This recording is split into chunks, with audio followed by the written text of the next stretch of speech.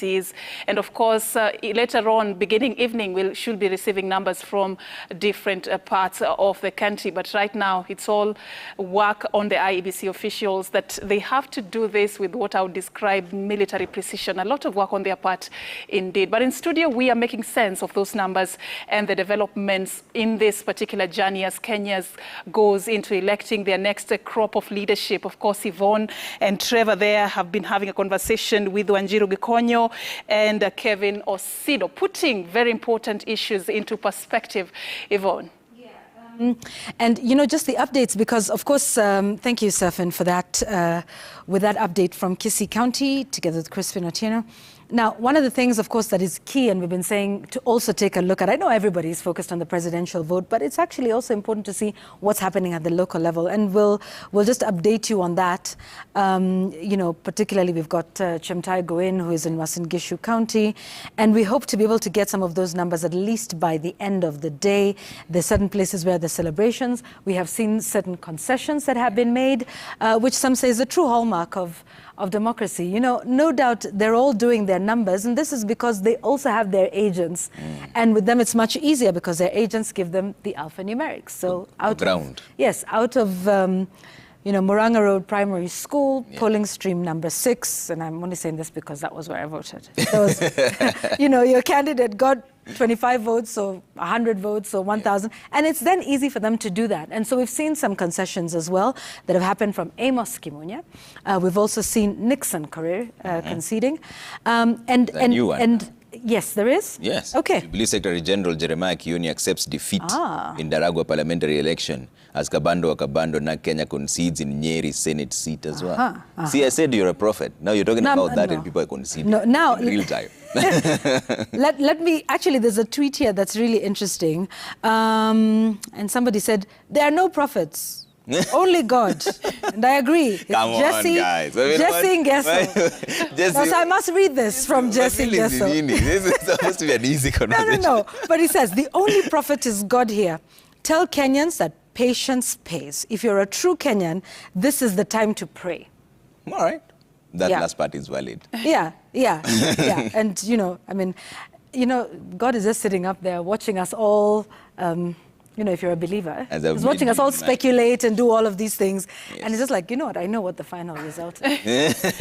I probably knew what the final result was before you were born. Before you all were born and even went to cast the vote. You know, anyway, just a light moment. But yes, it just really does speak to the anxiety that we all have. And we want to know, you know, all of these, what it is. So let's carry on. Yeah, and we're still talking about the burden of incumbency. You know, Jubilee Secretary General Jeremiah Kioni accepting defeat in Daragwa parliamentary election as Kabando na Kenya concedes in Nyeri Senate seat. And this is what we're talking about. And also, the numbers keep coming in. One other county has cleared their Form 34A submission to the IEBC website. That is Bomet. 855 of them all submitted. They're at 98.08%. They said there will be no announcements today. In fact, let's bring up the numbers and see what's going on there. We can bring up the numbers and show you what's happening in real time there from our magic wall. Things keep changing in real time. That's why I'm only sticking to the percentages. So far from the numbers we've counted, 50.64% of the vote is for Raila Odinga Azimio la Umoja One Kenya Alliance. William Ruto is coming in second with 47.96% of the votes. George Wajakoya is at 18,306, 0.53% of the votes. I could go and check out the counties and how they're doing in just a bit also there. If we could just head out and show you from the numbers that we've collated, how are the counties doing, right? Then we see how the turnout is looking like in different places. After having said, Wafula Chebukati is saying that the turnout was at 64.6%? Yes. Yes. Correct. Let's see what's going on there and show you there. In Kitui County, from the numbers that we have collated so far, this is how it's looking like. Picking the counties at random, relax. I know it's a very emotional time. Everybody has their own feelings. This is not skewed in any way. I'm just picking the counties in random.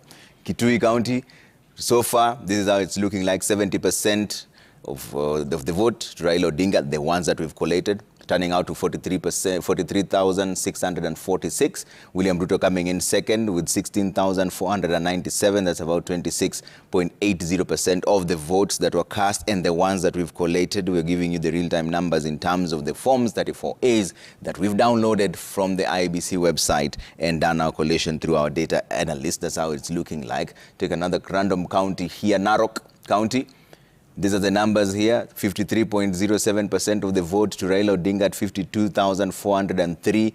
William Ruto coming in at 46.25%. That is 45,667. If I compare that for you in 2017, so that you see how the numbers voted in 2017, this is how it was. Uhuru Kenyatta got 149,376. That was 52% of the vote cast at that time. Raila Odinga got 129,360, 45% of the vote cast at that time. But this was the full figures. These are the numbers that we have somehow just collated now. So it's not the final figure yet. The final figure will come from the IEBC, and this is the numbers that we've gotten so far from the figures, which are 45,341 that IEBC has received. We've collated from Form 34As 13,684. That is the number you're seeing there. When we came in with the vote, it was at 9,000. Now it's at 13,000. So as time goes by, we'll clear almost all of them for you. But remember, the final results will be announced by the Independent Electoral and Boundaries Commission.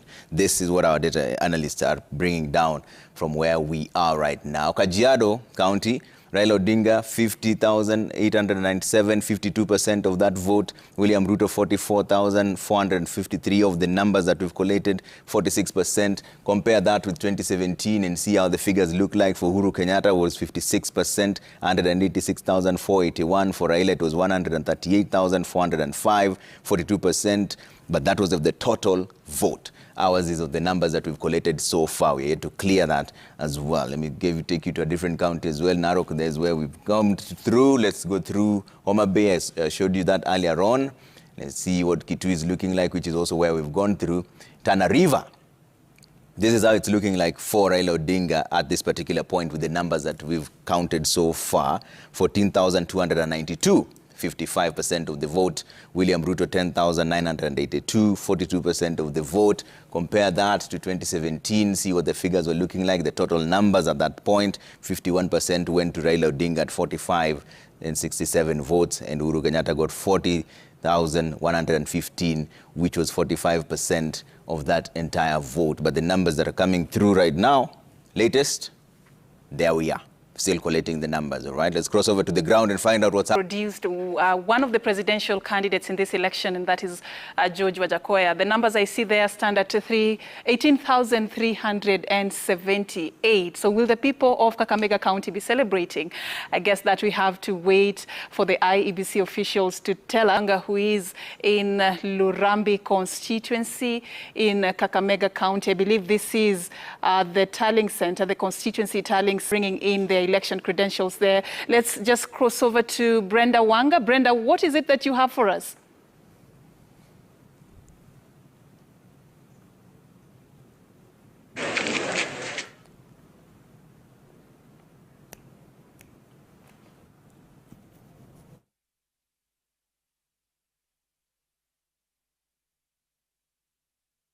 Happening right now inside this hall behind me.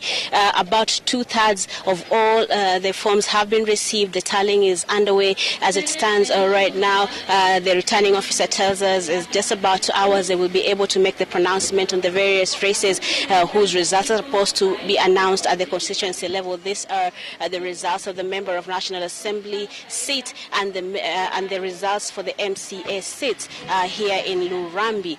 So as it stands right now in the Senate seat at this particular point, we have results have been declared, like I said, in about 2/3 of the polling stations have already submitted the results, and as things stand right now in the Senate race, Boni Halwale of Kenya Kwanza is in the lead with 13,925 votes.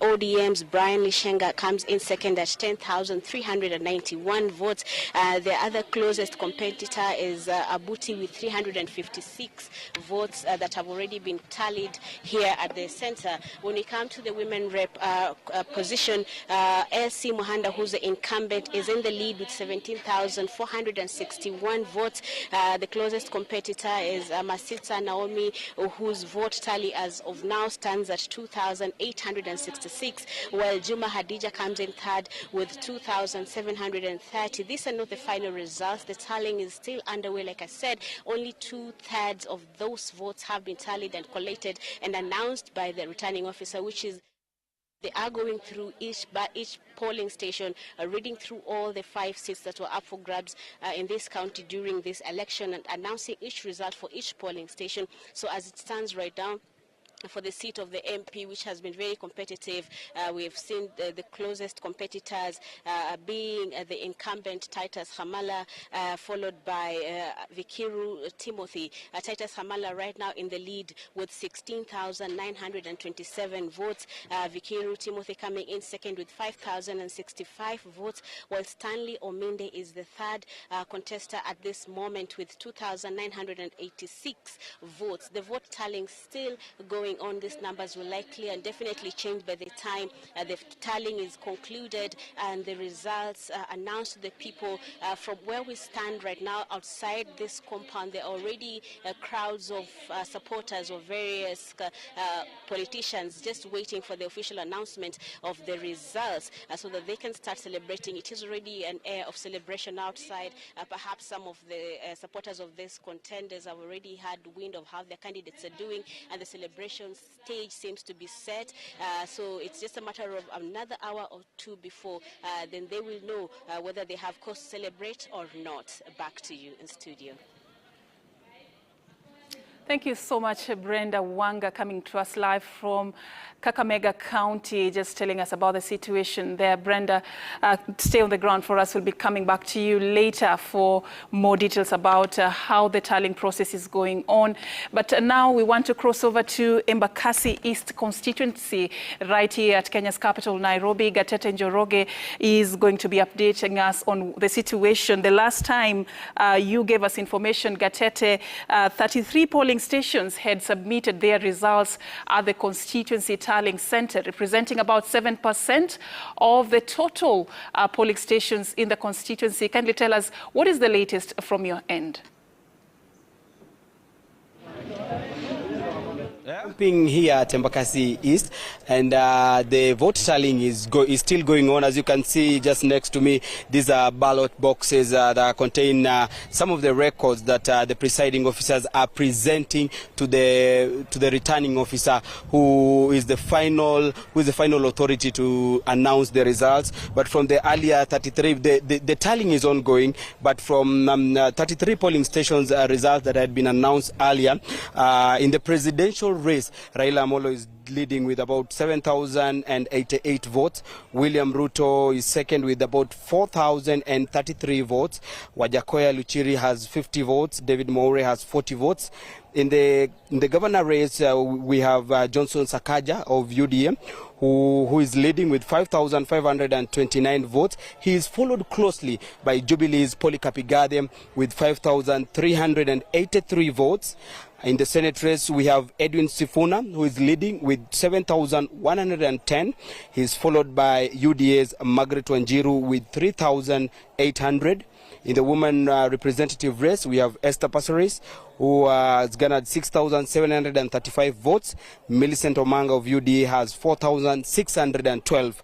In the MP race, Babu Owino, who is the incumbent member of parliament, has 6,915 votes, while Francis Muredi has 4,046 votes. These are results from 33 polling stations, and Embakasi East has about 234 polling stations. So what is happening at the moment is that tallying is ongoing, and what I've just read to you, Safin, this represents about 7% of the votes that have been validated and verified and announced, and in this particular and that 7% represents 11,362,000 voters, and Embakasi East has about 154,599 registered voters. But Safin, I know these figures will be changing because what is happening at the moment is that presiding officers are inside the hall. They are presenting the results to the returning officer, who is announcing, and so I know even as time goes by, we will be be able to, the results will be changing, and we'll be knowing how the rest will be. And also, we'll not just be camping here, we're also going to other constituency in the larger Embakasi area to just find out what's happening, who is leading in the race, and the status, and how far the tallying is surfing. All right, Gatete Njoroge there from Embakasi East constituency reporting to us concerning the results that they've received at the tallying center. Tight race between, in the gubernatorial race, Johnson Sakaja and Polycarp Igathe. In the senator's race, Edwin Sifuna and Margaret Wanjiru. A tight race also in the woman representative position there, Esther Passares and Millicent Omanga. And in the member of parliament for Embakasi East, Babu Owino and Francis Murray, the results seemingly as a lean gap between these two gentlemen. And of course, the numbers keep changing, and we'll be updating them as soon as we receive more information from Gatete Njoroge. And right about now, we want now to go to Langata constituency, another constituency among the 17 constituencies in the larger Nairobi County. Joining us now is Faisal Ahmed with more information from that end. Faisal, a very good afternoon to you. You have been pitching camp at the constituency tallying center. Kindly bring us up to speed with what you have gathered. Have you managed to speak to the REBC officials? What are they telling you? Okay. Thank you very much, Safrin. We are coming to you live from the Constituency Tallying Center. This is the Multimedia University. We have managed to speak to the returning officer. However, they have told us that they are actually still tabulating the results that are coming in out of the 246 polling stations that are here in this constituency. They've only managed to tally results for about 46 of these polling stations, and they're still continuing with this exercise. However, the polling stations and the returning presiding officers from those polling stations are still streaming in their buses. That this particular bus, for example, just came in a few moments ago with ballot papers and balloting materials, just to show you that the exercise is still far from concluded. However, the current MP for Langata, that is Nixon Korir, had already conceded defeat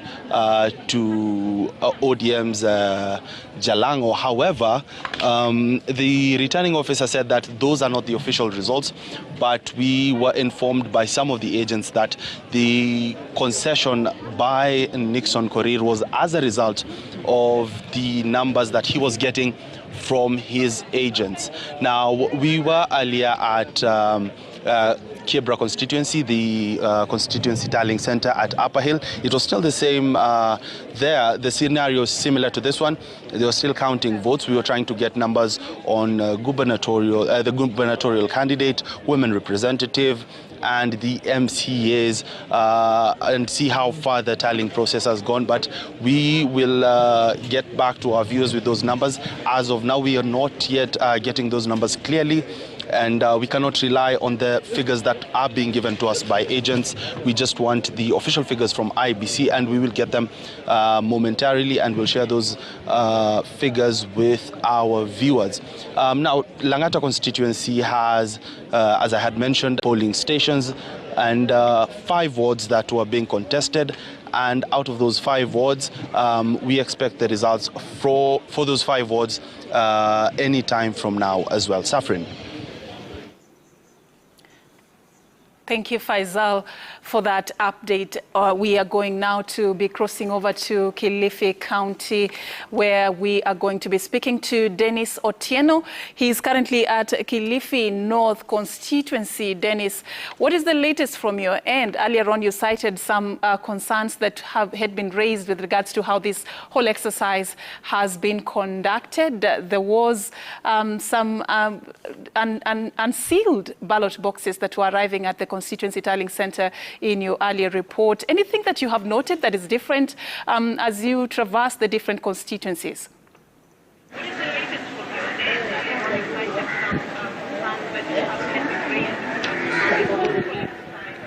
Good afternoon, Safrin.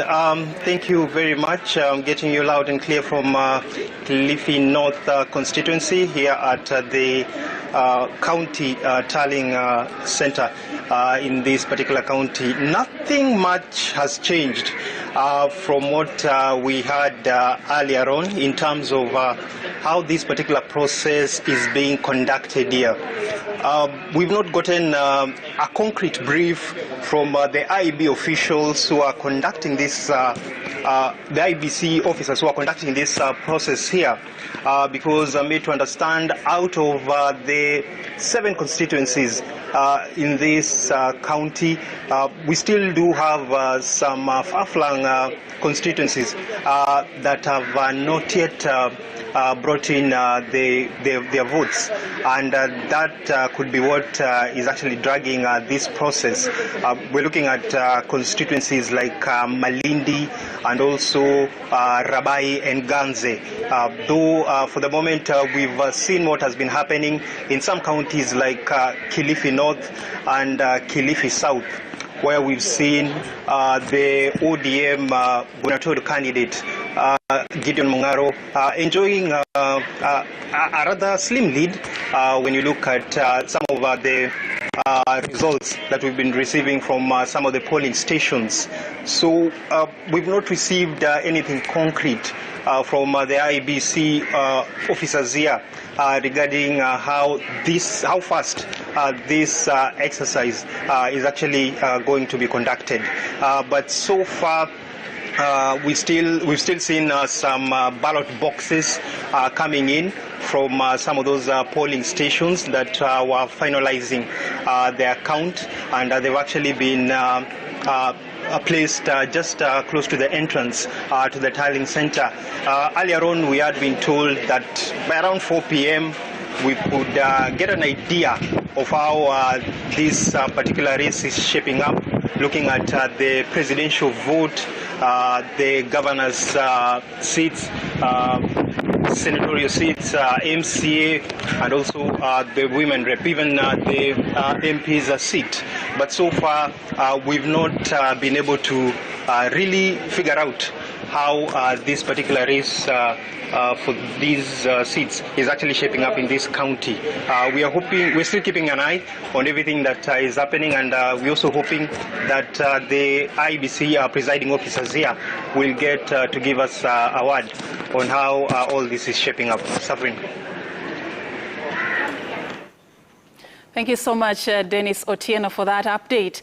And of course, we are going to be doing this throughout the day, going to different parts of the country, linking up with our reporters on the latest. We do not want to miss any detail about the aftermath of this particular general election. Any minute from now, we will be giving you details from Uasin Gishu County. Our reporter, Chemtai Goin, had earlier indicated that Soy constituency and Kapseret constituency are likely to announce their results this particular afternoon. So keep it Citizen Television for that update and more. But for now, Yvonne?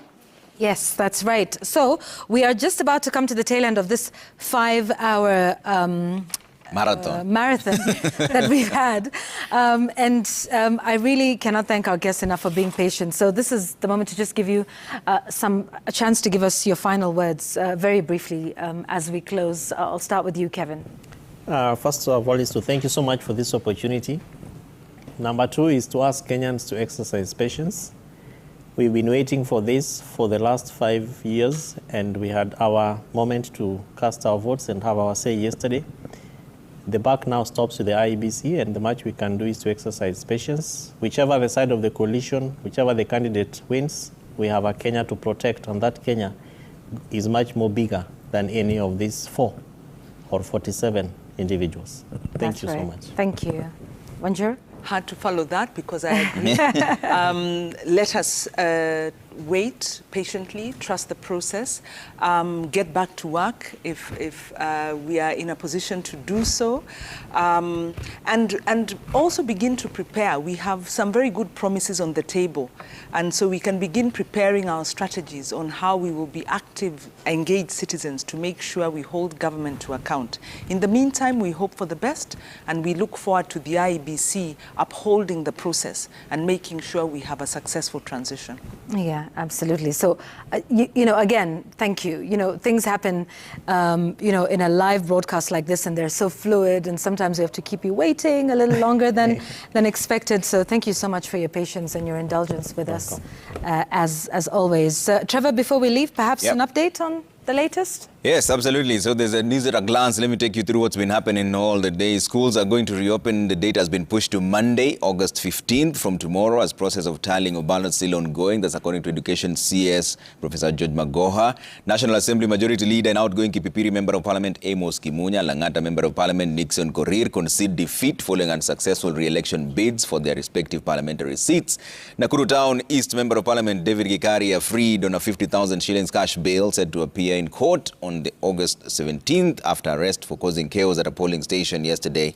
And voter turnout, as the IBC has mentioned, stands at 64.6%. That's about 14 million voters. And Jubilee Secretary General Jeremiah Kioni accepts defeat in the Naragwa parliamentary election as Kabando Wakabando of Kenya concedes Nyeri Senate seat. That is how it's been going on in a nutshell. You can get all this on www.citizen.digital. That's where all the news will come first. As for the numbers, Yvonne, let's see. IBC now, polling stations reporting 98.19%, 45,392 out of the 46,226. 6 counties reported 100% of the 34 A's. Yeah, the others are at 90%. 99%. Close to that. Yeah, absolutely. So maybe you should explain to them one more time how our numbers work. Okay. They're getting so many questions. I know. We still get questions on that. So maybe just this one moment as we close to finish and let you know that, we are taking the forms off of the public portal. And we are then collating and tallying those numbers. As at last count, we were at 13,049 forms 34A. So therefore, that means 13,049 polling stations. That's about 27% of the 46,229 polling stations. And those are the numbers that you are seeing on your screens. If they differ from different media houses, that's probably because we count differently, no? You went there. Some are slower, some are faster, and those numbers will keep going up and down.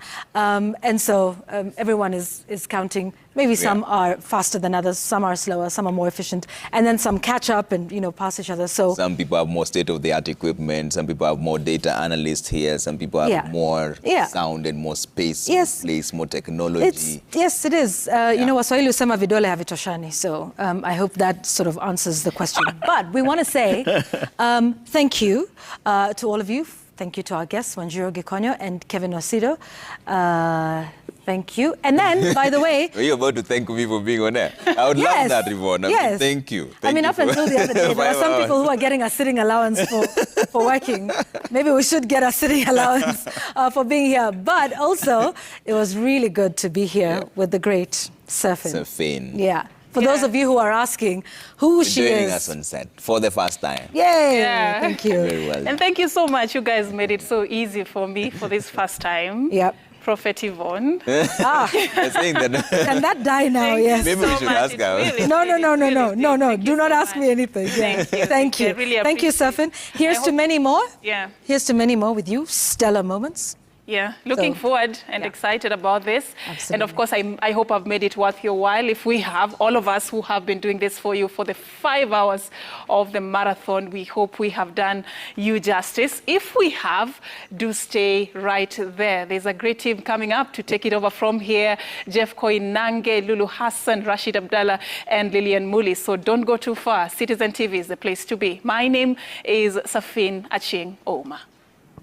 Brilliant. Here are the numbers now. See what they're changing. And the Sky team is here. Jeff Koinange is about to jump into studio. We're letting him come in. He just landed by Choma. He just landed by Choma.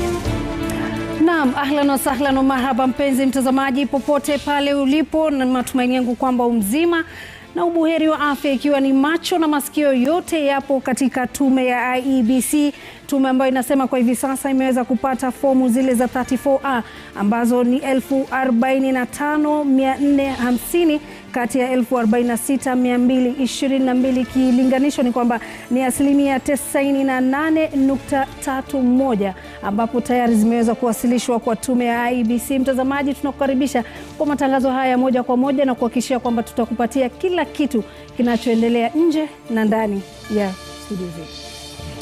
That's right, Lulu, and this is Kenya's Choice 2022, and vote counting is still underway in various polling stations where elections were conducted as Kenyans wait for the final results in several elective seats.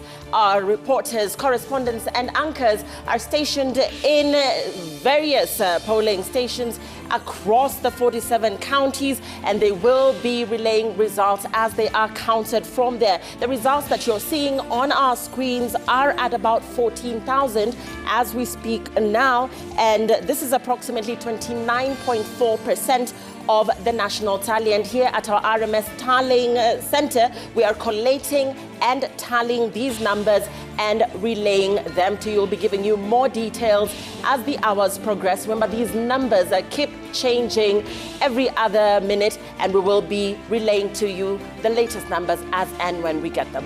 Na bila shaka ukiangalia ni kwamba ile sheria thuluthi mbili ya kijinsia tumeweza kuifanyia kazi hapa studio mimi na Jeff Koinange, na pia vile vile tukawapa wanawake kipaumbele ili kuweza kufungulia matangazo ya moja kwa moja. Ni uchaguzi ambao ni muhimu sana, sio muhimu tu kwa wale walioshiriki katika kutafuta viti hivi, na sio muhimu tu kwa wale ambao walikwenda kupiga kura, lakini uchaguzi ambao una umuhimu mkubwa katika taifa la Kenya na pia vile vile Jumuiya ya Afrika ya Mashariki. Maana yake ufanisi wa Jumuiya ya Afrika Mashariki unategemea ufanisi wa mustakabali wa taifa letu la Kenya. Kila mmoja hivi sasa alikuwa anafikiria kwamba kampeni ndizo ambazo zinatumbo joto, lakini joto la kisiasa linapanda wakati unasubiri matokeo ya kura ambayo imepigwa. Kila mgombea hivi sasa anaamini yeye ndio mshindi, lakini yupi ambaye ni mshindi wa kweli? Bila shaka nguvu hizo zipo chini ya mwamvuli wa IEBC ambao atakuwa anatueleza ni nani ambaye ameweza kupata kura nyingi baada ya wananchi kufanya majukumu ya kimsingi ya kisheria. Lakini je, hizi kura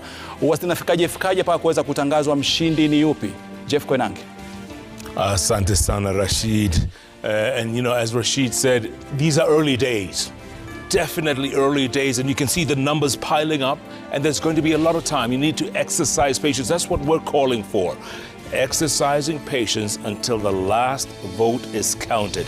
In fact, a way to exercise patience, let me take you to our tallying center. Walk with me. I'll take you to our tallying center and show you exactly what's going on here, folks. Here we go. This place was set up with professional tallying center folks, and they're in there crunching the numbers, literally crunching the numbers as they come in. Those 34As you've been hearing about, these are the folks who are responsible for bringing them in and putting them together. Now, what's very important is that once that Form 34A is put together, then it's all tallied and taken to the central center, IEBC. And that's when we get all the numbers. In fact, Esther Mukami is the one who can explain this best to us. Esther, there you go. I see you are very busy crunching your numbers. As we look at the screen over here, by the way, so far, you can see Raila 2,235,583, that's Azimio.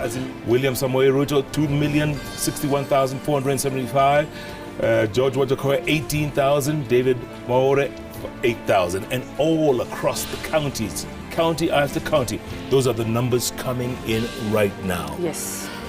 Form 34A. Yes. Tell us about that now. Is that coming in? Is that where we're receiving it in this tallying center? Yes.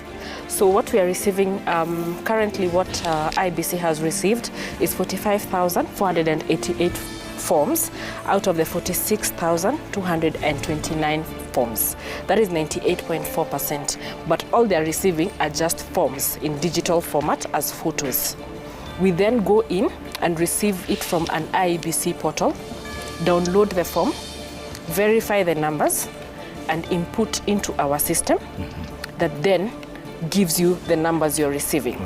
So as we speak, this very minute, we have done 13,959. We are at, in terms of percentages, for the national tally, that is 29.61%. Those are provisional results. IEBC has not given any official results. So this is what we are receiving from the IEBC portal. We input into our portal, and then it transmits onto this screen. So every minute counts, because as you refresh, then you will see the results have changed again. Right. So they change every minute. So when you see Raila 51.36% and Ruto at 47.26%, yes, these are all provisional. Yes. This is nothing that can be announced. Yes. This is what we're getting from the portals. For the portals. And also remember, we have just started. We are at 29%. We have to go up to 100%. So we have about 40 data entry clerks who are then putting the content in, and they're verifiers. So everyone you're seeing standing behind them is a verifier to verify that, yes, if it is 2 votes, then even on the portal it reads 2 votes, so that we don't make any mistakes. Now this is going to take some time, isn't it? Yes, we started last night at about 7:30, and we've been going on. We've only done 29%. So it's going to take quite a while. So people at home watching you right now who are thinking it's time to celebrate, what do you tell them? Early days. Very early days. Let's wait until we get to about 85%, 90%. At that point, then we can start having a conversation of who is leading or not. But these numbers keep changing. Every other second, you see the percentages changing. Yeah. And these numbers are also, the votes you're seeing are the total votes counted. What was voted, all the total votes. Yeah. It's not about just the correct, unlike where you have disputed votes or rejected votes. Right. These are all the votes. All the votes. Yes. All the 12 million plus votes. Yes. Which, by the way, very low turnout. Huh? Yes, very low turnout. So if you look at a place like this, it was done at 4:25 p.m. Right. It has just been done, and it keeps changing as the numbers come in. You see? Yeah, so that was earlier on, 12:49. Yes. So the numbers keep changing at 4:24, 4:25, 4:09, 4:24. So the numbers keep changing as we get them from the IEBC. And they will be changing as we go throughout the night into tomorrow. Yes. Until the last number's in. Yes, yes. Remember, there are some polling stations that are still voting today. Correct. Yes. So that's why they have also not received 100%. Are you also going to get the diaspora vote? Will be here somewhere? Yes, yes. It will definitely be here. Yes. Excellent. Esther Mukawi, thank you so much. You're welcome. Carry on with your work. Thank you very much. And keep those... Asante sana.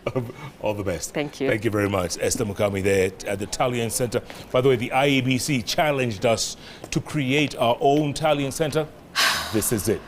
All these young folks here, they're the ones responsible for getting all those Form 34As here. We can tally them here, and then we'll wait for them to give us the overall results. Hey, Rashid, Lulu, Lillian, back to you in the studio. Naam, shukran sana. Jeff Koinange ameweza kupata yakini ya kuelezwa jinsi ambavyo Form 34A zinapofika pale ni kwamba wao wanafanya kujumlisha kwa yaliyopo ndani ya Form 34A, lakini kura ambazo zimeharibika, kura ambazo hazijahesabika pia zinajumuishwa pale ndani, tofauti na kile ambacho kinafanyika katika ukumbi wa Bomas ambapo fomu zimefika kwa idadi kubwa, lakini bado IEBC haijaanza kuzijumuisha. Kwa subra ndio kitu cha maana zaidi.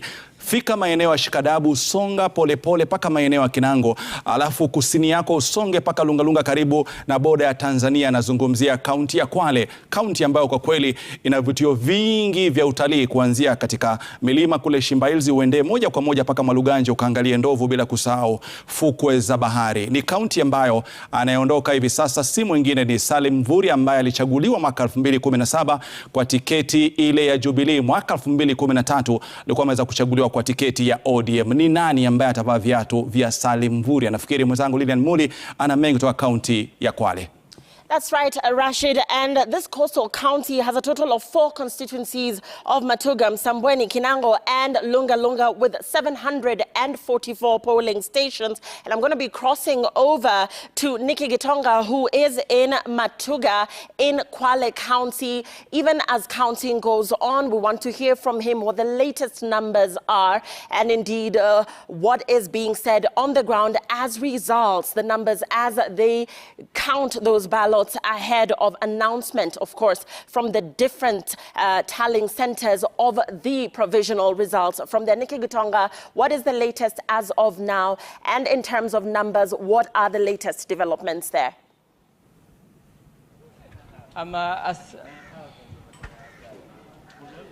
Asante Lilian pamoja mkiwa na Rashid hapo studioni. Hapa nilipo niko katika kituo cha kujumlisha matokeo ya eneo bunge la Matuga hapa GTI, na hadi kufikia sasa ni vituo 40 ambavyo tayari vishaleta matokeo yake katika kituo hiki cha kujumlisha matukio, tukifahamu kwamba katika eneo bunge hili la Matuga kuna vituo vya kupiga kura jumla ya 205, na wengine watajiuliza ni kwa nini hadi kufikia sasa karibia vituo 170 hivi bado havijawasilisha matokeo yake. Lakini tunaona kwamba nyuma yangu kuna yale masanduku yako pale, pengine kwa upole yatakuwa yakiwasilisha matokeo yake, na ule afisa msimamizi wa IEBC atakuwa akiyatangaza. Na hadi kufikia sasa hatujajua ni nani haswa ambaye atakayerithi vile viatu vya gavana anayeondoka Salim Mvurya, kwa sababu wale wagombea watatu wakuu ambaye ni pamoja na Profesa Hamadi Boga wa chama cha ODM, naibu gavana wa sasa Fatuma Achani ambaye anawania kiti hicho kupitia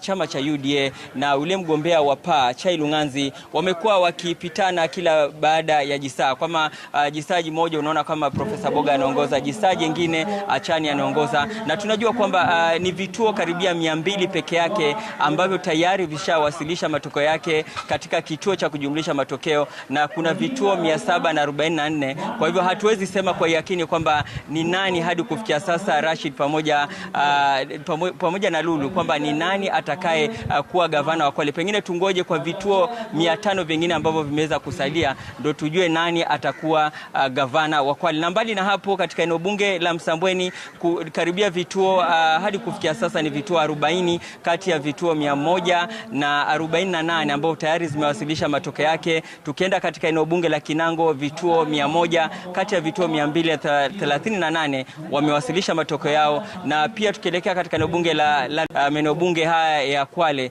walianza kupiga kura majira ya kuchelewa kama saa 6, na ndio maana zoezi la kuhesabu kura limeweza kujivuta. Kwa hivyo nafikiria Rashid, tutaendelea kukaa hapa tukisubiria vituo 500 vingine vilete matokeo yake, alafu ndio tutajua ni nani atakayekuwa gavana wetu, na pengine pia wale atakayekuwa seneta pamoja na mwakilishi kina mama na wale wabunge katika maeneo bunge yale mane ambayo yako katika kaunti ya Kwale. Nikki Gitonga, many thanks for that. Nikki is reporting to us from Kwale County, where he says counting is still underway and that as of this hour, it is not definitive who will carry the day in the different elective positions. Remember, 6 ballots, 6 electoral positions there, still waiting to see who will carry the day in whichever position. 4 constituencies there, and in the constituencies of Matuga, where Nikki is, as of now, no definitive numbers announced by the returning officer there, as well as Msambweni, Kinango, and Lunga Lunga. We'll be waiting to hear from Nikki Gitonga, even as the IEBC earlier during a press release told us that all the Form 34As that the IEBC will get are in the public portal, and that the results from polling stations are final. They are now at 98% in Matuga, where Nikki Gitonga is. We do not have the numbers as of now, so it is a wait and see when we'll continue to check up on Nikki as he gets the latest numbers for us. Many thanks for that, Nikki. Naam, kutoka Kwale mtazamaji, tunaenda kaunti nambari 32, kaunti ya Nakuru, ambapo Marian Nyambura ananiambia kwamba eneo bunge la Nakuru Town East tayari matokeo yake yameanza kutolewa. Kumbuka mtazamaji, ni matokeo ya awali. Ni eneo ambalo limeweza kusajili wapiga kura 125,551. Marian Nyambura, una yapi ya kutuambia kuhusiana na matokeo ya Nakuru Town East? Naam, shukran Lulu. Katika eneo hili la kujumuisha kura la Kiti, chuo cha mafunzo cha anuai cha Kiti, ndipo nilipo, ambapo kwa sasa tumeona kuwa yule ambaye anasimamia swala hili zima, ama yule ambaye msimamizi wa IEBC katika eneo bunge la Nakuru Mashariki, akiwa hapo awali alikuwa anatangaza baadhi ya zile kura ambazo zimejumuishwa kutoka maeneo tofauti, ambapo kufikia sasa bado hajaweza kuwa na idadi ya kutosha, ikizingatiwa kuwa tayari wameweza kupata maeneo ya wapigaji kura, maeneo ya polling stations 74 kati ya 206 ndio pekee ambao wameweza kujumuisha kura zao za wale wapiga kura wa maeneo hayo 74. Lakini tu nizungumze naye kidogo tuweze, kwa awali tukisubiri tukiwa hewani alikuwa anaweza kutoa matangazo, pengine uweze kutueleza kwa sasa hatua gani? Tumeona kuwa tangu asubuhi, mwendo wa saa 2 asubuhi umekuwa mkitoa matangazo haya, kufikia sasa saa 5 baadaye, hali iko vipi? Tumeendelea vizuri kwa sababu tunaendelea kutangaza matokeo kulingana na vile presiding officers wanaweza kufika mahali hapa, na kwa sababu huwa tunasema ni uchaguzi 6 ambao unafanywa kwa siku moja. Kwa hivyo ni kazi ambayo inachukua muda, kwa sababu ni lazima tusome results za kila mtu, na kufikia sasa tumefanya kidogo sana, chini ya 50%, kama 40 na kitu, na tunaendelea vizuri. Tunatarajia usiku huu unakuja, labda huko mbele tutaweza kukaribia kutoa matokeo kesho asubuhi ama mchana kidogo. Yes. Naje ukitangaza hapo awali, kuna kinyang'anyiro cha ugavana, kinyang'anyiro cha useneta, kile cha mwakilishi wa kike, pengine na pia mwakilishi wa ubunge. Pengine ukiangalia masuala kama haya, unaweza kuwa na idadi ya wale ambao wameweza kuongoza kufikia sasa? Kwa sasa hatujaangalia idadi yoyote, tunatangaza tu yale ambayo yanakuja. Hatujaweza kuwa na muda wa kuangalia ni nani anaongoza, lakini pia kunaonekana kuna wale tunasema 2 horse race wakati mwingine, na tunaona kwa uchaguzi nyingine kuna watu wawili ambao wanamenyana. Ni vile sasa siwezi sema ni yupi yuko mbele ama ni yupi yuko nyuma, lakini unaona wanakaribiana, na kuna wengine ambao zao ni kidogo tu mfululizo. Kwa hivyo siwezi kusema lingine kuhusu matokeo na kuhusu watu binafsi, kwa sababu nimeona tu zingine huyu ako juu wakati huu, wakati mwingine ako chini, lakini unakuta kuna ile 2 horse race sana. Kuna watu wawili ambao wanamenyana. Yes. Vituo vya kupigia kura 74 tayari mshapata kujumuisha hizi results. Pengine uweze kuniambia sasa imebakia ndio ifikie 206. Kumbuka kuna vituo 206. Unaona itachukua takriban muda gani kuhakikisha kuwa mmemaliza zoezi hili zima? Naona kama tunaweza chukua hata masaa 10 ama zaidi kutoka sasa kutangaza yale matokeo, na pia kuyachambua na kutengeneza zile fomu ambazo zinatuwezesha kudeclare mshindaji. Kwa hivyo tutakuwa na muda, kuna muda, kwa sababu lazima tufanye kazi ambayo ni mzuri. Asante. Naam, Lulu, kama ulivyosikia, huyo ni yule msimamizi wa IEBC hapa katika eneo bunge la Nakuru Mashariki kwa jina Peter Kuria, akisema kuwa ni swala tu la subra, ikizingatiwa kuwa masaa 10 hivi ndipo huenda tukaweza kupata kujua kinyang'anyiro hichi cha ugavana kile cha useneta. Kumbuka ugavana, wagombea 6 miongoni mwao gavana wa sasa Lee Kinyanjui, seneta Susan Kihika, Stanley Karanja, Eliud Karanja, Munywa Waiyaki na James Mungai wameweza kutaka kupata kiti hiki kutoka kwa gavana wa sasa Lee Kinyanjui. Kwa hivyo wagombea hao 6 bado tutasubiri tu kujua nani haswa ataweza kuongoza. Vile vile kile kiti cha useneta ambacho wagombea ni 10 ambao wanamenyana wakitarajiwa wote wakitarajiwa kujua nani haswa mbivu na mbichi. Vile vile kile cha mwakilishi wa kike ambao ni wagombea 14.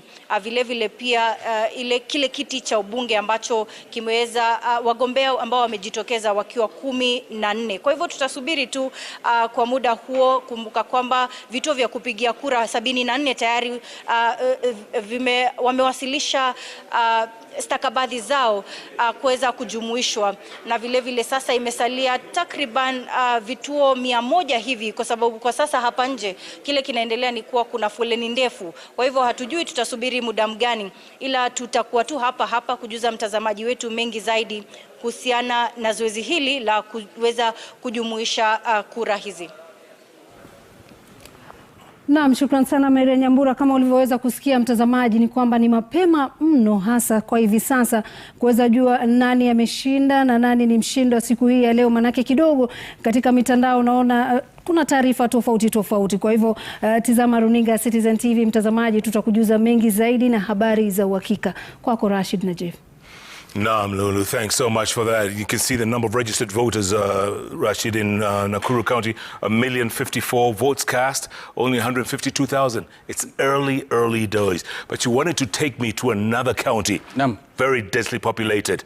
Na tuna mtu huko anatungojea, sio? Kabisa tuelekea katika kaunti ambayo pia inasaidia sana katika kipato cha nchi katika zao la miraa, na kwenda moja kwa moja katika kaunti hii ya Meru, ambapo ukiangalia kwa hivi sasa Jeff, kura ambazo watu ambao wameweza kujisajili ni takriban watu 772,139.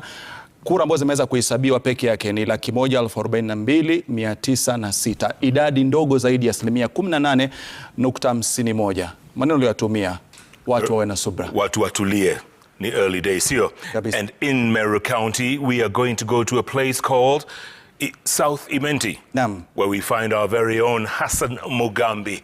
Hassan Mugambi, what's the mood on the ground, if you can hear us? Well, the mood on the ground is that of anxiety. A lot of, social media posting by different agents belonging to different, politicians. Some claiming victory already, but others are already seeking, for patience and calm, so that the IEBC results become the final of those that will be, made clear here and announced by the IEBC. But then again, also we have some MCA, who have already said that they have fought a good fight and they will be trying next time. But here at Imenti South, we are just looking at some of the returning officers from the different polling stations already here, just submitting that which they are supposed to submit to the constituency election manager, who is receiving them and announcing them as is. And here there was a very, very tight MP race that involved Dr. Shadrack Mweti of Jubilee Party, Mweti Kadhara of UDA, and Gideon Kimathi of the Mbas Party that is headed by Area Governor Kiraitu Murungi. And so far, only 18 out of 240 have been, submitted. And we are being told that of the 18, or rather just 18 are remaining before the MP is made clear here at this particular station. How long that one will take is another question altogether. Remember, this is an exercise that began a very, very long time ago. That was yesterday. A lot of those this is one of the centers that had very, very minimal challenges. So we had the tallying here at the constituency tallying center start very, very early. Towards midnight, we had already started receiving some of the stations trickling in here, and they were actually just bringing their results, and they were tallying them here. But so far, what we have gotten from the IEBC officials is that Shadrach Mwiti of Jubilee Party has 35,000 votes, 484. Then UDA's Mwiti Kadhara has 23,503, and Gideon Kimathi of Mbas Party have 9,580 votes. So far, also having tallied all those polling centers, of course they come together with the forms that have already counted and tallied that of the governor position. This county of Meru that has an excess of 770,000 registered voters had a very, very tight gubernatorial race that includes Mithika Linturi, the current senator running on a UDA ticket, as well as Kawera Mwangaza, the current woman representative running on an independent candidate ticket, as well as the incumbent Kiraito Murungi of the Mbas, or the Devolution Empowerment Party. And here in this constituency, South Imenti constituency, we have so far with 57 polling centers remaining. We have 40,000 or rather 4,598 votes cast in favor of Linturi, and Kawera Mwangaza, who is the current woman representative, having 9,028, and Kiraito Murungi, who is the current governor, having 5,000 or rather 5,496. That is 5,496 for Kiraito Murungi. The woman representative race has also attracted some 11 candidates, and then and right now we'll only be reading the top three in as far as the votes that have so far been tallied here in South Imenti. We have Karambu, who has 8,000 rather 532, as well as Edith Mwirigi, who is running on an independent ticket with 6,639, and Felicity Biriri of Mbas Party 6,691. That is how the constituency, which is already taking shape, looks like so far. But these are results that are just provisional from the IEBC officials. The total tallying will really depend on how fast they finish with these returning officers who are going on and still arriving here at the constituency tallying center, that is the Kaguru Social Hall in Imenti South constituency, and that we will be telling you as it happens. And we are seeing the queue, which was very, very long, extending meters away from where I am right now in the morning, having considerably gone down. So this shows that the exercise is going on very well, and the IEBC staff have not had very, very great challenges in as far as returning the equipment that they were given is concerned. Remember, it takes almost 20 to 30 minutes for one station to be cleared here with the constituency returning officers, and that explains why sometimes it takes very long. So 20 to 30 minutes is just provisional, but sometimes it goes up to 45 minutes to clear with one constituency, depending on whether they had errors in their calculations or not, because this exercise here, once they make the announcements at this level, that it becomes very final and can only be challenged by an error sheet that is supposed to be separately filled, and just in case someone is contesting, now that is what will be filed in court. So that is how it looks, but not final, just one constituency of what I have spoken about. And this is a constituency with around 115,000 registered voters. Remember, there are 9 others here in Meru County that extends with also 45 wards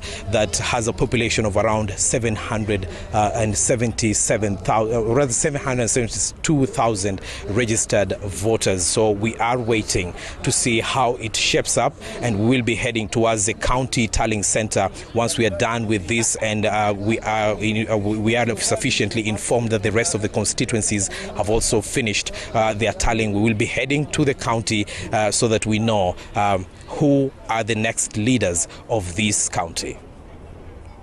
Naam, shukran sana Hassan Mugambi akiwa na imenti ile ya kusini ambayo bila shaka inajumuisha Igoji Mashariki, Igoji Magharibi, Abogeta Mashariki, Abogeta Magharibi na pia vile vile Nkwene, ikiwa ni mojawapo ya eneo bunge ambalo kama alivyozungumza Hassan Mugambi lina ushindani wa kipekee. Lakini ukiangalia pia katika kiwambo cha runinga ni kwamba wapo wale waangalizi ambao wamekuja kuhakikisha kwamba wanafuatilia kwa umakini zaidi shughuli nzima hii ya wananchi kuweza kupiga kura. Waangalizi hao wapo wale wa Afrika Mashariki, wapo wale pia vile vile ndani ya nchi, na kuna wengine ambao wanatoka katika rubaa za magharibi mwa Kenya. Kwa hiyo nafikiri ni baadhi ya mambo ambayo watu wanayapenda, kwa sababu wakitoka huo wanatoa ripoti ambayo inatusaidia sisi kujua kama uchaguzi. Rashid, kuna county ingine right next to Meru County. Naam. Inajulikana sana ile huwa inasubiriwa times are elections. Naam, nafikiri ndio hiyo Tharaka Nithi. Last minute. Na ukiangalia idadi ya wapigaji kura waliojisajili ni hapa ni 231,932, na ukiangalia kura ambazo tumeweza kuzihesabu katika kituo chetu cha kuweza kusabia kura tu hapa kando ni kwamba ni 57,164. Bado ni mapema mno. Mapema. 24.6%. Mapema sana. Bado ni mapema mno. Na mtazamaji, nafikiri ndio hali halisi ya mambo yanavyoendelea katika kaunti ambayo sana inakuwa gumzo kila siku ya uchaguzi. Gumzo. Nafikiri Lilian, kwanza kabisa Jeff, nafikiri ni wale waangalizi ambao ndio wanafika pale wanaingia katika ukumbi ule wa Bomas ili kuweza kutoa tathmini yao ya jinsi mambo yalivyokuwa. Ni picha za moja kwa moja kutoka Bomas, lakini nafikiri kabla tusubiri wakae na wazungumze nasi tuelekee moja kwa moja katika eneo ambalo nafikiri kama Lilian Muli anaweza kubaliana nasi ni kwamba kila mtu asubuhi ya leo Lilian anasema kwamba ni mshindi. Yaani ukiangalia watu walioshindana huko, kila mtu anatangaza kwamba mimi ndio mimi, mimi ndio mimi. Je, labda Lilian una taarifa tofauti kuhusiana na wagombeaji katika kaunti hiyo? Right, and before we go to Homa Bay County, Rashid, that's right, very interesting that for the better part of the day we've seen some, in some electoral positions, some people declaring, or rather some candidates declaring victory, others conceding defeat. And this has been very interesting because we've actually seen celebrations in different parts of the country, and even on social media posts seen some candidates who are eyeing different electoral positions concede defeat or even congratulate their win. But as of now, the IEBC has not officially declared results, and that therefore remains a wait and see. But before we get to other parts of the country, let's look at the vote tallying update in Homa Bay County, where Laura Otieno is on standby. And Homa Bay County, a very interesting county there, Laura, because we do know that, for instance, a very interesting race there between Homa Bay woman representative Gladys Wanga and former Nairobi Governor Evans Kidero, who have both expressed confidence that they will win the governor's seat. So in terms of the latest numbers and looking at the other, of course, electoral positions, what do the numbers look like? Give us a tallying update from where you're coming to us from, Laura. Well, Lilian, the IEBC itself has said that it is too early for it to be pronouncing whether any two of the frontrunners, that is Gladys Wanga, who is the incumbent woman representative, and former Nairobi Governor Dr. Evans Kidero, because it was such a tooth and nail race between the two of them, both of them having traversed the county, banking on their rich understanding of the county to clinch the seat. And indeed, as you have mentioned, all the way from yesterday night, we were seeing various reports on social media, each of the two sides claiming victory, but of course the IEBC has said that it is too early for them to make any form of pronouncement, because as at now most of the polling stations across the county are reporting an average of 60% of the polling stations in the different constituencies. So far only Kasipul constituency has been able to receive all the materials from the 125 polling stations. Right now the tallying and tabulation and verification of the different forms is ongoing at that place, and the returning officer has said that the results will be ready at about 7 p.m. tonight. Kasipul constituency is quite interesting because it had the highest number of candidates that were cleared for the parliamentary race. It had a total of 12 candidates, all seeking to replace Charles Ong'ondo, who's the incumbent member of parliament, who's actually defending his seat on an ODM ticket. And the others include Grace Akinyi of the Democratic Action Party of Kenya, Peter Ngoge of Federal Party of Kenya, Swale Mohammed of the Green Congress Party of Kenya, John Mbare, who's an independent candidate, Emmanuel Odhiambo, who's also independent, Shadrack Okech, who's an independent candidate, Timothy Otuoma, who's also independent, Charles Ong'ondo, like I mentioned, who's defending his seat on an ODM ticket, Jacqueline Omiti of the United Democratic Alliance, Jesse Okello of United Party of Independent Alliance, and John Nyakongo of Wiper Democratic Movement of Kenya. It is the only constituency so far that is currently doing tallying, and of course we will be waiting to see who will be declared the member of parliament elect for that particular race. Here in Homa Bay County, another interesting parliamentary race to watch is also the Ndewa parliamentary race, which has a total of 4 candidates who are cleared. Ndewa is the largest constituency so far in terms of registered voters, having a total of 96,734 out of the 551,071 total vote of Homa Bay. The battle there is expected to be the incumbent, who's Martin Owino of ODM, and Agostino Neto, who's the immediate former member of parliament. That is also another battleground that we will be focusing on. But then, of course, later on we'll be moving to the county tallying center, where we'll get now the numbers, the verified numbers from IEBC in regards to the governor's race, which has 3 candidates.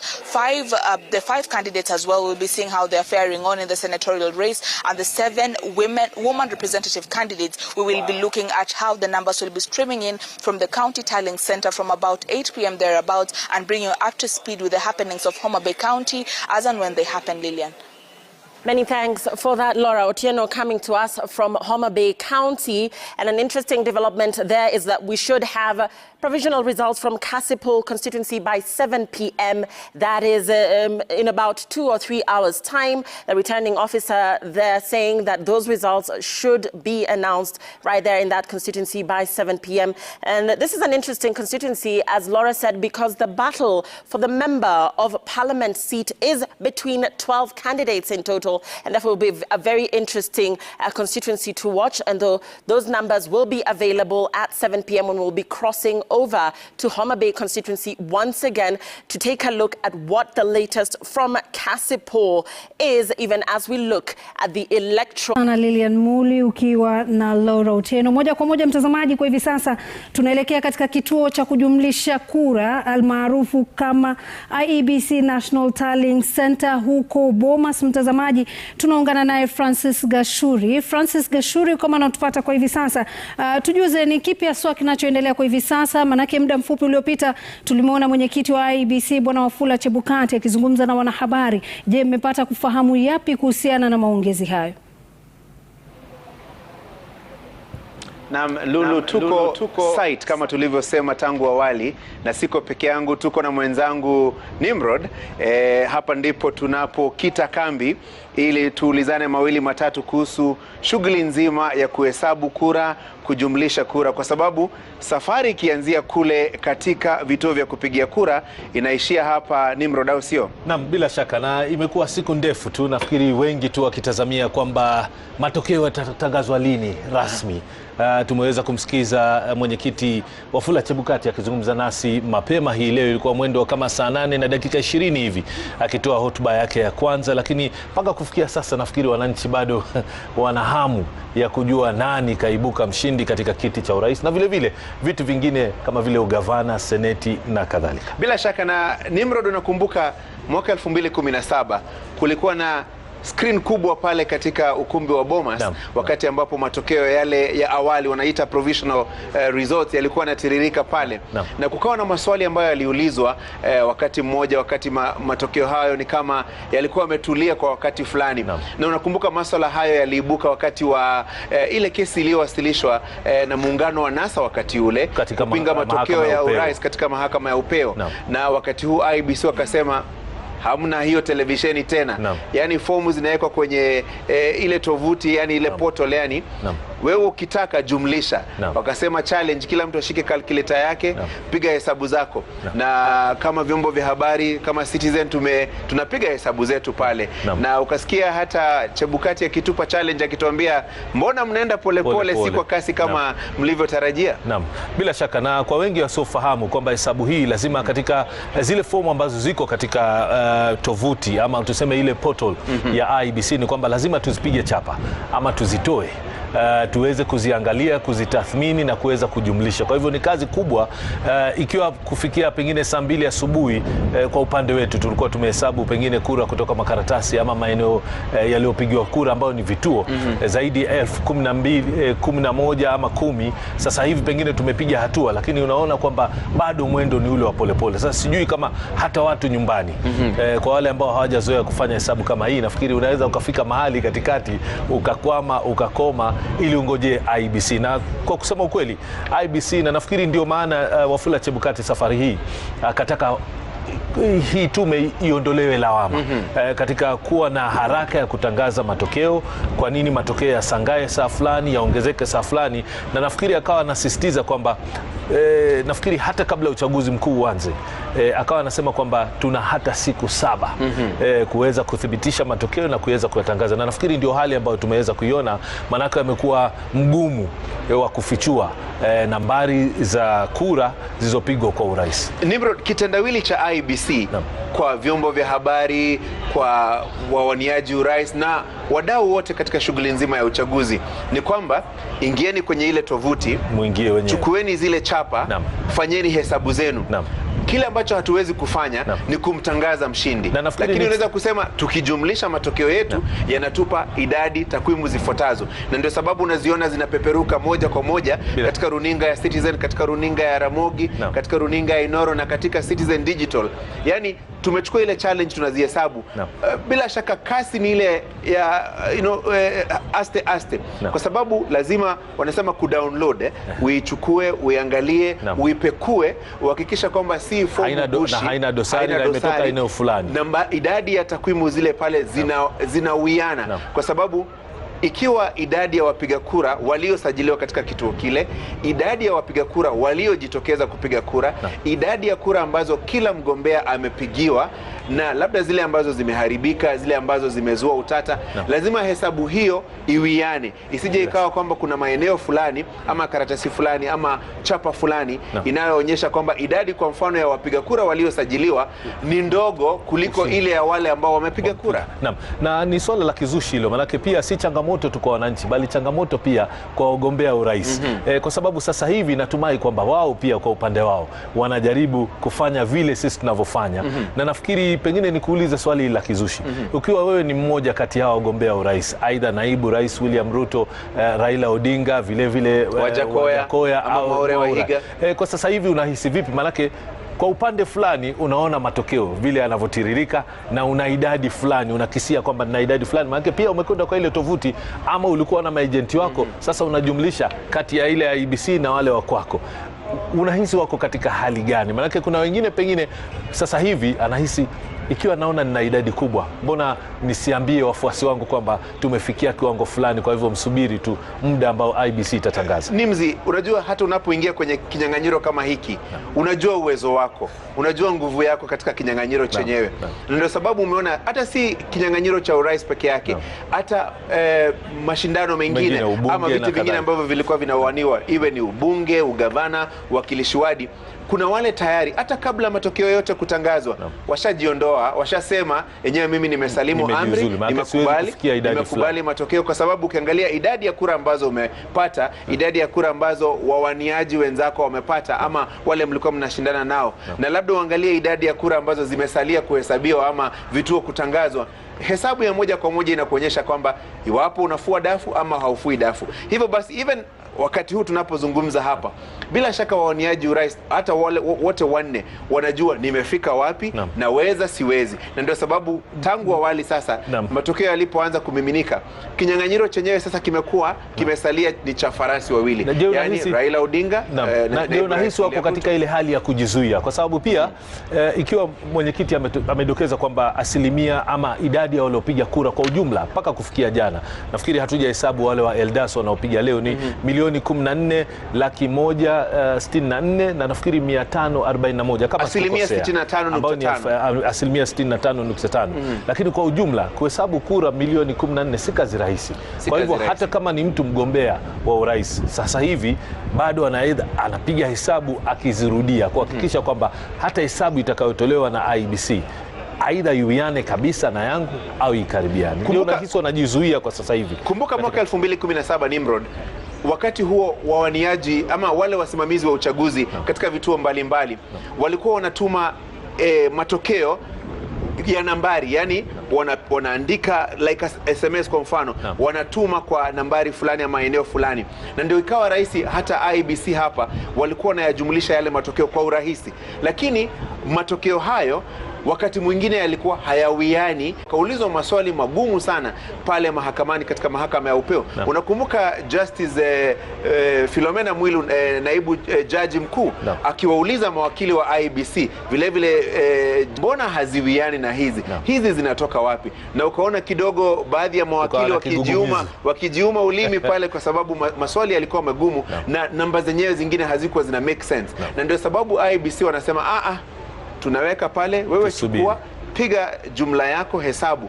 Ukipata sawa, ukipata matokeo wewe sema umepata matokeo yapi, lakini subiri hadi dakika ya mwisho hapa katika ukumbi wa Bomas, matokeo yote yatatangazwa na ya mwisho kutangazwa. Swali lingine ambalo limejitokeza katika mkutano waliokuwa na wanahabari ni kwamba mpaka kufikia sasa wale wasimamizi wa kura katika maeneo bunge ama kutoka maeneo tofauti wameweza kufika katika zile wanasema ni tallying center, lakini mpaka eneo bunge fulani, na kwa sasa hivi tutakuwa tunatazamia maeneo bunge 290 pamoja na moja, hiyo 291 kwa sababu ya wale waliopiga kura ugaibuni.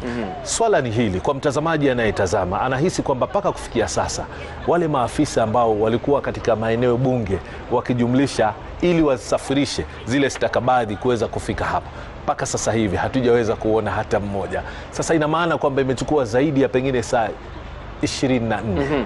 Na kuna sababu zao kutofika hapa kwa wakati. Pengine ningependa uwape watazamaji ufafanuzi kama. Kuna sababu zao kutofika hapa kufikia sasa kwa sababu yule ambaye ni msimamizi wa uchaguzi katika eneo bunge wanamuita kwa kimombo returning officer. Kumbuka hasimamii uchaguzi wa urais peke yake. Kuna uchaguzi wa ubunge, kuna uchaguzi wa ugavana, uwakilishi wa kike, seneta. Na lazima matokeo hayo kutoka maeneo yote ya kupigia kura, polling stations ambazo ziko katika wadi ziko katika maeneo bunge yako katika county na county ziko katika nchi. Hivyo basi lazima matokeo yale yakishatangazwa katika vituo vya kupigia kura, wale presiding officers walete matokeo yao, yani matokeo ya urais, matokeo ya ugavana, matokeo ya ubunge na nyadhifa zingine, ili yule ambaye ni msimamizi katika eneo bunge aweze kusema, kwa mfano katika eneo bunge hili la Lang'ata ambapo tuko kwa sasa, wawaniaji katika kinyang'anyiro cha urais, hawa wagombea wanne kila mtu amepata kura ngapi, na ukiangalia katika lete ubunge aliyeshinda ni huyu na anatangazwa katika eneo bunge, yani returning officer yule wa constituency anatangaza matokeo mawili ya ubunge na ya uwakilishi wadi, yani MCA. Mengine anayawasilisha kwa yule msimamizi wa uchaguzi katika county, na hawezi kufunga kituo cha kupigia kura ama ile tallying center aseme ngojeni kwanza nifike Bomas niwasilishe hizi alafu nirudi niendelee kuhesabu yale ya ubunge, ya ugavana na mambo kama hayo. Ndio sababu lazima wakamilishe yote. Wakisha hitimisha yote, sasa afunge safari ya kuja Nairobi kuwasilisha yale matokeo. Na ndio sababu kasikia mwenyekiti wa IEBC Wafula Chebukati akisema kufikia sasa hana fomu hata moja ya form 34A ile ambayo inanakili matokeo katika kituo cha kupigia kura, kwa sababu ametulia anawasubiri wale wasimamizi wa uchaguzi katika maeneo bunge waje. Kama kwa mfano eneo bunge lako lina vituo vya kupigia kura 100, yani unakuja na stakabadhi 101, form 34B 1, form 34A 100. Unamwambia unaona hii form 34B ambayo ni jumla ya matokeo ya kura ambayo yametangazwa katika vituo vyote vya kupigia kura, tukijumlisha ndio haya matokeo form 34B na form 34B hii imetokana na hizi form 34A. Lazima zifanyiwe ukaguzi, ziwe ni sawa, takwimu zinaambatana, security features pia zinaambatana. Usije ukafika hapa na stakabadhi gushi, kwa sababu kumbuka matokeo yaliyotangazwa katika kituo cha kupigia kura ndiyo ya mwisho, hayawezi kubadilishwa. Hata mwenyekiti wa IEBC Wafula Chebukati hapa hawezi kusema kwa mfano katika kituo cha kupigia kura fulani matokeo yalitangazwa hivi lakini yanafaa kuwa hivi.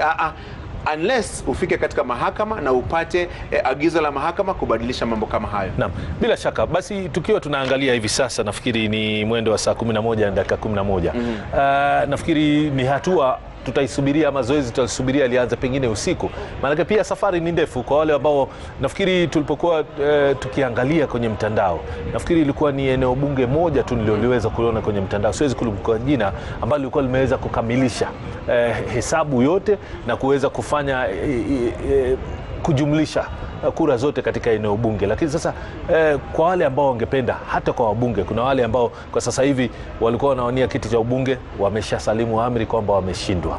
Ikiwa matangazo hayajatoka moja kwa moja na iwe kuwe na uwezekano wa kubadilika, hilo linawezekana kweli? Ngumu sana. Kwa sababu hata wale ambao ni wawaniaji tayari ambao wameshakiri kwamba yenyewe mimi nimebwagwa, wanatumia matokeo ambayo wamepata kutoka kwa maajenti wao. Kwa sababu kila aliyewania ubunge, ugavana alikuwa na maajenti wake katika kituo cha kupigia kura. Na wale maajenti pia wanakupatia takwimu, wanakuambia katika kituo hiki cha kupigia kura umepata kura fulani, kingine na kingine na kingine.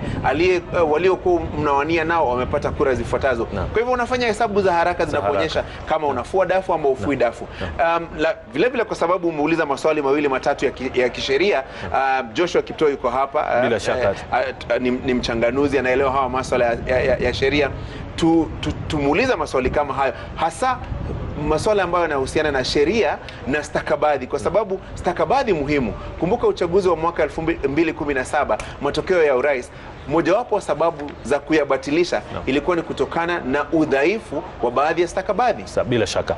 Na mtazamaji, tutakuwa tunazama kidogo mimi na mwenzangu, halafu tumkaribishe wakili kuweza kuzungumza mengi zaidi, lakini ni kuarifu tu kwa kifupi, kabla sisi kuanza mazungumzo haya, tulikuwa tumeweza kushuhudia mmoja wa wagombea urais akiweza kufika hapa na kujumuika pamoja na mwenyekiti Wafula Chebukati na vile vile rais wa zamani wa Ethiopia ambaye ndiye kiongozi wa ujumbe wa IGAD, ambalo limetoka maeneo nafikiri kama 10 hivi kuweza kuzunguka nchini.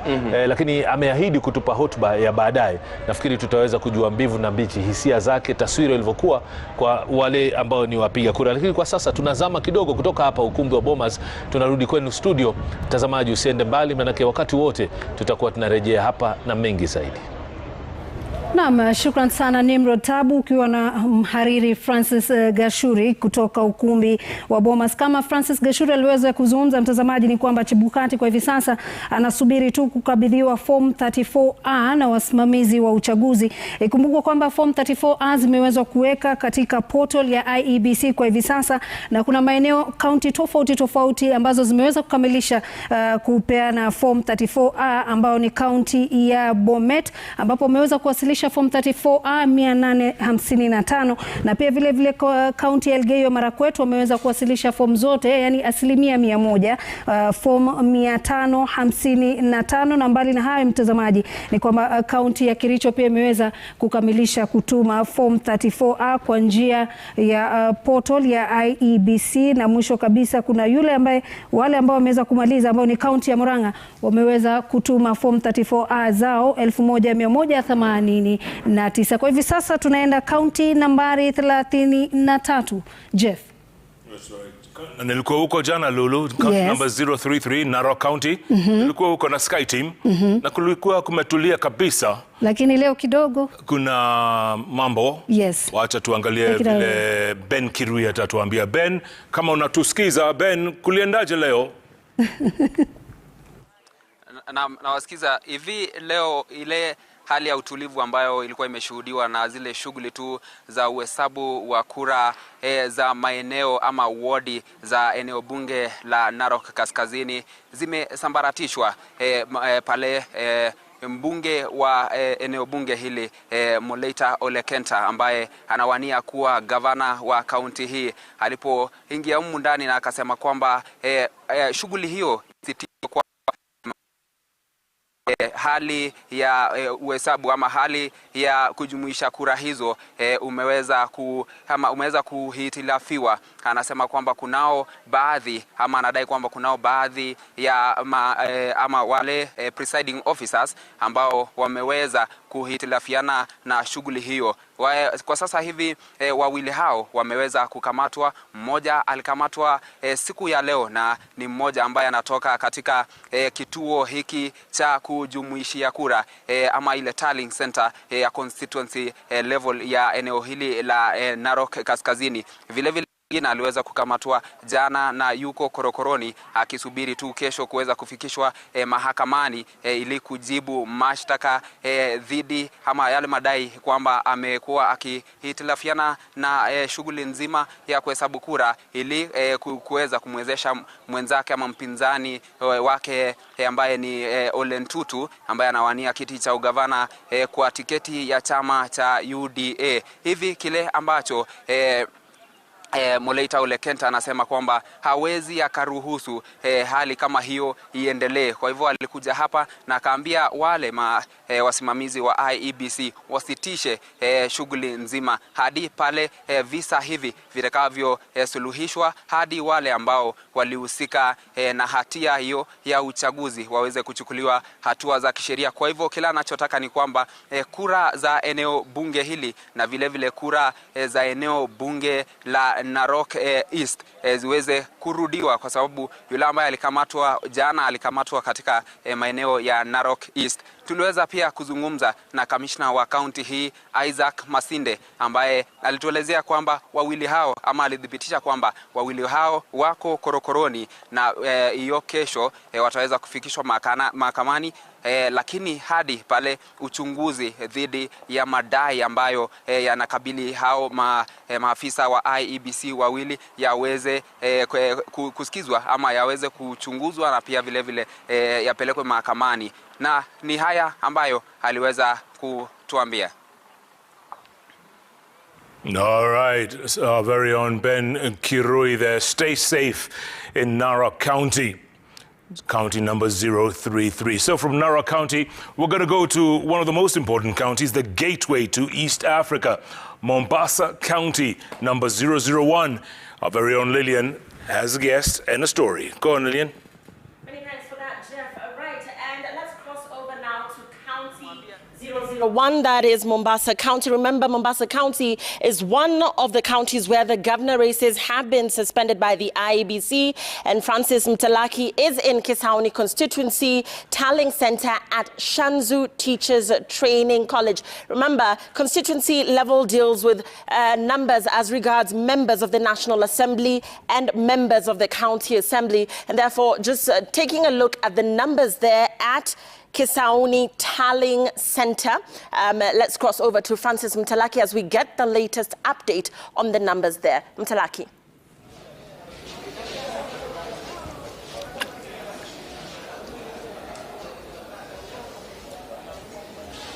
Well, thank you so much, Lillian. Ni kwamba tupo katika kituo hiki ambacho ni cha kuhesabia matokeo ya kura ambayo imeweza kufikia sasa katika sehemu hii ya Kisauni, na tuko katika chuo cha Shanzu ambapo hapa tunaonekana kwamba tuko katika muda wa lala salama, maana kulingana na afisa msimamizi wa kituo hiki katika county katika eneo hili la Kisauni, eneo bunge ambalo lipo na zaidi ya wapiga kura 135,000 ambao wana wanatazamiwa wameshiriki, lakini kutokana na idadi ndogo iliyoweza kushuhudiwa hapo jana, kufikia sasa ameweza kueleza wale ambao walioko katika sehemu hii kwamba tayari wameweza kupokea baadhi ya matokeo, na yale ambao wameweza kudhibitisha kufikia sasa wamesalia na vituo 11 pekee ambavyo vimesalia kati ya vituo 217 ambavyo vipo katika eneo bunge la Kisauni.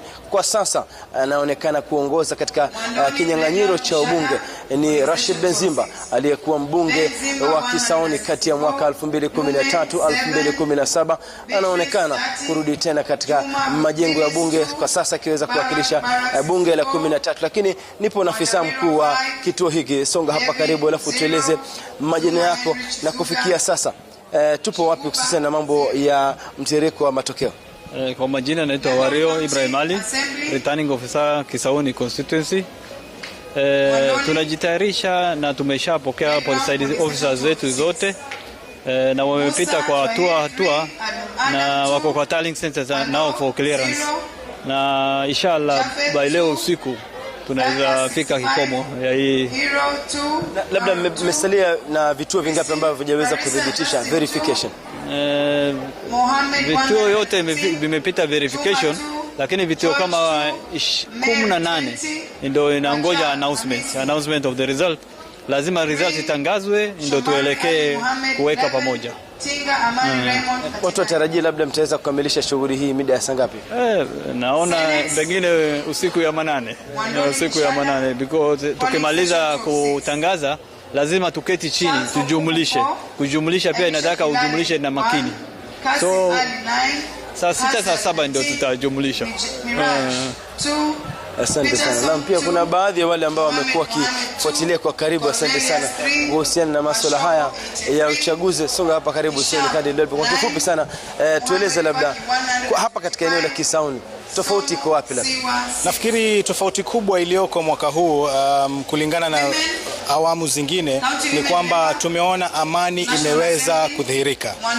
Kawaida Kisauni ndio huwa ina rabsha nyingi hapa na pale, lakini wakati huu tumeona polisi wamefanya kazi yao vizuri na wameweza kudumisha amani. Wananchi wenyewe pia wameweza kudumisha amani. Kwa hivyo hiyo ndio tofauti kubwa iliyoko baina ya miaka mingine iliyopita. Kama unavyojua Mtalaki huku ndiko kule vijana kama wakali kwanza na wengine wanatoka huku, lakini ile amani tumeweza kuiona hapa hivi mwaka huu inaonyesha kwamba wananchi wakiamua kuwa na amani basi lolote linawezekana. Asante sana Hussein Hiad.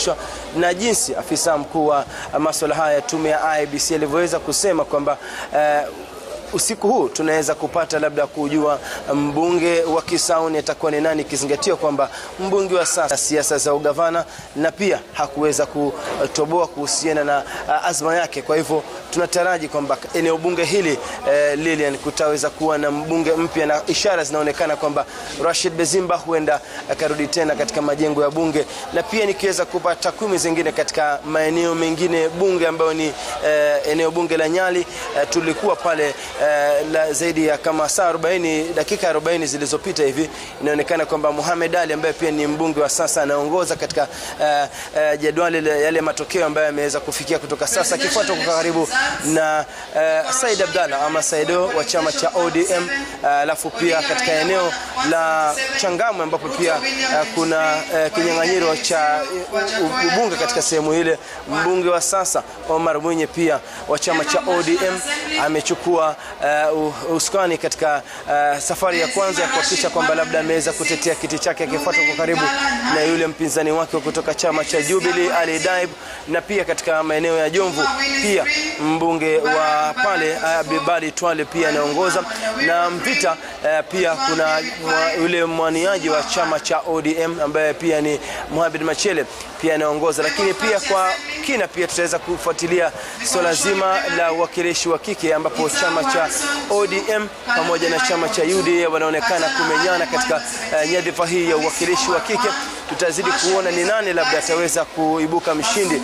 Kando na hayo pia upande wa seneti pia tunaona kwamba kuna ushindani mkali kati ya mwaniaji ama mgombea wa kiti cha useneta kwa tiketi ya chama cha ODM ambaye ni Mohamed Faki na mwenzake wa chama cha UDM Mohamed Hamisi Maguya. Wote hao wanafuatana kwa karibu. Kwa hivyo tutasubiri kuona labda matokeo yote yatakapojumuishwa ya useneta na uwakilishi wa kike katika maeneo bunge matano yaliyoko katika masita yaliyoko katika kaunti hii ya Mombasa, ni nani ataibuka mshindi, alafu tutaweza kuwajuza watazamaji wetu kwa taarifa zetu za baadaye. Lulu na Jeff.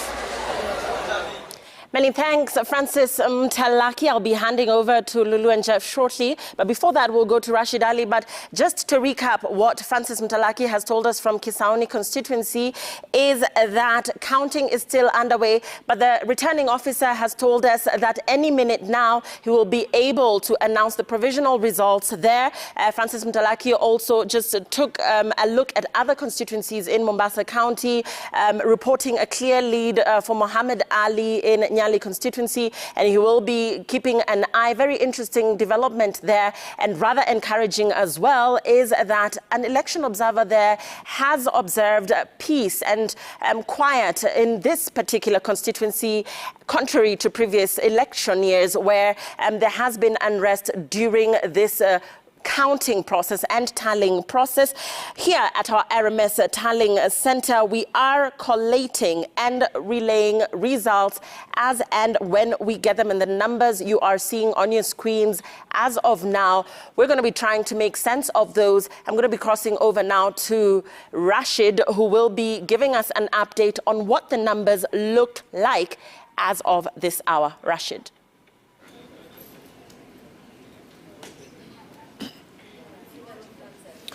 Na mtazamaji, kumekuwa na gumzo sana mitandaoni na mitaani kuhusiana na idadi kamili ya kura ambazo zinahesabiwa.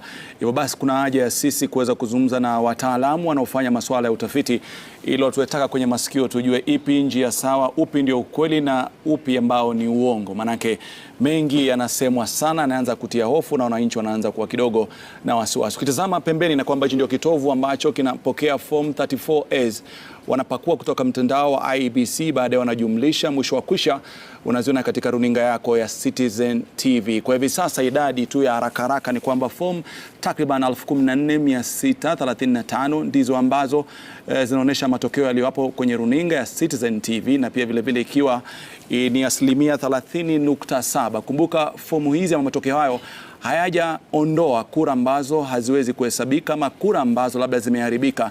Ni idadi kamili ya kura zote. Swala la kwamba zipi ni halali, zipi si halali, sio jukumu letu, ni jukumu la IEBC. Hivyo basi haya ni matokeo tu yale ya muda, lakini yale kamili yatakuwa yanatolewa na IEBC. Kwa hiyo usione tofauti ya kule nyingi, kule ni chache.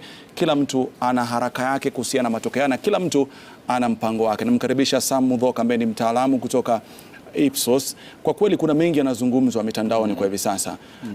Na hali iliyopo ni kwamba IEBC inaposema kwamba imeweza kuweka takriban fomu 45,000 na katika mtandao wao, ni kama Wakenya wanaamini kwamba wanaweza kufanya hesabu za haraka haraka na wakajua nani ndiye ni nani katika wadhifa tofauti. Je, hiyo inawezekana ama haiwezekani?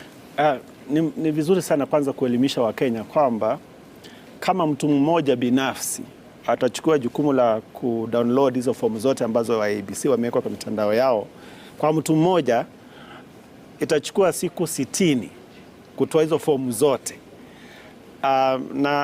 Naomba tukumbuke kwamba IEBC haiwezi kuachilia hizo results kwanza kabla wafanye verification.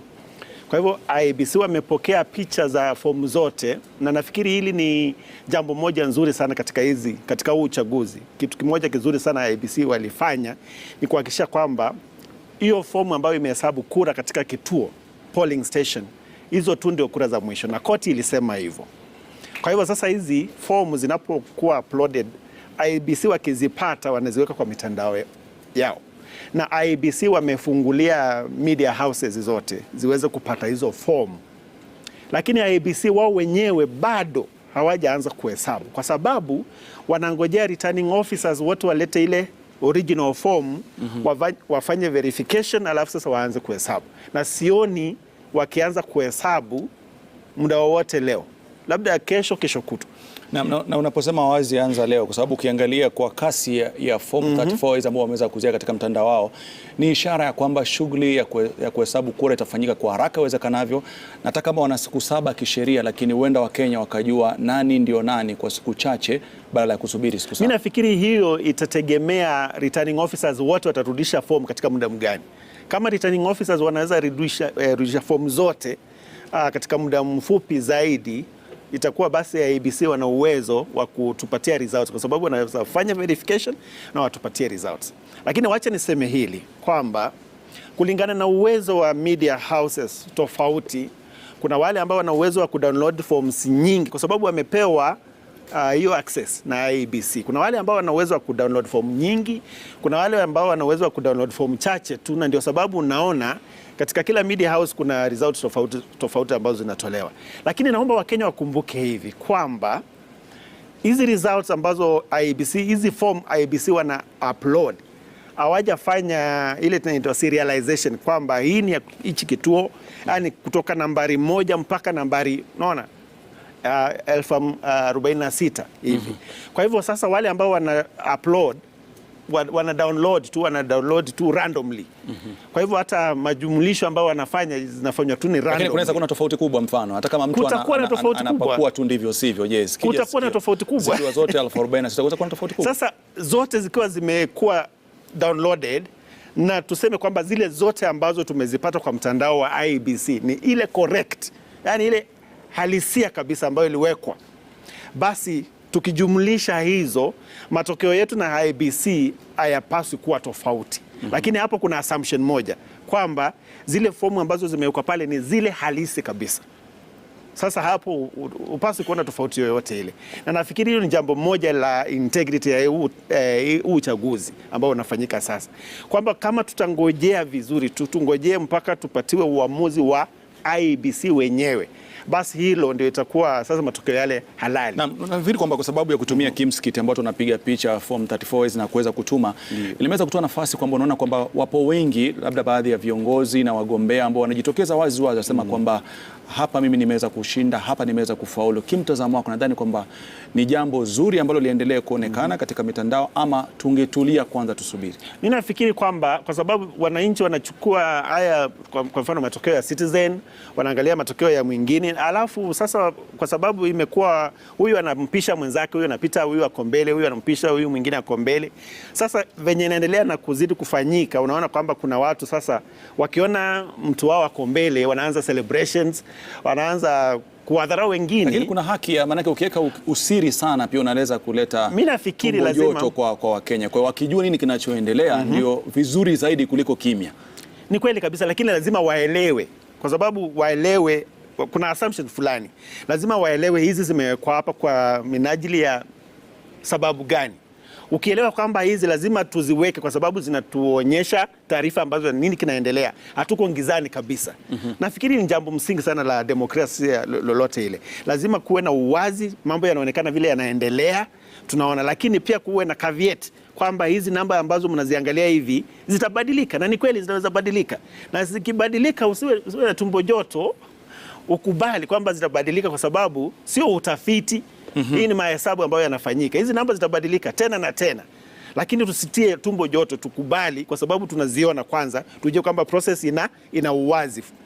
Sasa huo uwazi ndio utatusaidia. Kwa hivyo tuache tumbo joto. Mimi nafikiri kwa sasa hivi labda kuna idadi ya fomu 1045 ama 45637,000. Ndio Kimtazamo wake, maana unashughulika na masuala ya utafiti, ili kujumlisha hizi kura na kutoa matokeo, tunazungumzia masaa mangapi ama siku ngapi kwa Mkenya ambaye anasubiri kwa hamu na gamu kupata? Mimi nafikiri vile naona, kwa mfano kituo cha Citizen kimeweza kufanya hesabu ya fomu kama 13,000 hivi katika 14 kwa sasa, 14 sasa. Hiyo ni kama 30% hivi ya fomu zile zote ambazo zinatarajiwa kwa siku moja tu. Kwa hiyo nafikiria kufikia kesho jioni labda huenda Citizen watakuwa wamejumlisha zote. Mimi nafikiri. Lakini sasa kwa mtu binafsi ama kwa nyumba yoyote ile ya habari ambayo haina equipment ama infrastructure yenye mko nayo, hata wanaweza kuchukua muda mrefu zaidi.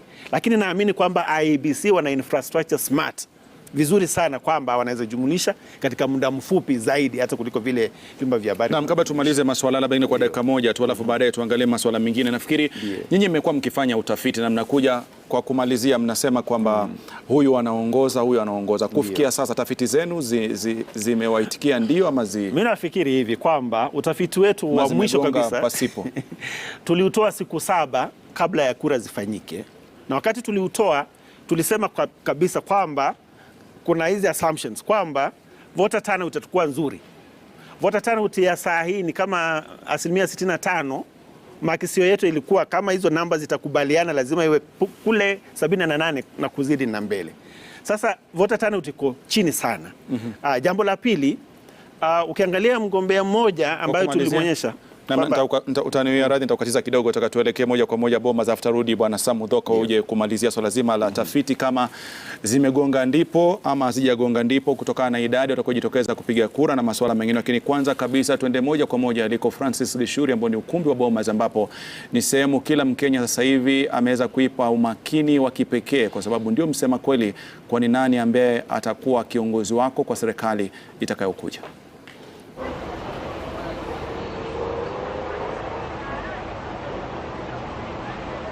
Na Nimrod, asanti.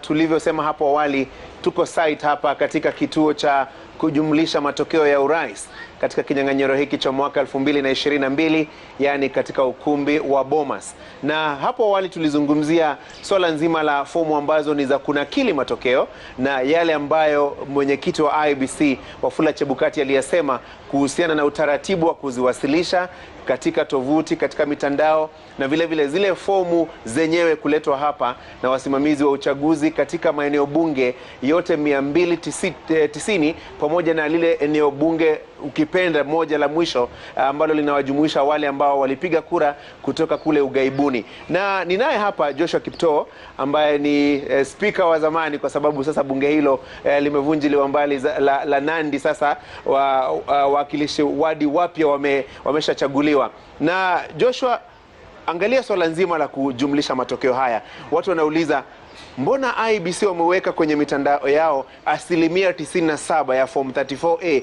lakini hamjatupatia matokeo ya mwisho? Lakini si ni kibarua kutenganisha haya masala yote? Asante sana Gashuri. Nadhani wananchi ama Wakenya kwa jumla wanafaa kuelewa haya mambo yalitokea na wapi. Ukiangalia uchaguzi wa mwaka wa 2013 na 17 kulikuwa na jambo kwamba wakati tunawasilisha matokeo kutoka polling station ikuje constituency hadi Presidential Tally Center kulikuwa na tashwishi kwamba labda kuna mambo yanafanyika hapa katikati. Kukakuwa na kesi ilikuwa inaitwa Maina KI dhidi ya commission ya uchaguzi IEBC, na koti likaelezea vizuri sana, likasema kwamba tuko na forms 3, tuko na form 34A, 34B na 34C. Form 34A inaonyesha matokeo ya urais katika kila polling station kulingana na sheria, na IEBC wamefuata sheria. Polling station wakisha sema kwamba wakitangaza kwamba fulani ameshinda kura fulani cha kiti cha urais, jambo linafanyika ni kwamba lazima waiandike kwa form 34A na waipige picha na waitume kwa portal yao. Ni hayo ndo maana unaona kwamba imekuwa vigumu kuyapata kwa haraka, kwa sababu Kenya nzima tuko na polling station ngapi? Hiyo ni 1046 229. Kuna mdadisi mmoja alisema kwa urahisi, kwa mfano saizi nikikwambia ende utoe form 34A moja, lazima uidownload, lazima usome, lazima unakili yale yote ambao mtu amepata kuanzia mgombezi wa kwanza hadi wa 4 na uandike. Ndio maana unaona inachukua muda mrefu. Ya pili, kuna jambo linaitwa form 34B. Hilo linatokana na form 34A, constituency returning officer.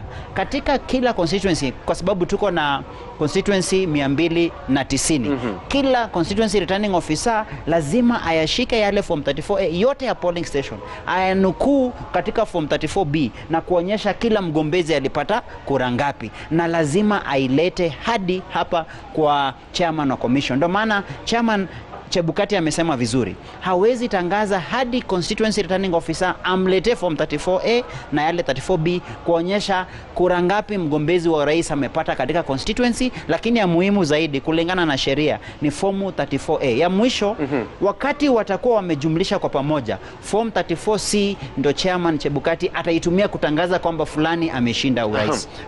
Joshua, kabla namuona kiongozi wa kundi nzima la IGAD ambalo limekuja kuangalia uchaguzi huu unaendeshwa namna gani, yani wanaitwa election observers, ni rais wa zamani wa taifa la Ethiopia, anaandaliwa ili ajiunge nasi hapa tuweze kufanya mahojiano naye kwa kifupi sana. Lakini kabla sija kwenda kwake Joshua, angalia swala hili nzima la petition ama rufaa ambayo iliwasilishwa kupinga matokeo ya urais mwaka 2017 na wakati huo uliangalia mawakili wa IEBC wakaulizwa maswali mazito sana pale katika mahakama ya upeo Supreme Court. Labda yale maswali ndio yanayofanya IEBC waseme hakuna haraka, msituharakishe mambo taratibu. Ni kwa sababu ukienda katika rufaa, na si rufaa tu ya kiti cha urais, hata kiti cha MCA, yule ambaye ataulizwa maswali ni presiding officer, yule ambaye ataulizwa maswali ni returning officer, na wao wako na jukumu kisheria, lazima wadhibitishe jambo lolote. Wanaweka sahihi,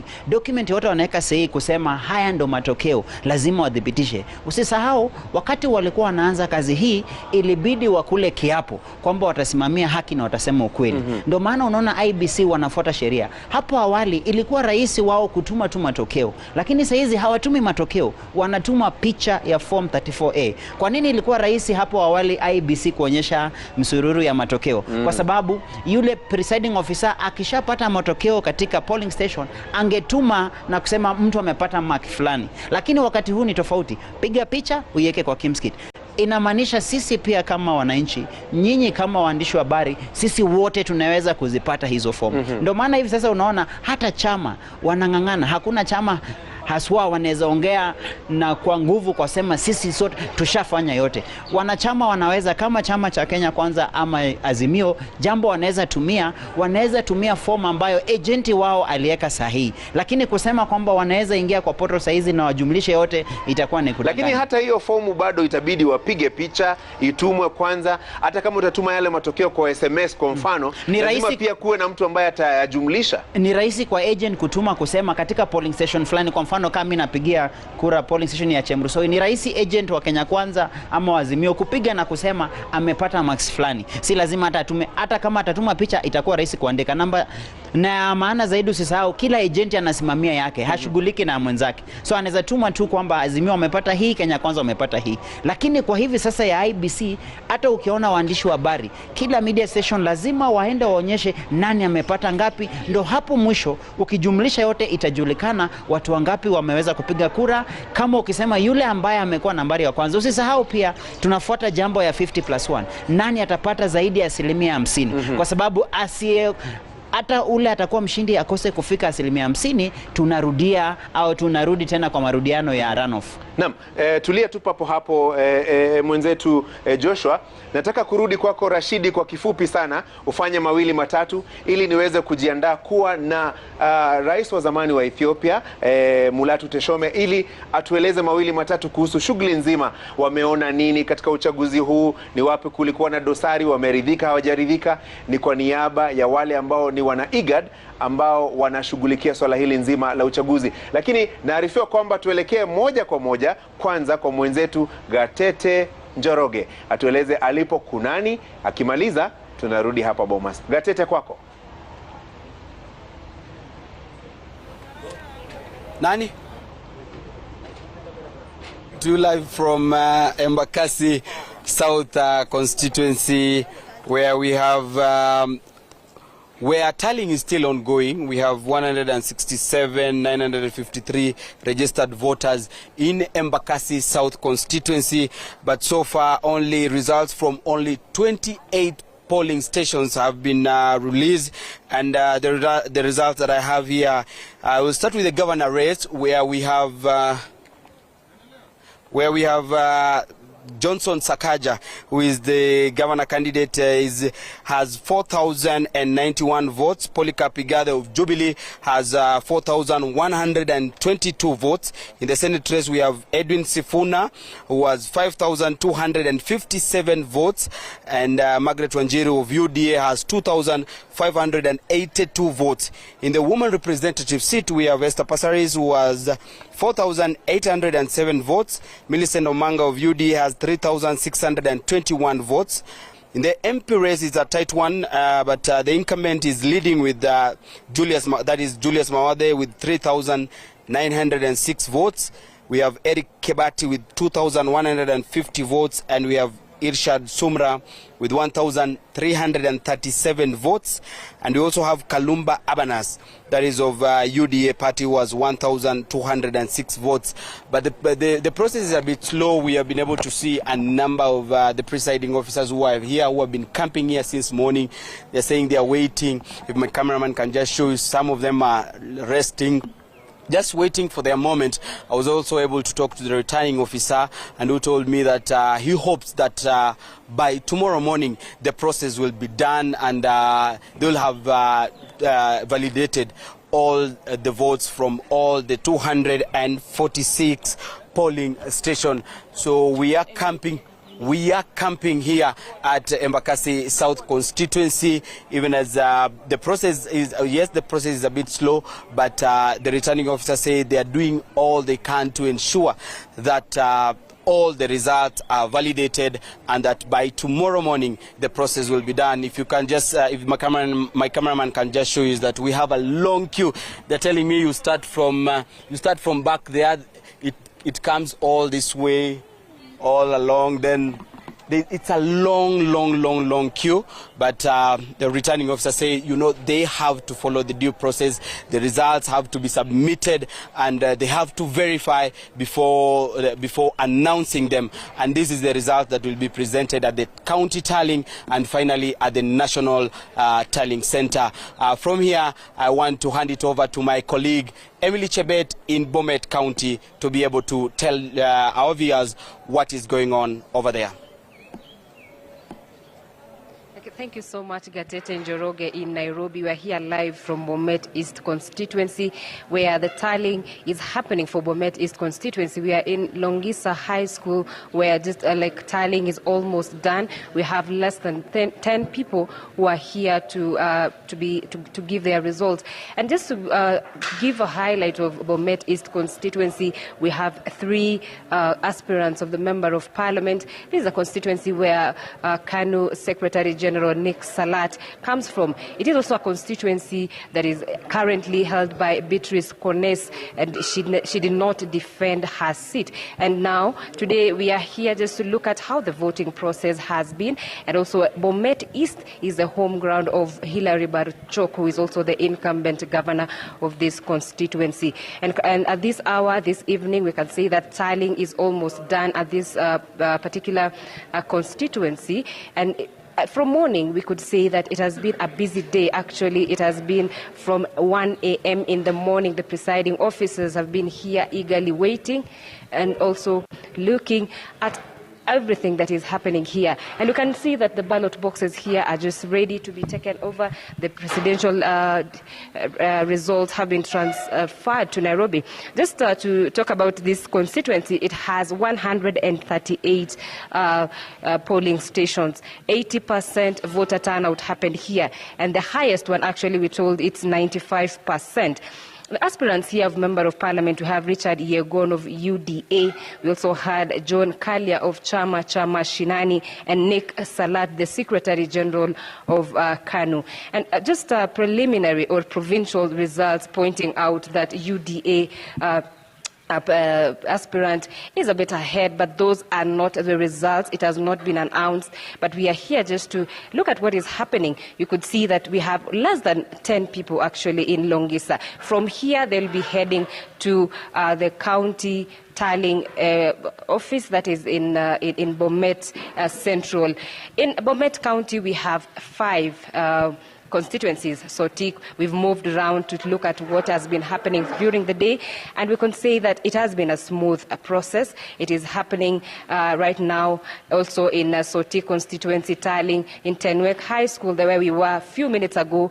It is also happening at Tarling. And for Sotik constituency, I can say that they'll have to wait a little bit longer because the queues were a bit long. And now, at this point, I want to talk to the returning officer at this polling, or actually a constituency, to talk about what has been happening. Thank you, sir. Just introduce yourself, tell us your name and what is happening currently here in Bomet East. Thank you so much. My name is Mark Lembaka. I am the returning officer for Bomet East constituency in respect to this election. And as you can see, we are on high preparation for now the final journey of coming, declaring and announcing of various leaders from various political positions. And so, as you can see, from behind there, we are doing tallying of results. We had results that came from the polling stations the day before yesterday, and even today they were trickling down. And I'm even happy to report that this has been one of the most peaceful constituencies I've ever worked with.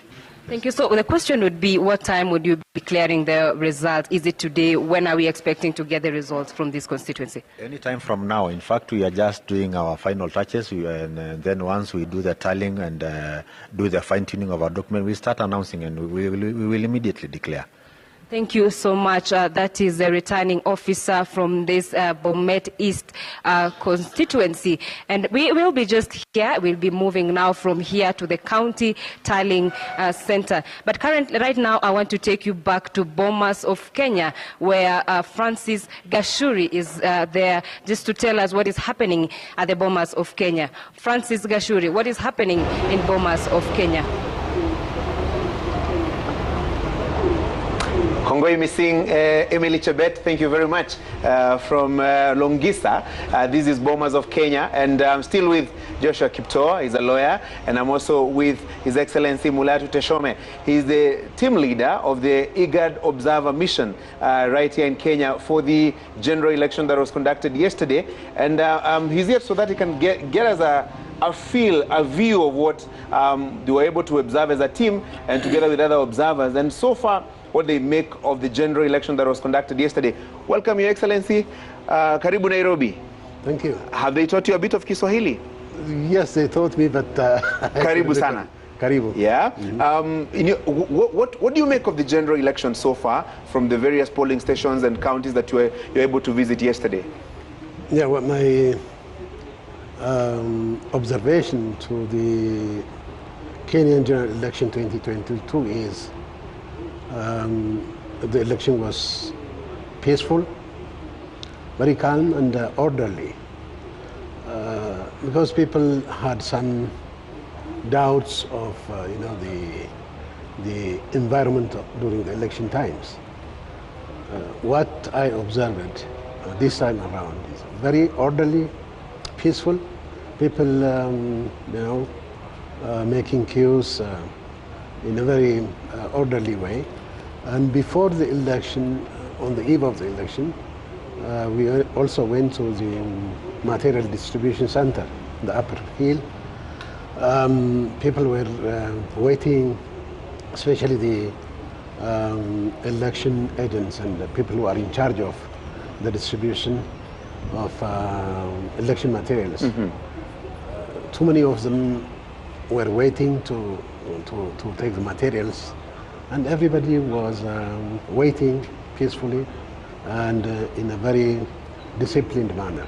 That really made me very happy, because what the Kenyan election is not only for Kenya, it is for our region, for IGAD, all IGAD member countries.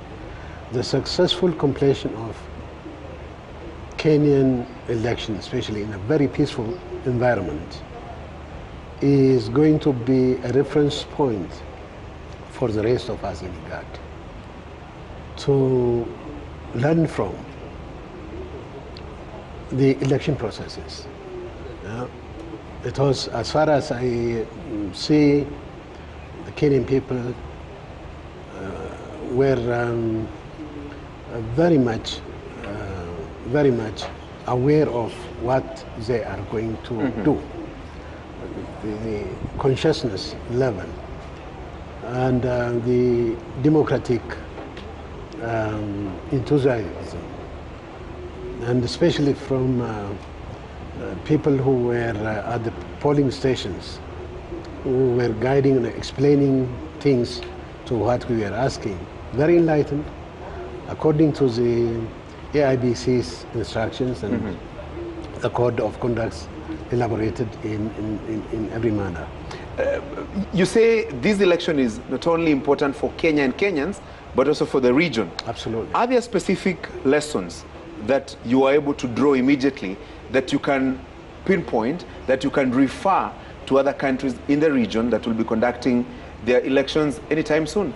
Very important one is the preparedness which we observed from the EIBC, the election Independent Election and Boundary Commission, well prepared. And if the IEBC was not as such prepared, was not giving the steps and procedures in line, it might not have been as beautiful as it was yesterday. So one thing is what member countries of IGAD has to emulate is really to have a strong electoral institution. That is very important. The rules, of course, the constitution of each country is different from each other. It differs, but somehow, as far as we all share the universal values about democracy and about the elections every 4 years, every 5 years, and since it is a universal norm, it is better to have a strong electoral institution like IEBC. Other than the many good things that probably you were able to identify together with the observation team, are there challenges that were obvious that probably need to be fixed as the country prepares for another general election in 2027, and also similar lessons that you can refer to other electoral commissions in the region and beyond? Yeah, we will make our observation statements or the preliminary assessment report. Before that, I'm not going to preempt that assessment report, but in that, definitely, we are going to pinpoint if there is any the areas where to be corrected, areas to be looked into, and to advise not only the Kenyan electoral institutions, but also our region, the IGAD region, and beyond, to have such strong institutions, which is very important to prepare and conduct a peaceful electoral process. Finally, any election, some of the key principles, basic principles, would include free, fairness, credibility, verifiability. Would you say, without necessarily preempting too many of the details that you say are in the assessment team, would you term this election that was conducted yesterday and whose results continue to trickle in as having met those principles of a good election? The very basic prerequisite for a peaceful, for a credible, free, fair election is to have a peaceful environment. What we observed is there was a peaceful environment. In that peaceful environment, there is a big probability that the election was credible. The election is, to the expectation of the Kenyan people. There was, from what all of us observed, even the media, it was quite peaceful, and it is to the satisfaction of all of us, all international election observers, and I guess all Kenyans are happy about it. So I have to congratulate you in this regard for the peaceful conclusion. Thank you. Joshua is also here, and probably he would have a question or two to pose to you. Maybe the only thing I would want to post is, as international observers, how much access are you given to be able to observe every aspect of our process? And importantly, will you make your reports and findings public, not just for the consumption of IGAD and the rest, but also for the country and Kenyans, so that the main benefactor of lessons learned from an observer is the participant, in this case being Kenyans themselves? Of course, the preliminary assessment report, which we are going to maybe disclose in the coming days, tomorrow or the day after tomorrow, is to address the stakeholder. Okay. That is the Kenyan electoral institutions and Kenyan people. Okay? And what we are saying is, but since this exercise goes beyond Kenya, we also indicate that if a free, fair and transparent, credible election is to be conducted, the peaceful environment is prerequisite. This we are going to amplify. Thank you. Thank you. Thank you very much, Your Excellency, and karibu tena again in Nairobi in Kenya. Thank you. Former President of Ethiopia, Mulatu Teshome, who is leading the IGAD observation team in monitoring this election that was conducted yesterday. And the results continue to trickle in from various polling centers, from various constituency tallying centers. And we continue to give you our numbers as we receive them. And the tallying center at Royal Media Service is also working. We continue to stream the numbers as we receive them, as we tabulate, as we tally the numbers. And this is the place to be. From Bomas of Kenya back to Communication Center, Rashidi, Lulu, Jeff, and of course, Lillian. Back to you. Okay. For that, Francis Gashuri. Francis Gashuri has been getting the insights of an election observer, and he's a former president. That is Mulatu Teshome, former president of Ethiopia. I actually caught up with him in Machakos County yesterday. It was very interesting to hear from him what his perspectives are, or rather what his perspectives were on day one of the electoral process in Kenya, that is yesterday. And today, just giving Francis Gashuri an update and views, and of course his experience having observed elections, having been a contender in a presidential election as well in Ethiopia previously. We'll be going back to the Bomas of Kenya, which is a national tallying center. We'll be getting an update from Francis Gashuri and the rest of the Citizen TV team there. But before we get there, let's cross over to Lulu Hassan, who will be, of course, engaging our analysts in studio. We'll just be getting thoughts and views around the electoral process, what the numbers mean, what they translate to, and indeed whether it is too early for Kenyans to draw conclusions on who has won where. Thank you very much for that, Lillian. We do have Hezron Mogambi and Joy Midivu in the house, two well-known political analysts who call it like they see it. Joy, let me start with you, and welcome to Kenya's Choice 2022. The overall feel of this election, your thoughts? I think Kenyans are demonstrating a lot of maturity, because you have an election where people did exactly what they were asked to do. They turned up, they voted, they went home. We haven't had the previous sights and sounds of people milling around the polling station, barging in and breaking stuff around and, just being a general nuisance. This time around, we've seen Kenyans, they went in, did their thing and walked away. And even in places where there's pockets of violence, like in Bungoma, or in places like, for example, in Mombasa, where the politicians got into a spot of trouble, the Kenyans just watched them. And I think this demonstrates political maturity in the parts of the Kenyans. They've got to a place where they're like, you know what, as guys do this part, you guys do that part. And if you're not happy, sort it out amongst yourself. Because the visuals of Joho jostling with Sonko, before, the next thing we'd have known is their boys would have milled in and joined in the fray. But this time around, there's none of that. But over and above that, you realize that across the country there's been a muted sense of this voter apathy seems to have crept in and, you know, taken a bite out of both sides of the coin. And it tells me that there's a level of Kenyans who are not willing to engage in the political process because they don't think it's worth it. Now, in 2013, we had over, how many were there? I think it was 130,000 spoilt votes. In 2017, that went up to over 500,000. Now we've got guys who are not turning up to say we are spoiling the vote. We've got people who are simply staying away. So Kenyans are also trying to tell the leaders something. Give us real options. Give us something we can work with. And I hope the politicians are reading the signs of the times, that the demographic is changing to a level where if we're going to have more meaningful political engagement with a high level of citizen participation, we have to have a level of respect between the electorate and the elected. Naam, Bwana Hezron Mugambi, karibu tena katika studio zetu. Unajua jana ulikuwa hapa. Kwa kifupi tu labda utupatie taswira kamili kuhusiana na chaguzi hii ya mwaka 2022. Kama ambavyo mwenzangu amesema hapa, nafikiri uchaguzi huu ni tofauti.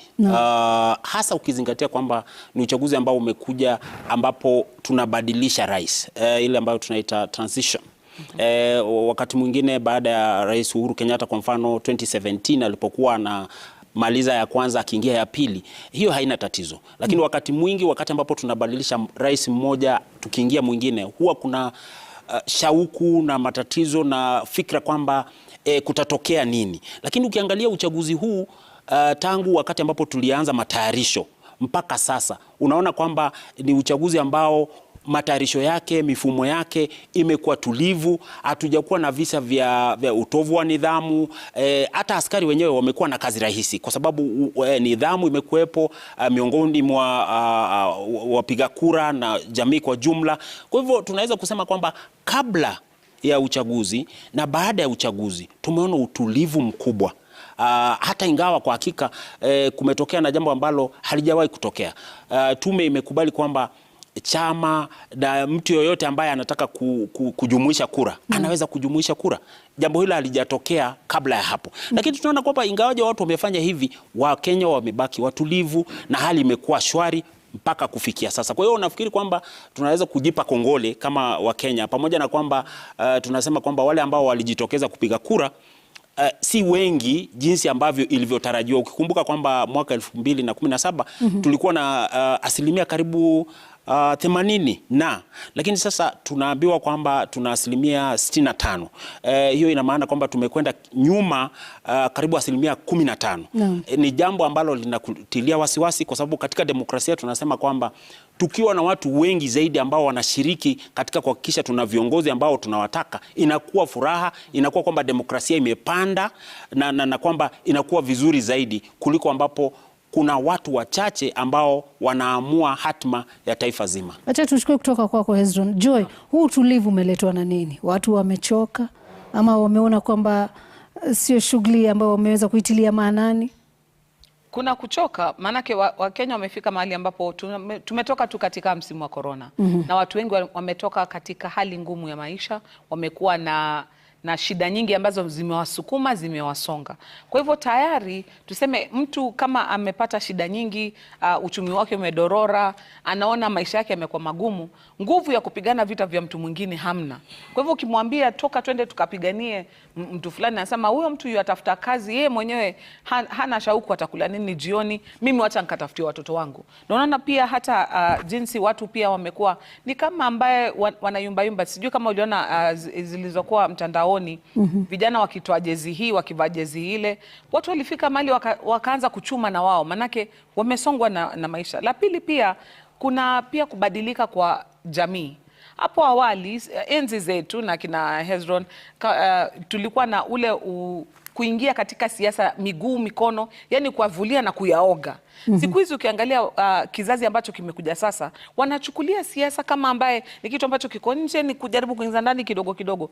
Watoto wetu na watoto wetu wanaichukulia kama ambaye ni moja tu ya vitu ambavyo viko maishani mwao, lakini si kigezo cha muhimu ama cha msingi. Kwa hivyo unapata watoto kama hao ambao ndo mara yao ya kwanza kupiga kura, walikuwa wanachukulia almost ni kama mzaa, ni kitu ambacho tutafanya hatutafanya. Ndio unaona hata kwa kusajili wapiga kura idadi ya waliojitokeza ni wachache mno. Ukiangalia pia kwa waliogombea idadi ya watu ambao wako chini ya miaka 35 pia ni mdogo mno. Ukiangalia pia watu kujitokeza kupiga kura, hapa mlikuwa mkifanya interview na maajuza wa miaka 100, miaka 94, wakiwatafuta vijana, I think mlimpata tu mmoja, msichana fulani akisema ndo mara yake ya kwanza. Kwa hivyo unaona kwamba hawa watoto bado hawajachangamkia siasa vile ilivyo. Ndio nasema kwamba hawa wanasiasa wa sasa wakienda katika uongozi sasa lazima wabatilishe vile wanafanya siasa zao ili kuwachangamsha na hichi kizazi kijacho kuangalia maneno ya siasa kama kitu ambacho ni cha makini na kuongeza pia ile kujivunia kwa Mkenya, kutaka kuona Kenya ikienda mbele. Joy, Hezron, you alluded to something called voter apathy a moment ago, and I want to go to the magic wall just to display a little of this. This is a map of Kiambu right there. You see that? That's Kiambu. Look at this. Registered voters, 1.25 million, right? Votes cast, 155,000. Okay, that's Kiambu. Let's go to Murang'a. Voters, 620,000 registered. Votes cast, 116. Let's stay in Central. We'll go to Nyeri County. If it'll come up, Nyeri. There you go. Oh, Nyandarua, okay. 361,000 registered voters, only 74,000 cast. Let's take just one more. Let's say Nyeri. Nkuru. No, let's stay in Central. Nyeri County. Home Shagwa, right? 481,632 registered, only 133,569 votes cast. Overall, obviously, voter apathy or low turnout. Hezron, why? I think this could be because of several factors. I think one of the reasons could be, as my sister here had alluded to, the situation in the country, especially the economic situation in the country. You see, we are coming out of the effects of COVID, and COVID affected very many families. In fact, although Mount Kenya region, as you have shown, between 12 to 27% is one of the lowest, but the general average will be, according to IBC, around 65. Yes, 65 and thereabout. Now, families have been hit hard by COVID. Then secondly, after that, you remember the Russia-Ukraine war and the aftermath of the effects of that, the prices of common goods going up, and these affected, for example, the education calendar, and you have transition between one term to the next term in days, a week, where parents, families are looking for school fees within a very short time, and all that. So people are trying to chase basic commodities and general living, and when they look at what is the priority in terms of their life, that looks like politics then takes a backseat. What is it in it for me? Now, in Central Kenya or Mount Kenya, for example, the other problem will be what is it for us in this election? Both the leading candidates had their running mates from Central Kenya, that's Rigathi Gachagua and Martha Karua. However, the candidates for presidency, that is DP William Ruto and Raila Odinga, come from other regions, Rift Valley and just say Nyanza. And so for a long time, the mountain is used to voting for one of their own. Remember, Jeff, last time we were talking about Kumera, because of obvious reasons. But now, what is the impetus for me to go and vote? How am I related to Raila, or how am I related to William Ruto? So that I don't think there was that impetus for these voters in Mount Kenya to go and vote compared to before, apart from the other obvious economic reasons. Remembering, Jeff, that the narrative this time, you remember 2013 we were talking about ICC and all that. This time the narrative was about the economy.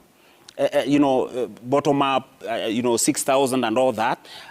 So with all these factors, I think Mount Kenya may have just decided this election, most of them, is not as important to us, and how. And again, related to that is the general feeling in the country that, people have been participating in these elections all the time.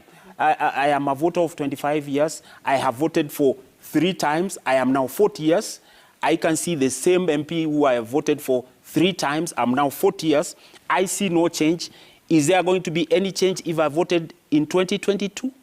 In their own thinking, maybe no change. So let's just leave it. This is just like any other. Remembering that, as Joy also said, the youth in this election did not participate effectively as will be. But during the electioneering period, they were the ones making noise all over the place and, declaring to us that this is the way to go, this is the way to go. But during election time, yesterday, did you see them in, among those? Mostly you will see the 40 plus. And that was reflected even during the registration of voters. They actually registered in very low numbers. So Mount Kenya, I think, just followed, but more than any other region in this country because of the top echelons, that is the 2 leading figures, Raila Odinga and William Ruto, in which case they really didn't have a bigger stake in this election compared to, for example, if you look at the turnout in Rift Valley and Nyanza, so to speak, you'll see they are in their 70s or above. So I think that compounded the fact, and this is what we are seeing in the numbers. And Joy, what does a lower voter turnout mean? Who does it favor? In this particular instance, it would favor the Azimio candidate because a high turnout in Central, given the percentages and the gaps that we're seeing, would have meant the gap between him and William Ruto would have been a lot bigger. So if the voter turnout is suppressed, then this works in favor of the Azimio candidate and does not bode that well for the Kenya Kwanza candidate. Also, just to piggyback on what Professor was saying, it also gives a very bad picture where if we say that the Kikuyu turnout only works when there's a Kikuyu candidate, again, what we're talking about patriotism, because this is somebody who's going to lead the entire country. And when we come into a situation where people understand that you want to be secluded as a community, in future, the discussion may become difficult for a Kikuyu candidate who comes out because people will be like, you know what, from as far as we're concerned, when it's your turn, you guys want us to turn out. And when it's our turn, you guys are not interested. So this is a conversation that the community also have to have with themselves because right now, the benefit for them is that they're dealing with 2 players who are an old hand in the field. But once we come to a new crop of leaders and some of the traditional bases are sort of dismantled, because believe you me, after Raila Odinga and after Ruto and the strongman syndrome that's wearing out, Kikuyu right now have no real kingpin. The Luyas as well have no real kingpin. When it comes to that place where there are no big men left, and everybody has to work with others to get anywhere, then you might find that the Kikuyus might find themselves isolated politically. So it's one of those discussions I think the community needs to have. And as a nation, we also need to change our politics because organizing in tribal formations is like the lowest common denominator. It's like we're all members of the same family, let's go out together. We need to get more creative, move to ideologies, let people organize on ideas, on things that actually make for progress rather than, you know what, this is our man and we have to stand with him. We have to dismantle that sort of thinking. Also, Jeff, I think just related to that is I was just thinking last night about the lower turnout in the mountain region. And I was just thinking, is it possible that that part of the country also listened to President Uhuru Kenyatta? Because you see, they did not turn out in large numbers as expected. Perhaps because he had hinted to the fact that he will want them to vote in a certain manner. And how you do that is you can actually come out and vote for the candidate who he had asked them to do. But you can also do the reverse. You may vote with your feet by refusing to come and vote for the other candidate. Hezron Mugambi, shikilia hapo. Mtazamaji, kwa hivi sasa moja kwa moja naarifiwa kwamba kuna shughuli ambayo inaendelea kwa hivi sasa. Lilian, sijui ni yapi yanaendelea hapa jijini Nairobi? Many thanks, Lulu. We're going to be crossing over very shortly to Upper Hill School, which is Kibra Constituency's Starling Center. As you can see there, vote counting is underway. And indeed, we're going to be crossing over to Faisal Ahmed, who will be telling us what the latest is from there. But before we get an update from Kibra, because I cannot quite see Faisal on my screen as of now, earlier on, we had spoken to Faisal Ahmed, who was in Langata constituency, another very interesting constituency, because there we saw, as earlier mentioned, and this question has been put out, we've seen some candidates bow out of the race and others essentially declare their win, although, of course, official results have not been announced. Let's get a feel from Kibra constituency, and this is where the counting for Kibra is going on. That is at Upper Hill School. Kibra constituency's tallying center. Faisal Ahmed, what can you tell us about the counting process so far? Earlier on, you gave us an update on what was happening in Langata. And in terms of its neighbor constituency, Kibra, what is happening there?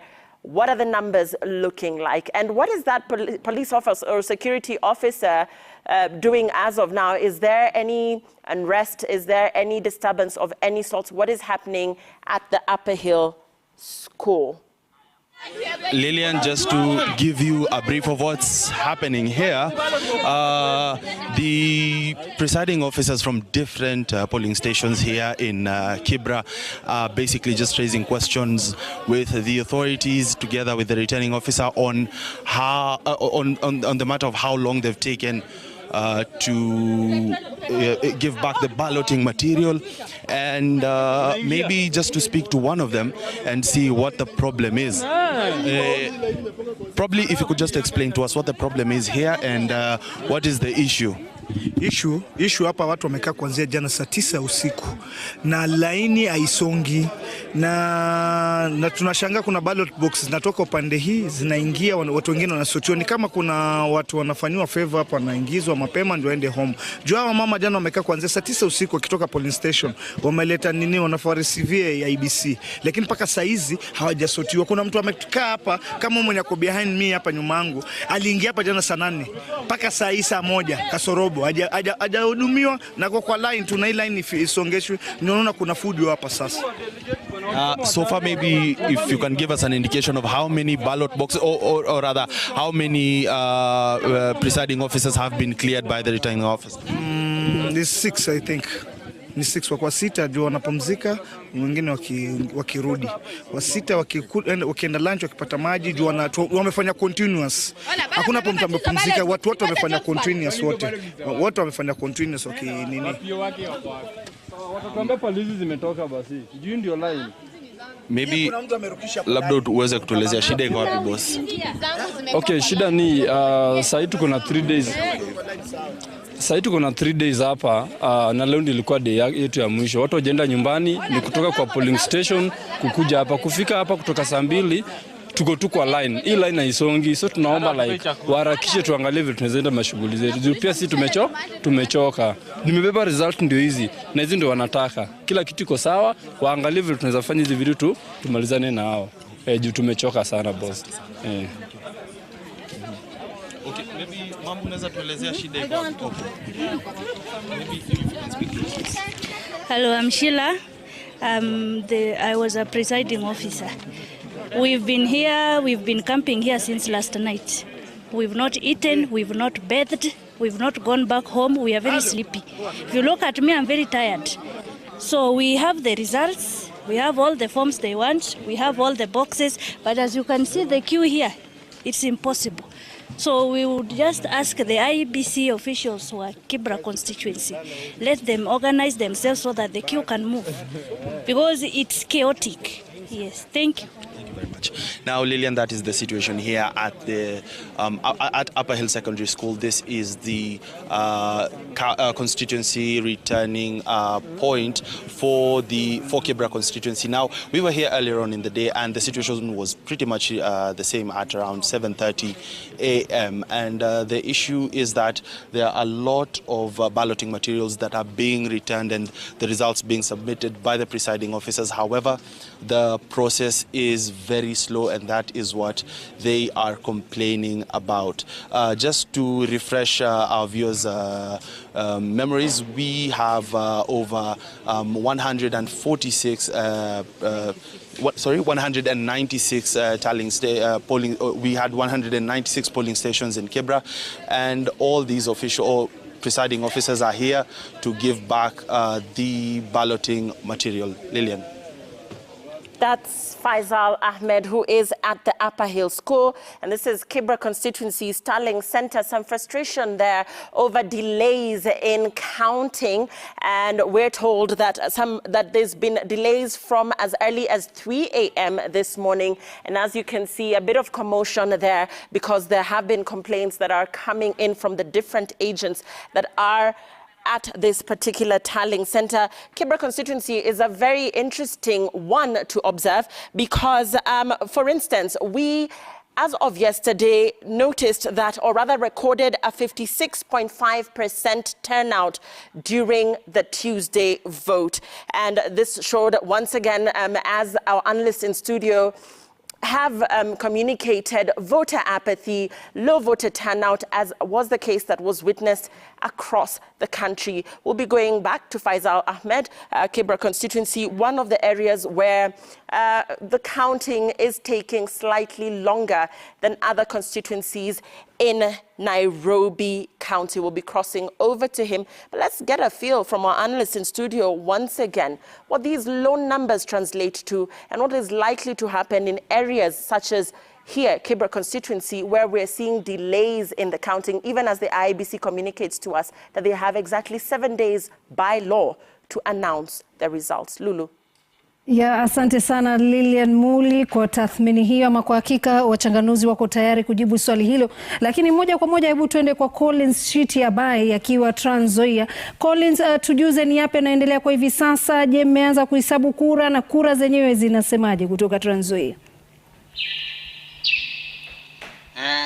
Lulu, hapa katika kaunti ya Trans Nzoia, ukiangalia nyuma yangu ni ukumbi wa Kitale School katika kaunti ya Trans Nzoia. Ukumbi huu itakumbuka kwamba inatumika kuweza kujumuisha kura za wale ambao wamewania kiti cha ugavana, useneta na uwakilishi wa kike katika kaunti ya Trans Nzoia. Lakini kuanzia asubuhi hakuna kura ambayo imefika katika eneo hili ili iweze kujumuishwa, kwani hadi kufikia sasa, sawia na Kibra kama vile Faisal alikuwa anatuambia, bado maeneo bunge ya kaunti ya Trans Nzoia yanaendelea kujumuisha matokeo hayo, ndiposa yaletwe katika ukumbi huu ili kujumuishwa, ndiposa tuweze kujua gavana amepata kura ngapi na ni nani ameshinda, tuweze kujua mwakilishi wa kike amepata kura ngapi na ni nani ameshinda, na tuweze kujua seneta amepata kura ngapi na ni nani ameshinda.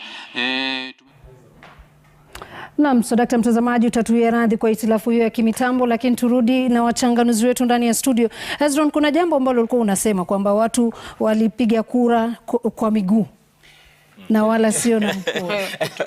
Badala kupiga kura ni kupiga kura pia. Kwa hakika nilikuwa nikisema kwamba kuna njia mbalimbali za kupiga kura. Unaweza kupiga kura kwa kutumia mikono ambako unatia alama na kutumbukiza. Lakini vile vile unaweza kupiga kura kwa kutumia miguu.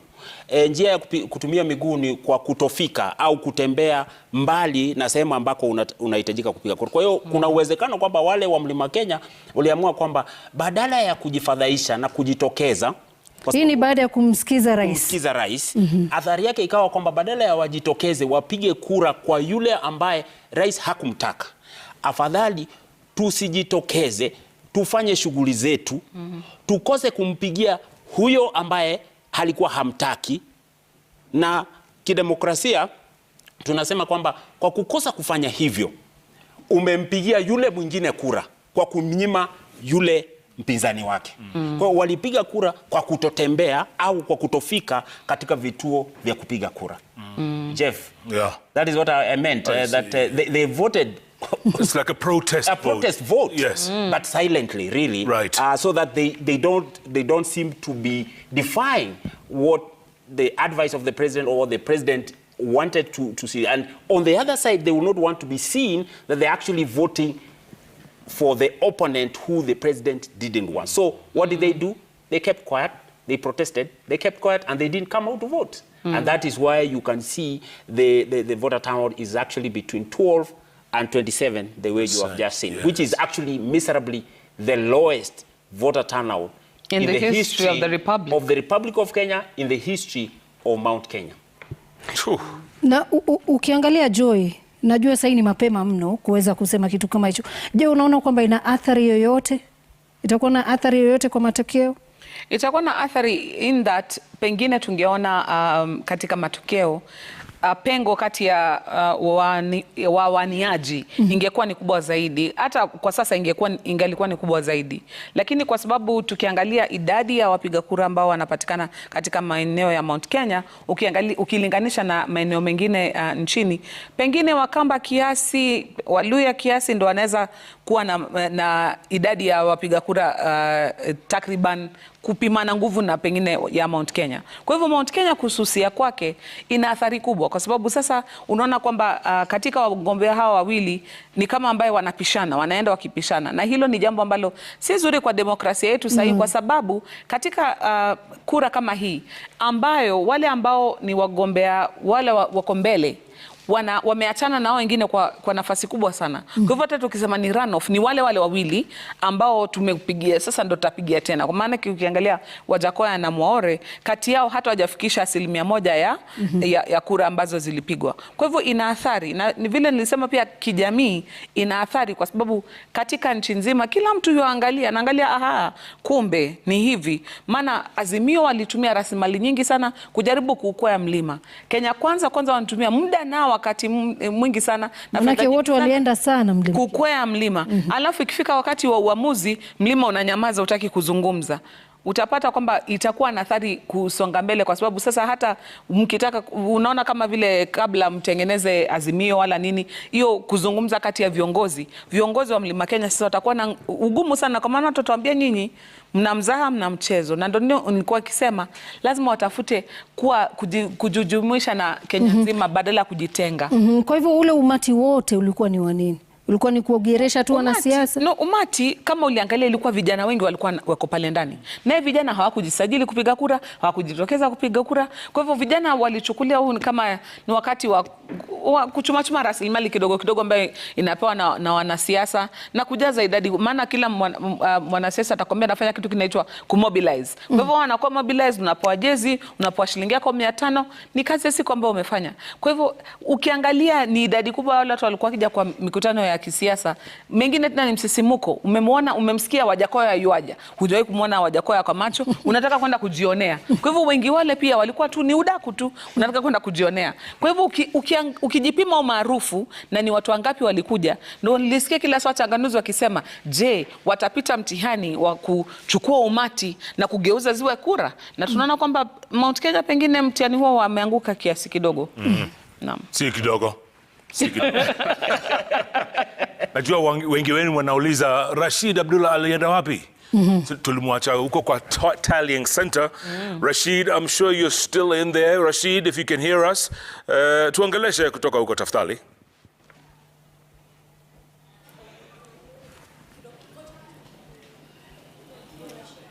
Na bila shaka shukran sana Jeff Koinange mkiwapo ndani na Lulu na Lilian Muli pamoja na ndugu zetu wa pale kina Profesa Hezron Mugambi pamoja na Joy Mdivo wakili, ambao wanajaribu kuweza kuzungumza mawili matatu kuhusiana na hali ilivyo ya uchaguzi wetu tunapokuwa tunasubiria matokeo kwa hamu na gamu. Tulikuwa tunazungumza mengi na umeweza kuyasikia mengi, tutaweza kuzungumza mwelekeo wa jinsi unavyoendelea na matokeo yanavyojitokeza.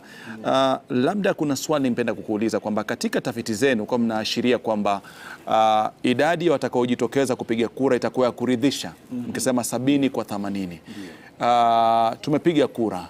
Je, utafiti ule? Naomba niseme hivi kwamba kufikia sasa tumeona voter turnout imefikia 65%. Nafikiri hicho ni kiwango cha chini sana, labda cha chini zaidi katika zile chaguzi ambazo tumefanya tangu tukue demokrasia nchini mwetu. Na ukiangalia hilo itaadhiri wagombea wote, kwa sababu kwa mfano tuangalie kaunti ya Murang'a. Kaunti ya Murang'a katika uchaguzi ambao ulipita walipiga 95% voter turnout. Saa hii nafikiri ni 68%.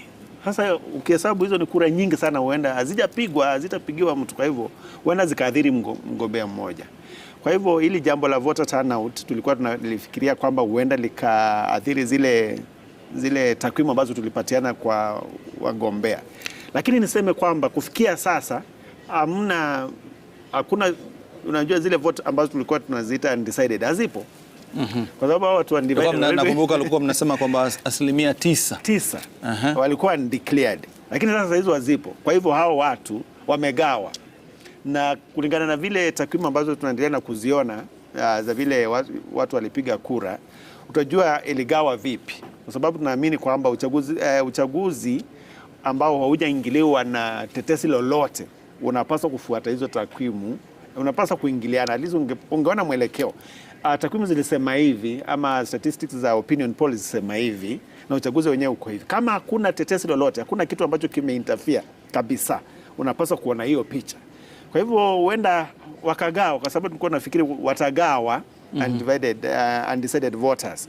Upate kwamba mgombea Raila Odinga agawe labda nusu ashinde, ama mgombea Dr. William Ruto agawe nyingi zaidi, labda kukue na uchaguzi wa pili, ama voter turnout ikue chini sana. Hii mambo yabadilike kabisa, hata mmoja ambaye atarajiwi kushinda ashinde. Kwa hivyo kulingana vile voter turnout iko, chochote kinaweza kutokea, na nafikiri hili ni jambo nzuri sana la kuambia Wakenya kwamba mahali tupo sasa kuna uwezekano wa lolote likatokea. Kwa hivyo nitasema vile Madago alisema kwamba tusiyaweke kwa roho, tuweke kwa mapafu, ili lolote likitokea na huko unatarajia hivyo upumue yaishe. Kuna msemo mzuri sana wa Kitanzania ambao nimeufahamu vizuri na nimeusema mara nyingi sana, kubali yaishe. Utafiti utaangusha vigogo wengi sana. Bado unakiri kwamba utafiti wenu utafanya wengi watakosa kuchagua? Ndio, huu uchaguzi utaangusha vigongo wengi sana, na tuliona kuna mambo mengi sana ambayo tuliyaona kulingana na mtazamo wa voters, na nafikiri mshindi yule mkubwa kabisa ni voter mwenyewe. Mwenye mpigaji kura hapa ndiye mshindi kabisa, na ndio tunaomba IEBC iangalie hiyo process yote na yale mambo ambayo wanafanya, ili tupate matokeo ambayo hayaja kuwa na interference yoyote. Na ukiangalia labda pengine jinsi ambavyo kampeni kwa zinafanywa, kwamba naona kwamba viwanja vinafurika, watu wajitokeza kwa wingi, na nyinyi mkasema kwamba idadi ikatuonyesha kwamba vijana wa kujisajili wengi, kina mama walikuwa wengi, lakini ukiangalia kwamba yale ambayo yalizungumzwa katika takwimu na hali halisi tuliona katika majukwaa ambao nyinyi mmebashiri tofauti, kwamba mnaona kwamba vijana ni idadi ndogo lakini watajitokeza kwa wengi sio kupiga kura. Na hii idadi ya waliojitokeza kupiga kura kwa hivi sasa nafikiri inaenda kinyume na yale ambayo mmebashiri. Labda wapi palienda makosa? Kuna kitu kimoja ambacho tuliona voter apathy. Ukasema kwamba voter apathy, kuna uwezekano mkubwa sana voter apathy ikatokea kwa vijana, lakini pia ikatokea kwa watu ambao wanaishi mijini. Na ni kweli kabisa. Ukiangalia picha zozote ambazo kwa mfano kwa magazeti ya leo, utakuta kwamba watu wale wengi sana ambao walipiga kura ni wazee. Ndio walijitokeza, unaona wanasaidiwa, wengine wanaletwa na ambulance, wengine wanawekwa kwa vifaa vyote vya usafiri, wanaletwa kupiga kura. Hawa vijana ambao walikuwa wanapiga kelele katika kampeni hawakuwa na vitambulisho, hawakupiga kura. Na nikupatia mfano mzuri. Ukiangalia kila mwaka ukiangalia wale watu ambao wamehitimu umri fulani, kwa mfano watu wa miaka 12, 3, 4 hivyo, kila mwaka ni kama kuna watu kadri milioni 1.2. Kwa hivyo uchaguzi ambao ulipita after that election na sasa, wale wanarika ambao wangekuwa registered kupiga kura ni kama milioni 6. IEBC ili register wangapi? Sio wanarika, ukijumlisha wote kabisa ili register watu milioni 2.5. Hawa vijana wote milioni 4 wako wapi? Na sio milioni 4, ni zaidi ya milioni 4. Utakuwa ndio wapo wanapiga kelele, wako kwa kampeni, wanasema tutashinda, wanakuambia kwamba nitapiga uchaguzi, lakini the reality, siku ya uchaguzi hawana kitambulisho, hawapigi kura, hawapo, hawahesabiki. Na unapozungumza hivyo nafikiri kwamba kuna wakati kuna baadhi ya wachanganuzi walikuwa na wasiwasi baada ya kusikia kwamba tume ya IEBC imesema kwamba itasajili idadi kamili ya karatasi za kupigia kura kulingana na wale ambao wameweza kusajiliwa katika kituo kile cha kupigia kura. Na wakasema kwamba kwa sababu katika historia ya chaguzi zetu ni vigumu sana kupata 100% ya watu kujitokeza kuweza kupiga kura. Na watu wakaona kwamba labda katika uchaguzi wa mwaka 2022 kutakuwa na mabadiliko, kwamba huenda tukakaribia 90 ama kuelekea mbele. Ukiangalia mengi yaliyozungumzwa, tumekuwa na kampeni za manifesto, tumekuwa za kampeni za sera na hoja. Vipi kufikia sasa kuna baadhi ya Wakenya ambao walikuwa na kura lakini kimtazamo wao hawakuona haja ya kwenda kupiga kura? Unadhani wapi ndio pana tatizo katika hawa wapiga kura ambao walidinda kujitokeza? Mimi nafikiri kuna jambo moja la msingi hapa. Katika muda wa miaka 20 ambayo imepita, tumekuwa na mgombea ambaye alitoka mlimani. Sasa wakati huo tukuwa na mgombea yoyote ambaye ametoka mlimani, na hilo inaweza changia. Kwa mfano, utapata kwamba voter turnout ya mlimani huenda ikakuwa chini zaidi kiasi kwamba ikatutia wasiwasi, kwa sababu labda kuna wale watu waliamka wakaona kwamba hamna mgombea wangu hayupo, hamna mtu yoyote. Lakini uchaguzi ni kwamba uchague yoyote, manake mwisho wa kwisha hata kama sio wa kabila lako ambaye anawania kiti fulani, lakini utamuhitaji katika huduma za taifa hili. Lakini kumbuka kwamba Rashid, kumbuka kwamba uchaguzi wetu tumetoka, uchaguzi wetu ulikuwa tu wa kikabila tu kabisa. Nafikiri huu ndio uchaguzi wa kwanza ambao tumeona wagombezi wakijaribu kuuza sera, lakini ni sera ambazo zina bado hisia kali. Ni sera lakini zina hisia kali. Kwa Bwana Sam, kama mtafiti ni kama unaeleza kwamba lau kama tungepata mgombea mmoja wa urais kutoka eneo la Mlima Kenya, idadi ya waliojitokeza ingekuwa tofauti. Nafikiri hao ni mafikiri yangu, idadi ingekuwa juu zaidi, kwa sababu tuseme kwa mfano devil's advocate, tuseme kwamba mlimani hakuja kuwa na wizi wa kura, kwa mfano tuseme hivyo. Katika chaguzi ambazo zimepita, voter turnout imekuwa katika 90%, 88%, 87% huko juu sana. Nimepatiana mfano wa Murang'a kutoka 95% mpaka 68%, inatia tetesi. Kwa hivyo labda hayo ni mafikiri yangu. Alafu pia nikupatie mfano mmoja mzuri. National Registration Bureau inapatia vitambulisho vijana wote ambao wamemaliza form 4. Wakitimu miaka 18 unapatiwa kitambulisho. Unaona hiyo process inaendelea tu vizuri. Kila mwaka. Unakuta kwamba hao vijana ambao wamemaliza kidato cha 4 ama wamefikisha miaka 18 wanapata kitambulisho. IEBC iko katika the same level kwa sababu ni institution kama Registration Bureau. Kwa mfano, IEBC is mandated na sheria kufanya registration ya voters throughout continuously. Na sasa saa hii kuna teknolojia, kuna mambo mengi. Unajua si lazima uambie kijana njoo katika kituo fulani pale katikati ya soko, mahali in the midst of nowhere, hata ujui ni wapi. Kwa nini? Ungetumia mitandao, ungetumia njia mwafaka kama vile kwa mfano registration of persons wanafanya, uhakikishe kwamba hawa watu wote wako registered. Kwa hivyo nafikiria ni IEBC kufanya jambo hivi na kutarajia matokeo tofauti. Na nafikiri mambo yamebadilika sana. Kwa hivyo ni vile watajipanga in the future elections, vile watajipanga na vile wataregister vote, kwa sababu hata hilo jambo la kuregister voters wakiwa wamechelewa sana zaidi. Lakini pia tukumbuke kwamba hata voter education this time round, uhamasishaji na elimu ya umma ilikuwa kidogo sana, yenye imefanywa na IEBC wenyewe, yaani ukilinganisha na chaguzi ambazo zimepita pale mbele. Lakini wanazungumzia, wanasema kwamba hawakupata bajeti ya kutosha. Kwa vile kama mnawapa bajeti mwaka wa mwisho, mnatarajiaje wakati wao wenyewe wana kalenda yao ambao kama wangepata pesa mapema wangeweza kuwafanyia uhamasisho wananchi mapema na wakajipanga? Tunahitaji kuongelesha IEBC, tuambie kwamba si kila jambo tutalia, kama utakuwa mtoto wa kulia kila siku. Lakini ukweli nao lazima uzungumzwe. Ndio, kuna ukweli hapo, lakini ni planning. Kwa sababu huwezi kushtukia bila pesa. Sasa nikwambie, walikuwa na miaka 5 ya kupangia uchaguzi. Sasa pesa zinakuja kutokea siku ya mwisho. Miaka 5 ya kujipanga. Tunajua tutakuwa na uchaguzi. Hata kwa katiba utakuwa tarehe hii. Unajipanga mapema, unafanya registration ya voters wako mapema. Lakini sasa unangojea siku ya mwisho, unasema kwamba hatuna bajeti, hatuna nini, unalia. Mimi nafikiri hilo ni jambo ambalo nadhani kwamba ni swala ambalo lifanywe kazi na wale wataingia katika bunge linalokuja, kwa sababu lazima tupitishe sheria ya kwamba yote atakayekuwa katika tume ya uchaguzi apate bajeti yake kwa muda unaofaa aweze kujipanga. Na mbali na hilo, tuzungumze katika hili swala kwamba IEBC, nyinyi kama watu wa utafiti, ni kwamba wana siku 7 ambazo za kisheria za kutoa uchaguzi, lakini ukiangalia hata katika mitandao ya kijamii na watu kule nyumbani kwamba watu wanatamani hata kesho waweze kuambiwa ni nani ambaye amepata idadi ya kura nyingi na ni nani ambaye amepata kura chache, asubiri miaka 5 inayokuja.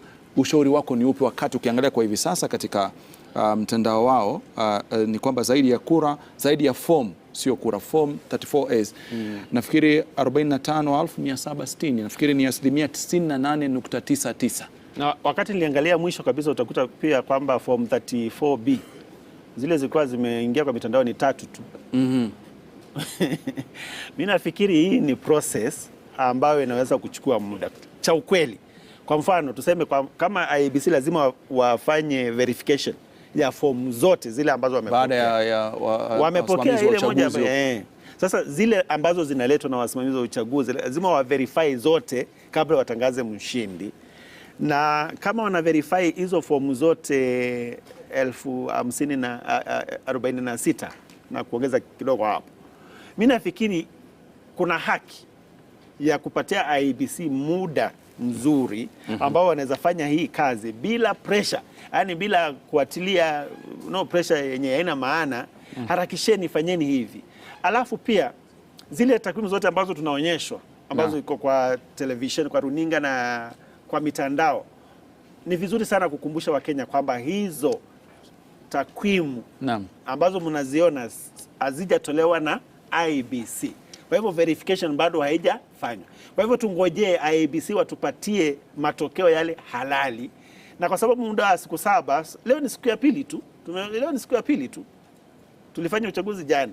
Leo ni siku ya kwanza. Kwa hivyo tukihesabu, labda siku ya 3, siku ya 4 tuanze kutarajia, lakini tusiamke leo na kesho tuseme tunataka matokeo alafu itakuwa shida. Itakuwa shida hapo. Wakenya nafikiri hili ni jambo nzuri sana la kujifunza. Tukue patient kiasi.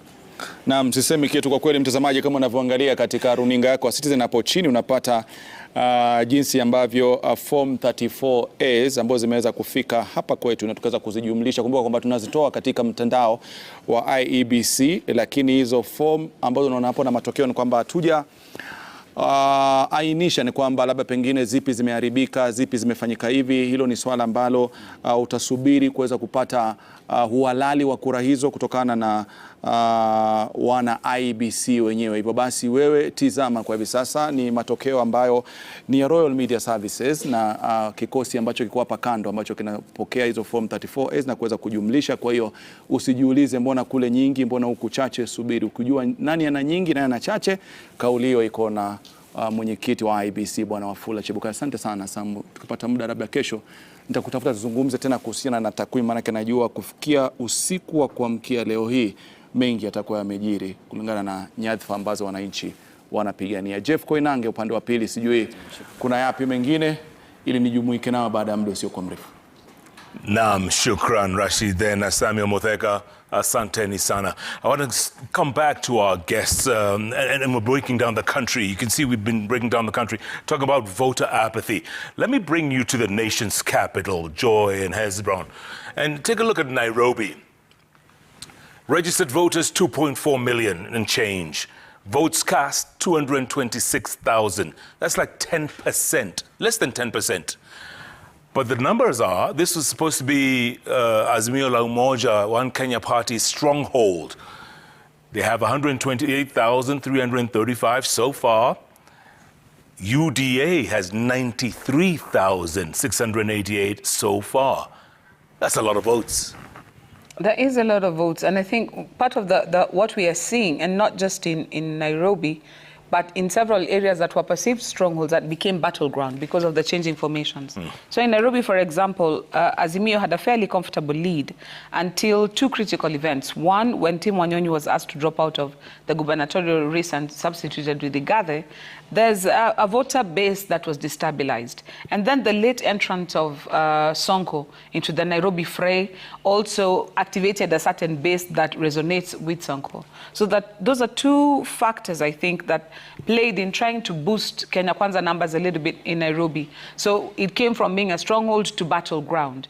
But be that as it may, we still have seen a very strong showing by the members of the National Assembly. Azimio has won quite a good number of seats. And also the showing between the presidential tally is not too shabby either. But this is not unique to Nairobi because there are other places, for example, some places of Western Kenya that were traditionally 100% Raila Odinga stronghold. Let me not say Azimio Azimio because it wasn't there then, but Raila Odinga strongholds, where Ruto has had a fairly decent showing. So strongholds are definitely turning into battlegrounds, and the competitions in our politics are changing. I also think that the two factors which my sister here is talking about played a key role in the fact that we have a really low turnout, because Nairobi is one of those counties which exceptionally has quite a high turnout traditionally.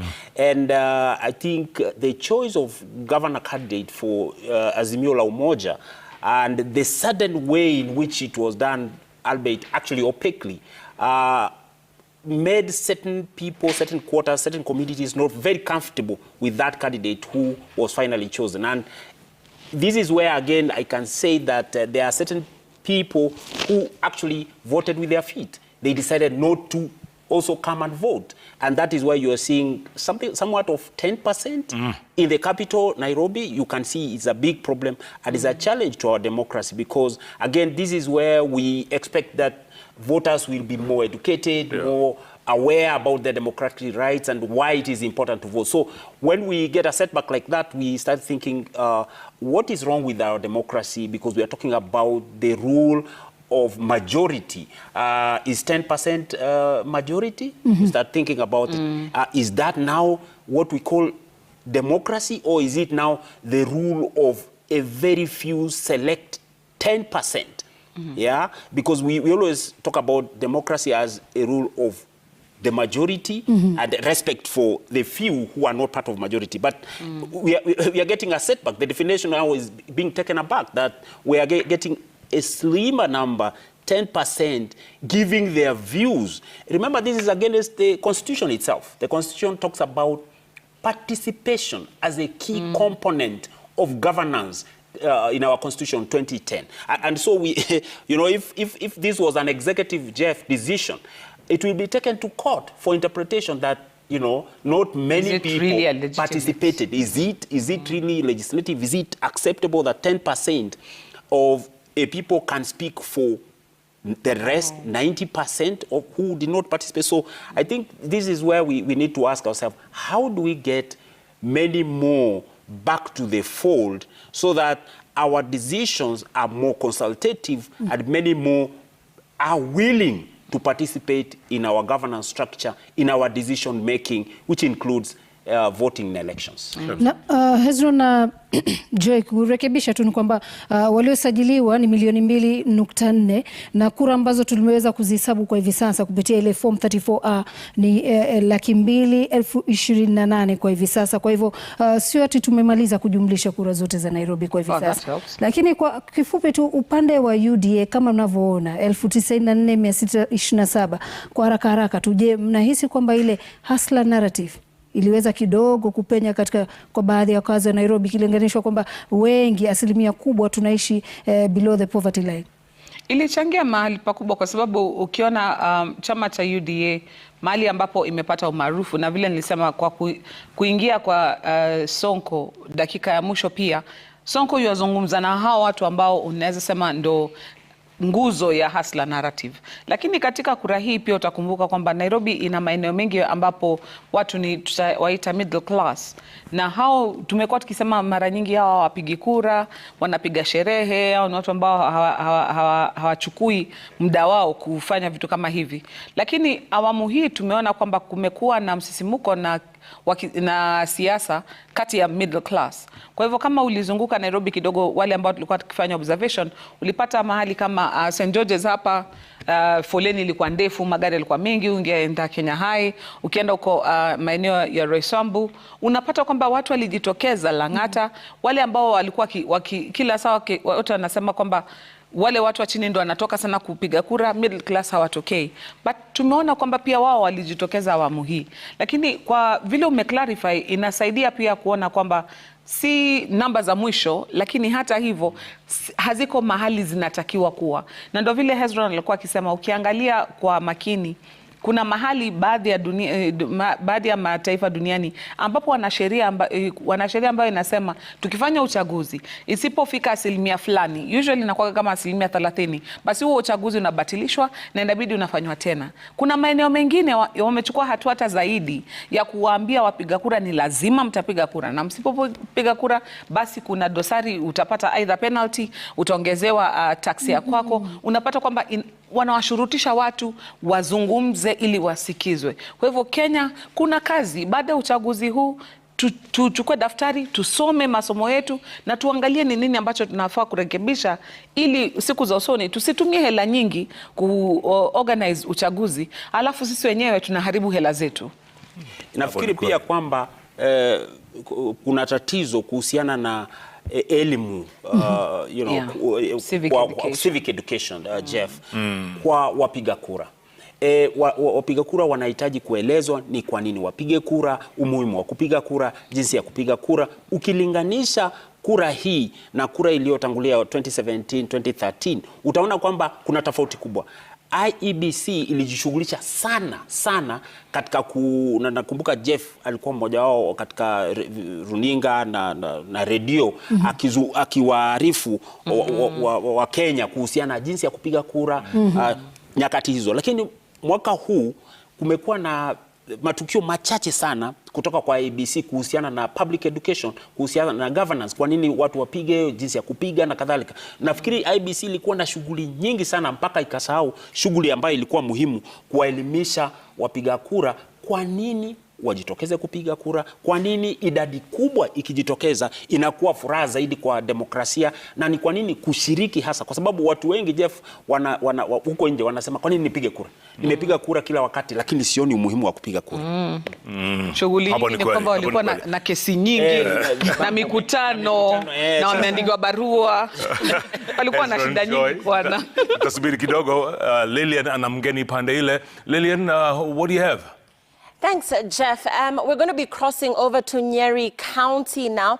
And Nyeri County, one, of course, of the very interesting counties to look at, because the two main presidential candidates, that is Raila Odinga and William Ruto, are banking, as our analysts have told us in our conversations this afternoon, on the Mount Kenya vote to tilt the results in their favor. Both of these candidates selected running mates from the region, and therefore it will be interesting to look at the numbers there. 6 constituencies in Nyeri County: Tetu constituency, Kieni constituency, Mathira constituency, Othaya constituency, Mukurweini and Nyeri Town constituency. And counting of votes is currently underway. Martin Munene is on standby and he will be giving us the latest numbers from the Nyeri National Polytechnic Tallying Center following the close of polling stations yesterday.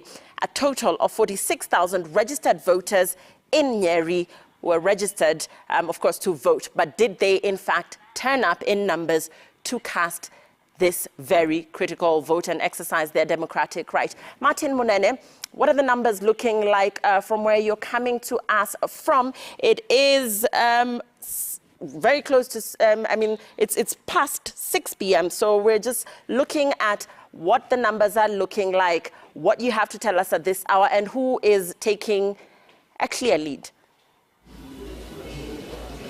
All right. Very good evening to you from Nyeri County at the heart of Mount Kenya. And I must say, we've been able to move from Nyeri Town constituency. Actually, currently, we are in Mukurweini constituency, one of the 6 constituencies that make Nyeri County. And from where we stand, we have seen that out of the presidential polls, out of the 965 stations that make up Nyeri County, the presidential results, the Form 31As have all been transmitted to the National Tallying Center, to the IEBC. But other constituency levels, different constituencies are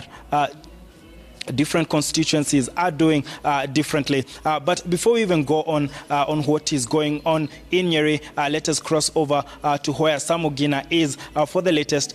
Then we get back here where the results are about to be announced on the other end. Before here, they get ready for the same. Samogina.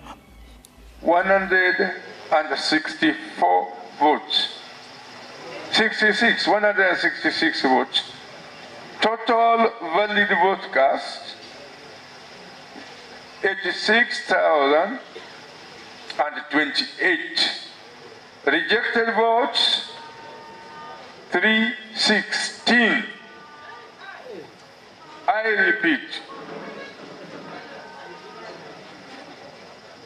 repeat, it's a pity. I'm also crying, the same way you are crying. But those were rejected votes.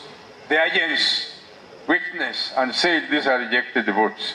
So that is the results for presidential election. Please, we have to follow the order from the president. I'm going to member of the National Assembly. That is the order in which they are supposed to be announced. The result is here. The agents were asking whether I'm going to give them Form Bs. I will be very ready to give you Form Bs, but there's a prescribed form for Form B, and there are few. I didn't want to test it so that I make mistake, so that I will not have them. That is why I've done them in an ordinary form. You've seen how challenging technology is. I want the ICT people to work on it properly. Then I can call the agents tomorrow, sign for me, but I use this to declare result. It is an A series, so it is legal. Thank you so much.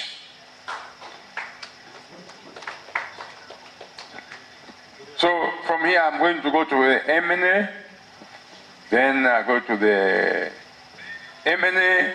You know, I just don't announce. I employ some. So presidential, I'm announcing but not declaring. MNA, I'm going to announce and declare and give certificate to whoever has won. I don't know the character who has won an election in Alego. We are yet to know.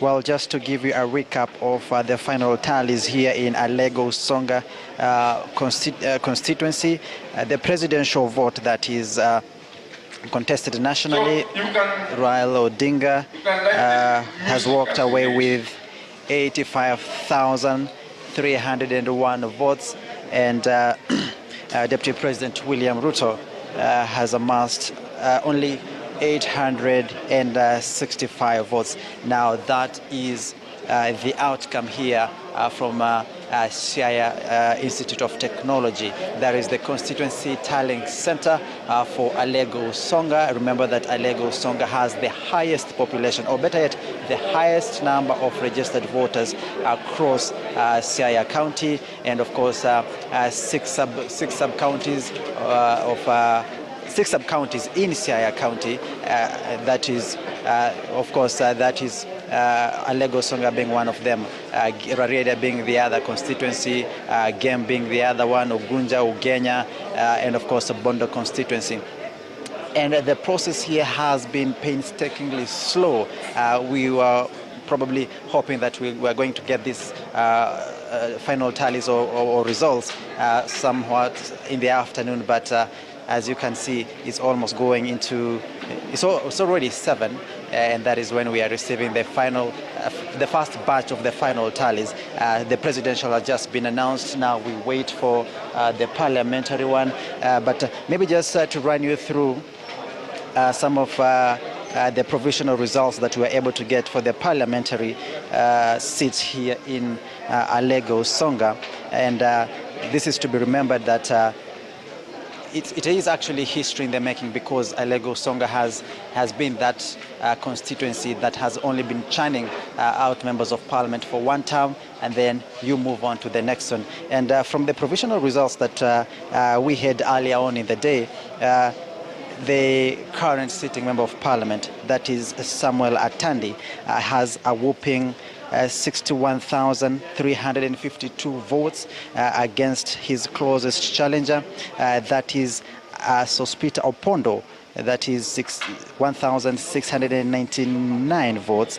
There is also the former Member of Parliament Omondi George, 12,425 votes, and the other competitor is Ochieng Joseph with 517. But those numbers are bound to change because right now they're just, I think, computing the final tallies of the 230 polling stations here in Lagos Songa. Of course, this is an exercise being replicated across all the 6 constituency tallying centers in Siaya County. The other one is in Bondo, and another one in Rarieda, Ugenya, Ugunja, and Gem constituency. So even the sitting member of parliament is here, most likely just waiting, because from the numbers that we have, he has stretched his lead from the rest of the pack. And of course also other members who are sitting here are members of the, better yet, members of the county assembly, probably, who think that they've carried the day today. And what is happening at the constituency tallying center, they're only going to declare members of county assembly and member of the National Assembly. The rest, that is the senator, governor, and woman representative, that will be the work of the county returning officer. Of course, now it will move from here to the county tallying center. So that is the situation we have here. We are just now waiting for the declaration of the member of parliament elect. Of course, he will be provided with a provisional certificate just to grant him the green light that he is the member of parliament for Alego Usonga. And as I said, the current sitting member of parliament has actually stretched quite a big gap from the rest of his competitors. So that is something that we'll be waiting and we'll be watching. It's something that probably should be happening anytime soon. But at the moment, I hand you back to the communication center for a commercial break.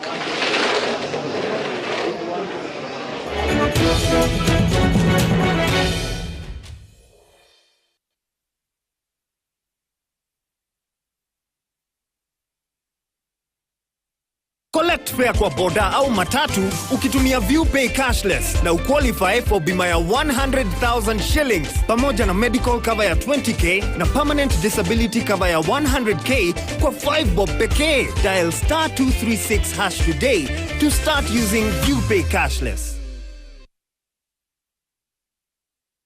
You are the leader in air and ground ambulance services. 60 years seems but another sunrise. We excel in speed of response, peace of mind, and quality of care by giving you affordable Maisha Medical Evacuation Plan. For as low as 2,500 per year, you have access to unlimited air and ground medical evacuation services within Kenya. Amref Flying Doctors, we are there for you. We go where no one else goes. Call 020-699-2100 or log on to www.flydoc.org. E Mungu nguvu yetu, ilete baraka kwetu, haki iwe ngao na mlinzi, na tukae na undugu, amani na uhuru, raha tupate na ustawi. Dial *811 *383# to get Kenya National Anthem. Okay, we gotta go live now. I'm tuning in to Super Sports. Welcome all over the world.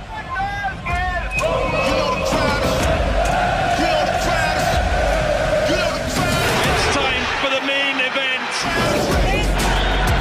We've waited a very long time. It is delicious, just like football's greatest season, live on SuperSport, only on DSTV. Sasa, mimi ni Zuri kutoka Safaricom na niko hapa kukuchanua. Kaa macho. Safaricom upiga kutoka 0722 000 000 pekee. Ukipigiwa na namba nyingine, usipeane maelezo yako ya kibinafsi. Tuma namba ya mkora kwa 333 ili Safaricom ichukue hatua. Jichanue and take control. Maishani tuinuane.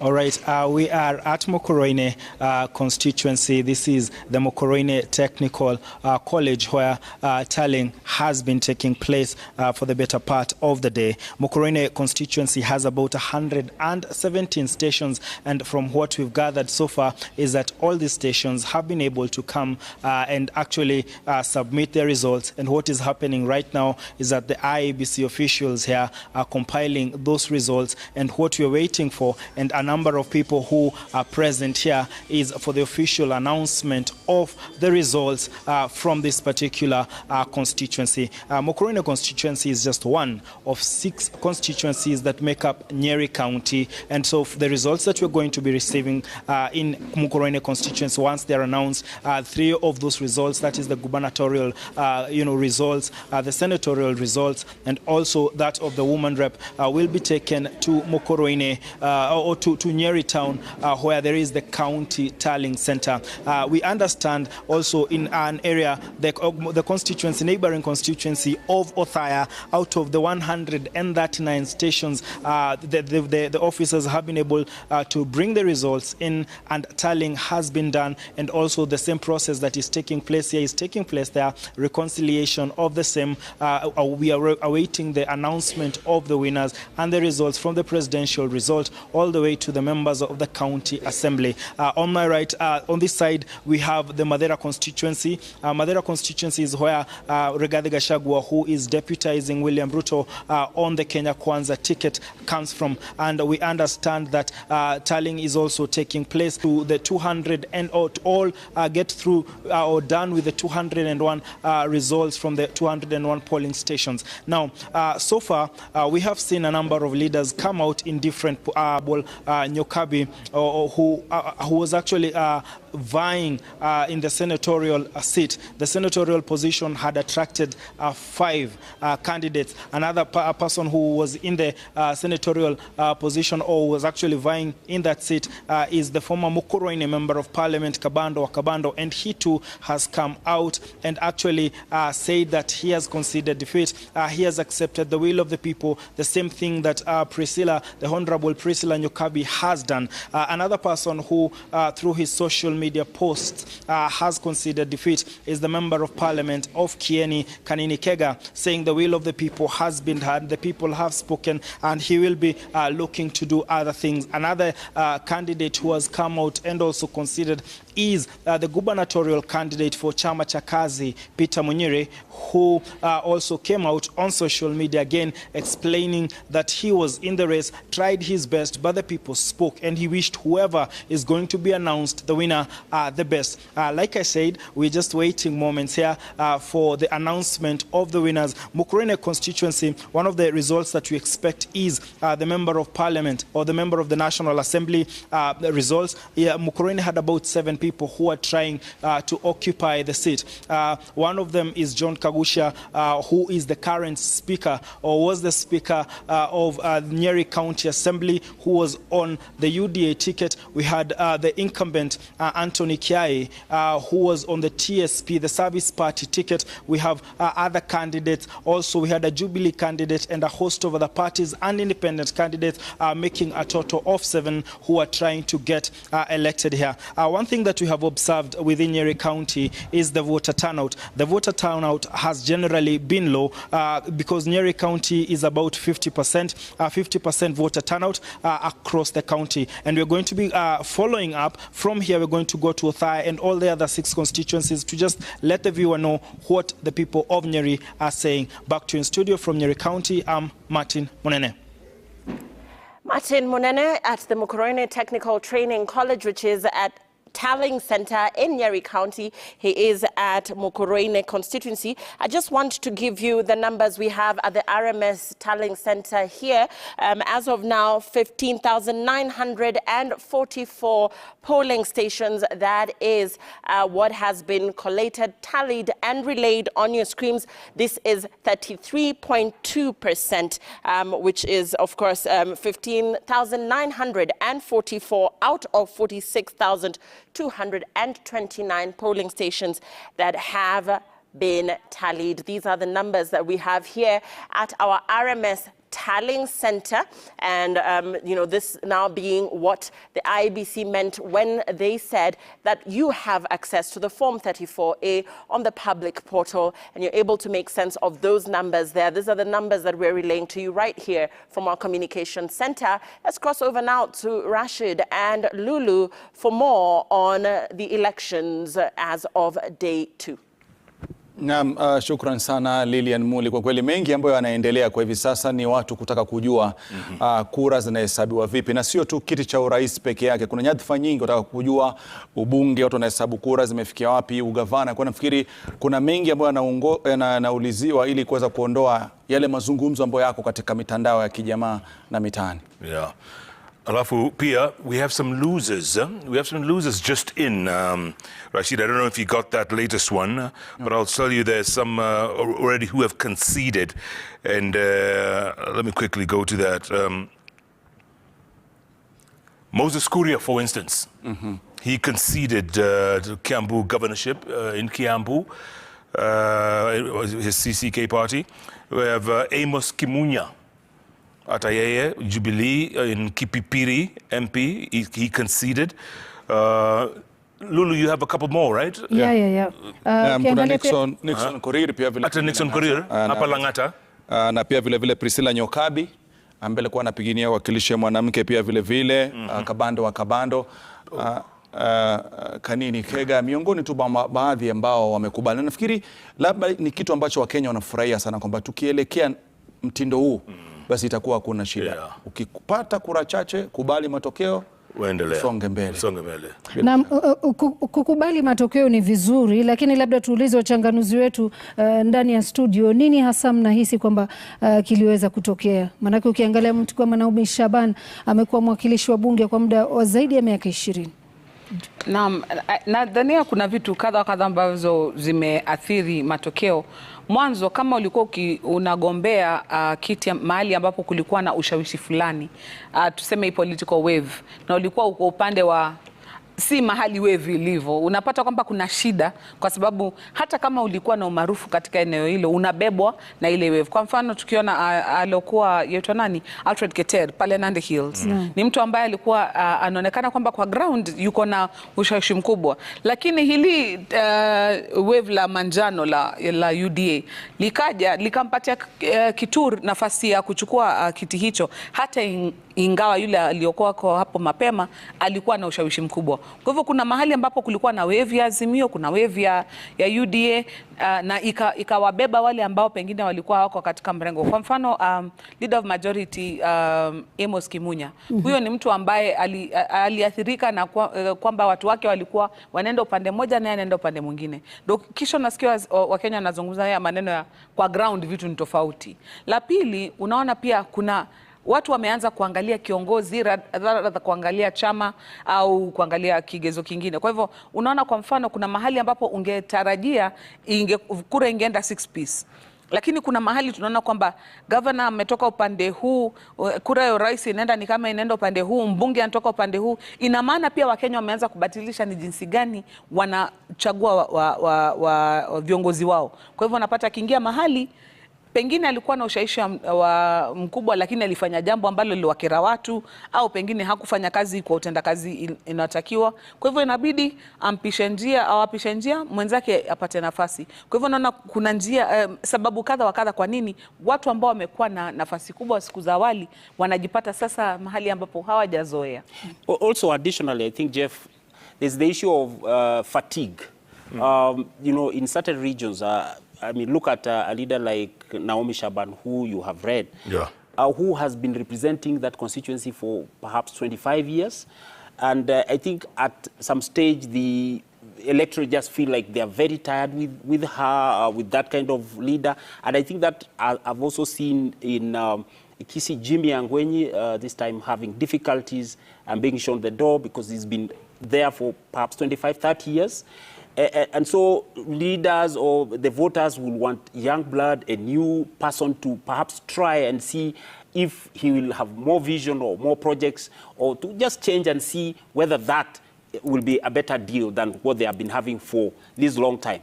In fact, if you look at most of those MPs who have been having challenges, who have just considered defeat, most of them will be those who have been there for more than 2 terms.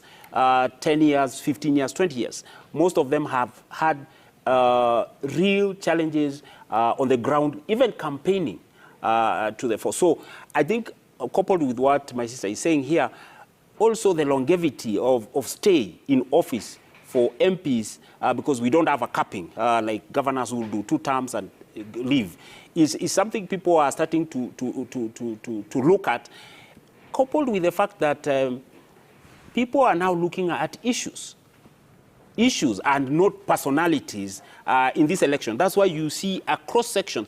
Somebody is an independent, but he goes away and beats a popular party candidate in that particular area. Lakini Profesa, labda pengine kuchangia hapo. Kuna wengine pia wanasema tofauti ninavyosema, kwa sababu unasema watu wanaangalia issue au angalia watu. Lakini kuna wengine wanasema, kama tukitumia mfano aliozungumza Joy, ni kwamba tukubali kwamba pia labda pengine lile wimbi la chama muungano linafanya wengi wakajikuta amepata kura chache kwa sababu hakuwa katika wimbi ambalo lina ukali eneo fulani, ama hakuwa katika chama ambacho kina ushawishi maeneo fulani. Je, tutawezaje kuja kufanya siku za usoni kwamba bado wimbi liwepo la chama na muungano, lakini tuseme huyu Joy hayupo katika muungano wa Rashidi ambao ni maarufu, lakini Joy ni mzuri, wacha tumpe Joy Mdivu? Nakubaliana nao unavyosema kwamba kuna sehemu nyingine ambazo mtu binafsi na sifa zake ni muhimu, na kuna sehemu nyingine ambazo chama na yale mawimbi ya chama yanamvuta mtu, hasa ukiangalia sehemu ya wale ambao ni wawaniaji wakuu wawili, Raila Odinga na William Ruto. Utaona kwa katika sehemu zao zile ambazo ni ngome zao, usipokuwa katika kile chama inakuwa ni matatizo makubwa. Ingawa tunaona kwamba kuna baadhi ya wabunge ambao katika chaguzi za awali wamefanya vizuri hata katika sehemu hiyo. Inakwambia nini? Inakwambia kwamba watu hao wanafanya vizuri, sifa zao ni nzuri, miradi ambao wamefanya ni vizuri, wanashirikiana na wananchi vizuri. Kwa hiyo ni mchanganyiko maalum. Hatuwezi kusema kwamba ni swala moja ambalo linagonga mahali pamoja, lakini ni masuala mengi ambayo, pamoja na kwamba huyu yuko kwenye chama kizuri au chama ambacho ni maarufu wakati huo,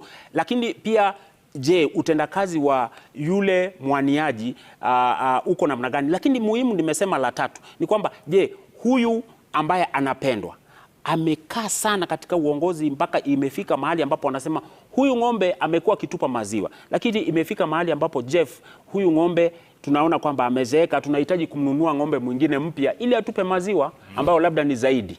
Lakini wacha niongeze tu kidogo, pia kuna ile athari inayotokana kwa kukaa na watu kwa muda mrefu.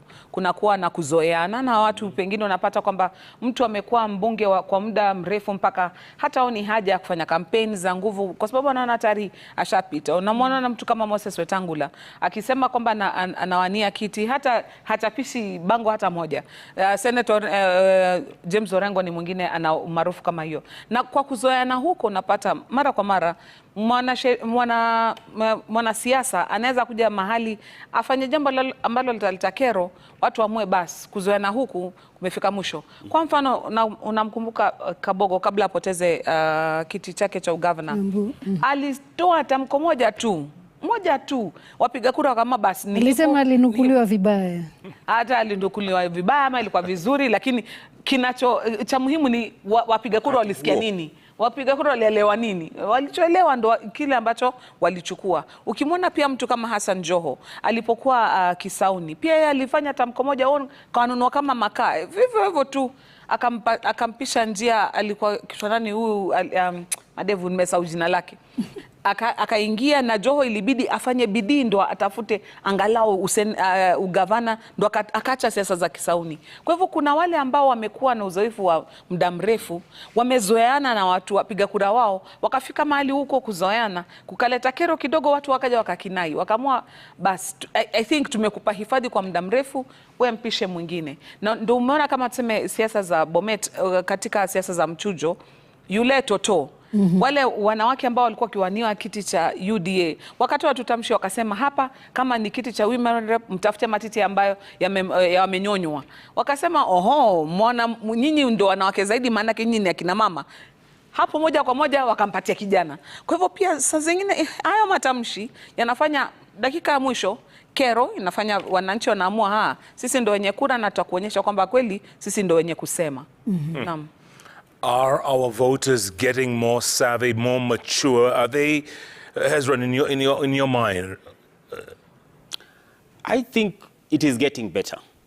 If you look at the patterns of those who have been elected, whether you're talking about MP, senator, governor, you see a reaction of voters, just like she's saying, who are now getting more abreast with what is happening and ways and means of showing the door those they think in their own estimations. They may be wrong, but in their own estimations are not worth the offices. And that's why we see, in some instances, you see an independent. For example, I just saw in Kasarani, right here in Nairobi, an independent had taken a lead, I think Karauri in Kasarani. And that shows you, and yet there was a candidate from Azimio La Umoja who is, or was the current MP in that area. So the dynamics are changing and people are looking at more candidates more critically and looking what they stand for. I think, Jeff, this is what we all want to see, a situation where voters are assessing candidates based on their personal traits, based on their track records, based on what they have done, based on what their personal manifestos will be. Tutakueleza kukatisha tu kidogo tupate matokeo yanayotolewa katika maeneo ya Lego Osonga. Lilian Moody. That's right, Rashid. We're crossing over to Alego Osonga in Siaya County. And as you can see there, the returning officer is announcing the final tally there for the provisional results that have been tallied at that particular constituency tallying center. Let's listen in. I'm deputizing the deputy. Karibuni. Thank you so much. Ochieng is a son of the soil, so many people might know him. Sisi ni watu wa Joloka. Sawa. Yeah. This is member of the National Assembly. We had about 4 candidates who are vying for this seat. It was competitive, but they must emerge and winner. In every competition, there must be a winner. So total votes, registered votes in Alego, 122,009. Total votes cast for each candidate, Sospita Upondo, 2,079. Atandi Samuel, 69,129. Ngoja. Order.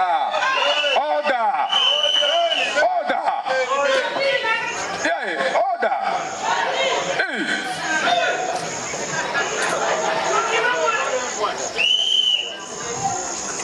Order. Jugino Ketemos. Kikubu.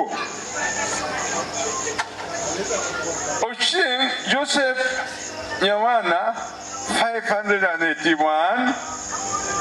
Omondi George Mulwan, 14,624. Total valid votes cast, 86,413.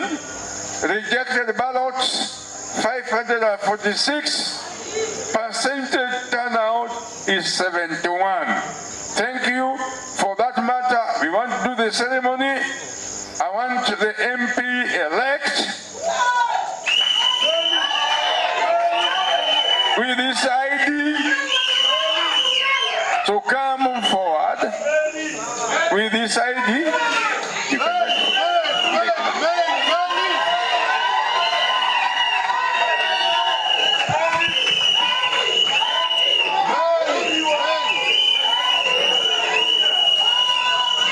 with his ID, because he has to be identified, just as Kiwi to say a strange one might come.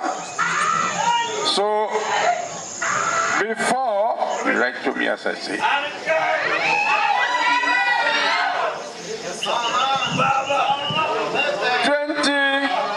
2022 general election, the people of Lagos Songa have decided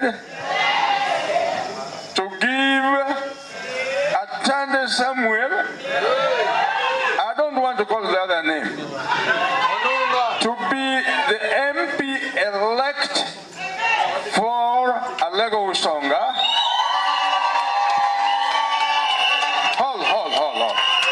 With the powers declared upon me as the returning officer of Lagos, I therefore declare you validly elected member of the National Assembly for Lagos. Thank you so much. Congratulations. Let's sign the certificate. Let's sign the certificate so that I'm going to give him the certificate. Yeah, just sign.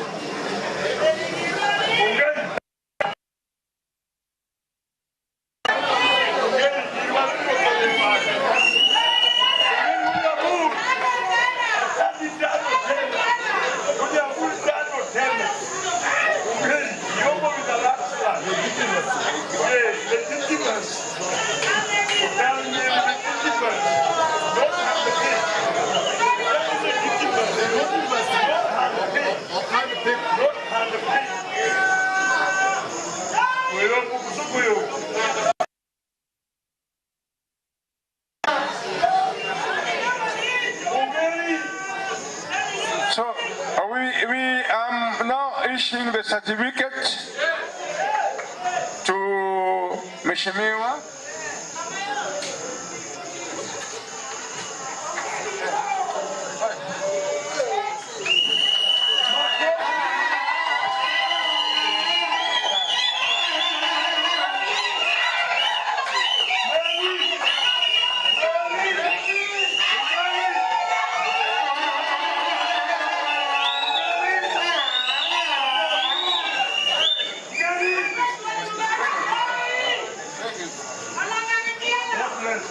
Thank you so much. Thank you. The projections are even here, so you can see it's reflected here. So you can see with your eyes. Let's sit down, please. Let's sit down, please. We are not finished. We are not finished. Let's sit down.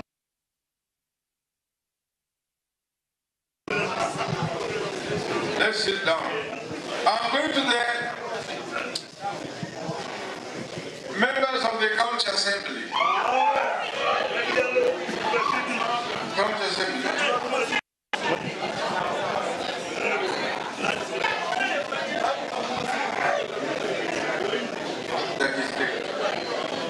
So we can enjoy the music as Samuel Atambi, Lagos Songa MP-elect, and now Atam, and then they do an exchange program for the next member of parliament. And really going over the roof. But if probably can hear me, Samuel Atandi now becomes the Alego Songa MP elect with over 69,129 votes. And I think I will leave it here, leave it for the supporters to enjoy the moment as I hand it over to Mutinda in Machakos to take over even as we continue. Celebrations there in Alego Usonga constituency in Siaya County, and so we cannot quite hear Sam Ogina, who is our reporter on the ground, but I'll just relay to you those numbers once again.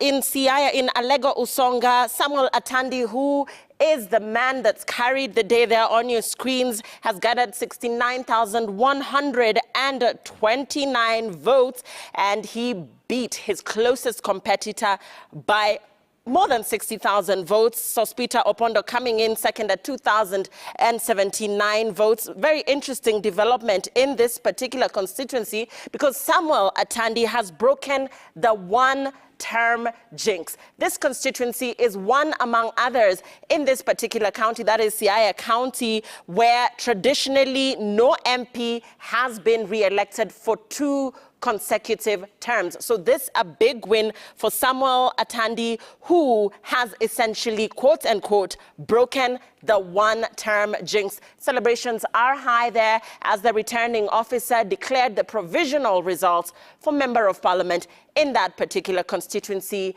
And we are getting reactions from the ground with the MP-elect himself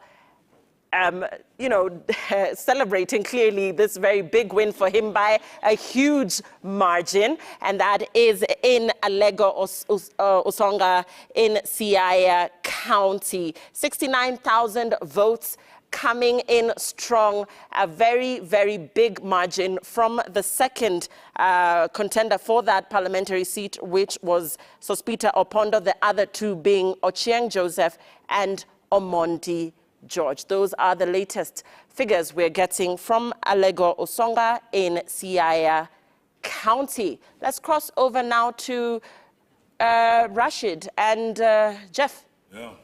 Congratulations to Tandy there. Na bila shaka nakumbuka kwamba alikuwa na wakati ule wa uchaguzi mdogo kuna Daktari Nicholas Ochogo aweza kujitokeza akawa anapinga ile nomination iliyokuwa imeweza kufanyika, lakini baadaye chama kikakaa na kaamua kwamba Atandi aweze kupewa tiketi. Nafikiri katika siku ile alivyosema Lilian Muli, sio tu kwamba amehifadhi kiti chake, lakini pia ameweka historia katika maeneo haya. Nafikiri ni swala ambalo tutakuja tumuulize baadaye, pia tuulize wachanganuzi. Kuna hoja tunasema kwamba kuwa karibu na viongozi wakuu wa chama inakuwa inakurahisishia, na tunasema kuwa karibu na viongozi wa chama inakuwa ni mtihani, kwa sababu huwezi jua, unaweza kuwa karibu ukapata mteremko, unaweza kuwa karibu na ukapelekwa nyumbani. Kwa hiyo imekuwa ni kitu ambacho hakieleweki katika siasa.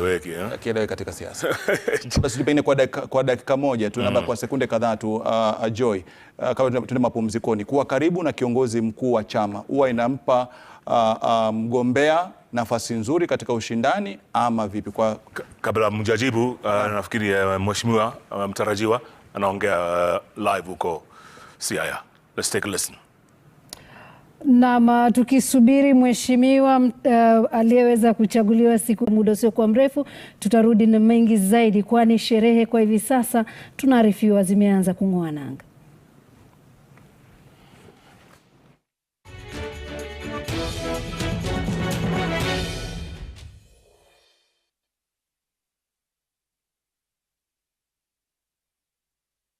Shabiki.com is all about jackpots, live games, casino, virtual games, weekly promotions, bet builder, bet share, and 24/7 customer service. It's all about football, basketball, tennis, cricket, motorsport, and so much more. It's all about the big wins, the big moments, and the big bonuses. Shabiki.com is all about you, the fun. Kuwa Shabiki. Play now. Strictly not for persons under the age of 18. Betting can be addictive. Shabiki.com is authorized and regulated by the BCLB. License number 416. We all need that friend we can share secrets with. A friend to depend on. when alone. Friends that stay on during tough seasons. Or friends that give something for no reason. Friends that do not give up, no matter how life turns out. A festive moment always makes it up. A festive moment is a shared memory with friends. Wakenya twawapenda, tunawanufaisha.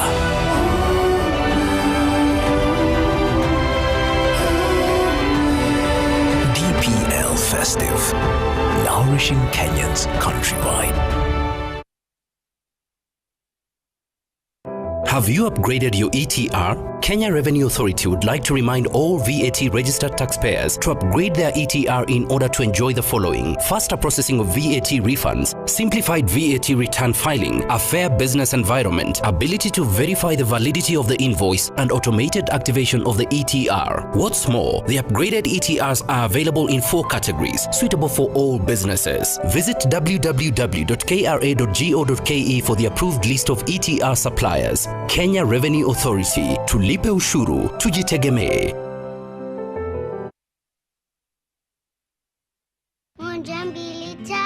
Nice and Lovely imetunza ngozi yetu for over 25 years.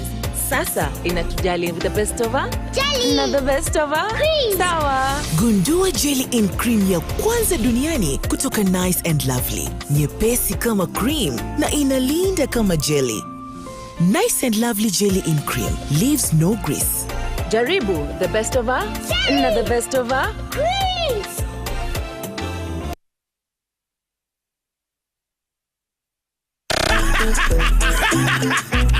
It's the wild, wild West. Looking for a place where music meets, a place where energy congregates.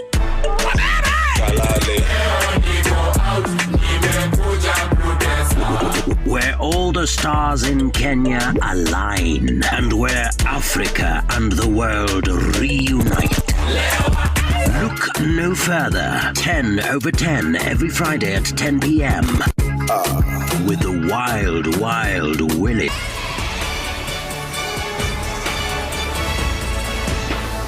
It's the kind of magic. Magic.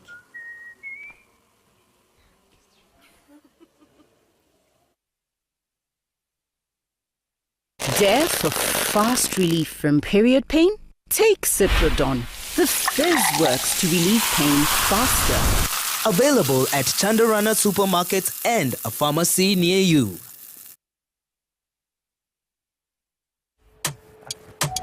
Meja, imagine nimegeti ile loan ya Timiza. What? Niaje? Uko na bakery biashara plan. Tuko na Timiza loan limit to make it happen. So you too can achieve your limitless potential. Jiwezeshe na Timiza. Au sio? Aja. Dial *848# saa hii ama download the Timiza app leo kusign up. Jiwezeshe na Timiza.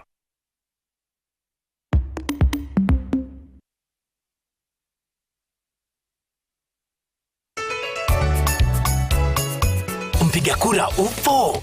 IEBC imeweka mikakati kurahisisha utaratibu wa kupiga kura. Uingiapo kituoni utahitajika kuwasilisha kitambulisho au pasipoti yako kwa karani wa IEBC. Maelezo yako yatathibitishwa kwenye mtambo wa KIMS. Baada ya kutambulishwa, utapewa karatasi 6 za kura zenye rangi tofauti za nyadhifa mbalimbali. Elekea kwenye sehemu iliyotengwa kupigia kura kwa siri na uweke alama moja tu kwa kila karatasi kumchagua kiongozi umtakaye. Kisha tumbukiza kila kura kwenye sanduku lenye kifuniko cha rangi sawa na kura yako. Mwishowe utapokwa wino kwenye kidole na uondoke kituoni. IEBC, your vote, your future.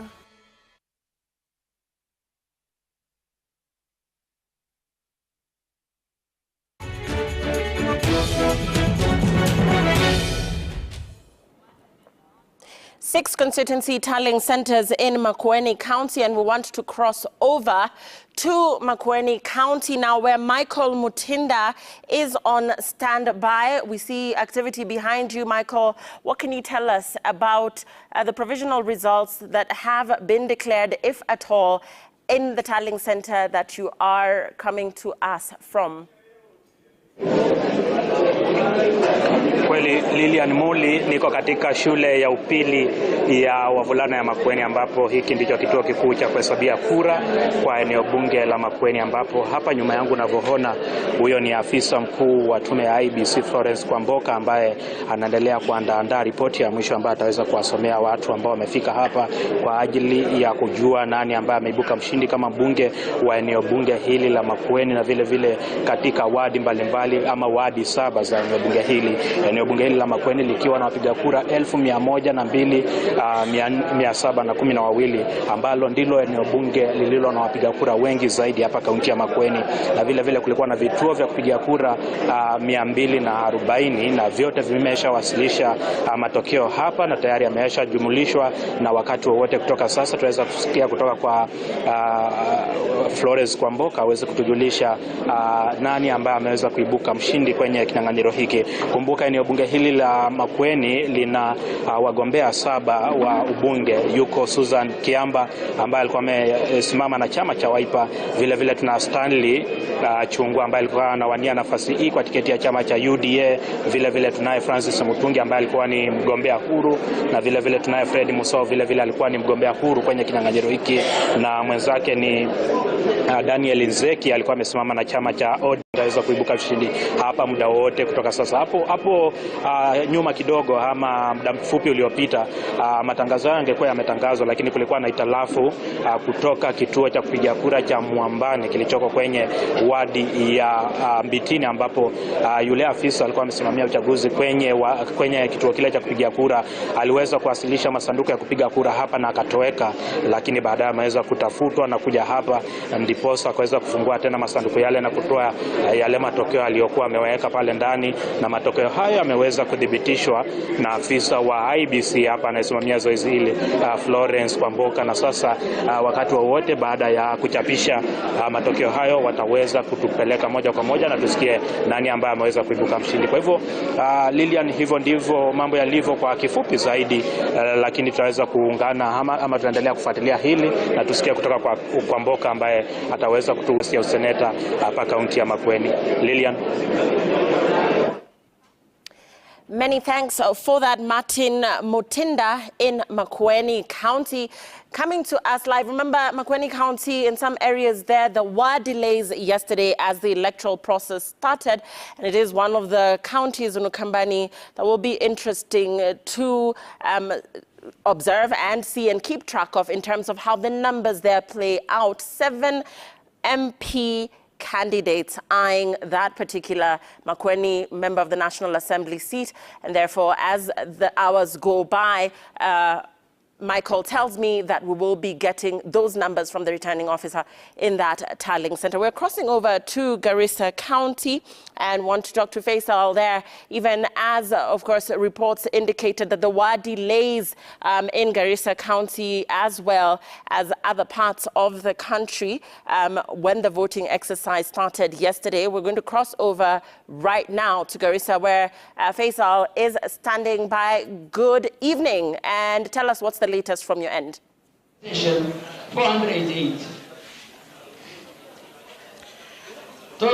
Asante sana Lilian, ulivyosema tu niko katika makao makuu ya kujumuisha kura katika eneo bunge la Garissa mjini, ambapo ilikuwa ni mojawapo tu ya eneo bunge lililokuwa na mshindani zaidi, manake aliyekuwa kiongozi wa wengi bungeni Adan Bare Duale ndiye ambaye alikuwa bunge ama alikalia kiti hiyo kwa muda mrefu sasa, na sasa wagombea 5 wamejitosa katika ulingo hiyo ya kuwania kiti ama kutafuta kiti ya eneo bunge hii ya Garissa mjini. Kwa sasa unavyoona tu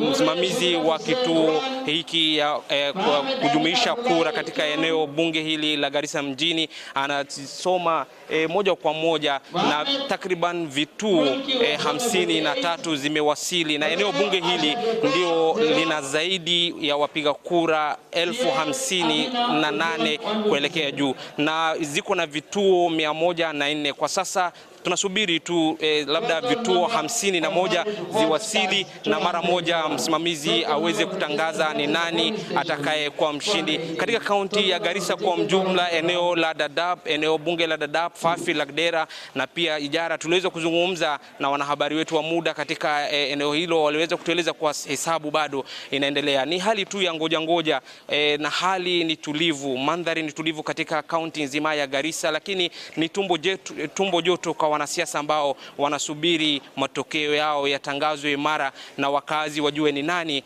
ambaye ataweza kuwahudumia kwa miaka 5 zijazo katika kaunti ya Garissa. Sina la ziada na kuregesha tu studio ni Lilian.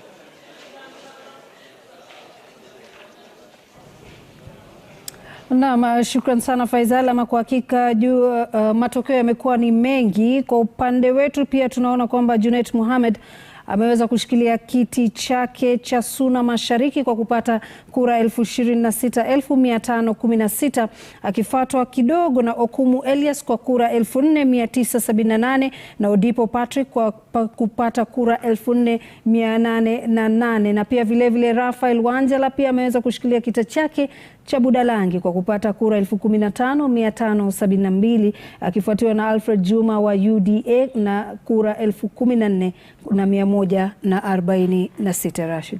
Na pia vile baadhi ya taarifa nyinginezo ni kwamba uhesabuji wa kura katika eneo bunge la Mathare kidogo umeweza kusimamishwa baada ya mwaniaji kiti cha ubunge Billian Ojiwa kwa tiketi ya UDA akisema kuna madai ya wizi wa kura, hivyo basi wanasubiri mwelekeo na maelezo kutoka kwa tume ya IEBC. Hivyo ndivyo ilivyo kwa sasa, lakini labda tukiendelea hapa alikuwa tunazungumza hapa tukiwa kwa pamoja wakati tumezungumza matokeo ya Lego Songa na Muli akitueleza ni kwamba hii hoja ya kwamba kuwa karibu na kiongozi, kila mwanasiasa kwa karibu na kiongozi ina manufaa gani na ina athari gani? Joy. Kuna wale ambao wananufaika kwa kuwa karibu na kiongozi. Kwa mfano ukimwona Junet Mohamed ni mtu ambaye amesimama kwa muda mrefu akimtetea Raila Odinga akiwa ni kama msemaji wake tuseme.